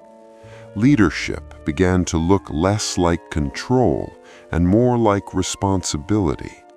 Strength began to include the ability to step back, and courage was no longer defined solely by confrontation, but also by the willingness to refuse certain forms of authority. This shift was not immediate. It unfolded slowly through observation and memory. People remembered not just what Harry had done, but how he had chosen to do it. And that distinction mattered. The legacy of survival and what it means to continue. There's a difference between surviving and continuing. Survival is often understood as endurance, the ability to withstand what should have ended you. But continuation requires something else. It asks whether a person can carry what they have endured without becoming defined entirely by it. Harry's legacy is often framed through survival, but what shaped the world more deeply was not that he lived, it was how he lived after. He did not emerge from hardship unchanged. No one does. But he resisted the quiet transformation that suffering can impose, the narrowing of empathy, the hardening of trust, the tendency to see the world only through the lens of loss. He remained open, not untouched, but open, and this became one of the most powerful examples he left behind. For others who had experienced loss, fear, or uncertainty, his life suggested that pain did not have to dictate identity, that it was possible to carry difficult memories without allowing them to close off the future. This idea spread not through speeches, but through the simple visibility of his choices. He formed connections. He allowed himself to care. He did not retreat entirely into caution. In doing so, he offered a quiet reassurance to a generation shaped by conflict, that survival could include warmth, that endurance could coexist with hope. And over time, this changed how the wizarding world understood healing. It was no longer only about rebuilding structures. It was about preserving the capacity to feel, even after loss. How others changed because he was there. A legacy is never contained within a single person. It exists in the way others are altered by their presence. Harry's influence can be traced not through monuments or titles, but through the subtle shifts in those who knew him. Some found courage they had not recognized within themselves, not because Harry taught them how to be brave, but because his presence made bravery feel reachable. Others re-examined their beliefs. Assumptions they had carried for years became less certain simply because they encountered someone who did not fit within them. There were those who softened, those who learned to trust, those who began to see complexity where they had once seen only categories. And perhaps most importantly, there were those who continued his way of moving through the world, not as imitation, but as extension. They formed new relationships with greater openness. They questioned inherited ideas more readily. They chose empathy in situations where it would have been easier to withdraw. This is how a legacy grows, not through replication, but through adaptation. Each person who carried a small part of Harry's influence reshaped it slightly, allowing it to reach places he never personally touched. In this way, his presence became something larger than himself, not a fixed memory, but a living pattern. The meaning of choice. If there is a single thread that runs quietly through Harry's legacy, it is the idea of choice, not as a dramatic declaration, but as a steady, often difficult practice. He was placed within circumstances that could have defined him in many ways. Expectations surrounded him, assumptions pressed in from all sides, and paths seemed to open before him that others believed he would inevitably follow. But again and again, he made smaller, quieter decisions that moved him slightly away from those expectations. He chose who to trust. He chose when to listen. He chose when to act, and just as importantly, when not to. These choices did not always appear significant in the moment, but over time they formed a pattern that shaped both his identity and the world around him. And this pattern introduced a powerful idea into the wizarding world, that identity is not something assigned, but something built. Even in a society where lineage, ability, and history held great weight, Harry's life suggested that these factors did not fully determine who a person would become. This did not erase those influences. It did not pretend they were unimportant, but it created space within them. And that space allowed others to imagine themselves differently. Memory, myth, and the shape of a name. As time passes, stories begin to change. Details soften, edges blur. What was once immediate becomes distant, and what was once complex becomes simplified. Harry's name, like all names tied to history, did not remain untouched by this process. For some, he became a symbol, something almost abstract, representing courage or hope or resilience. For others, he remained more personal, remembered through specific moments, quiet gestures, or shared experiences. This duality is part of his legacy.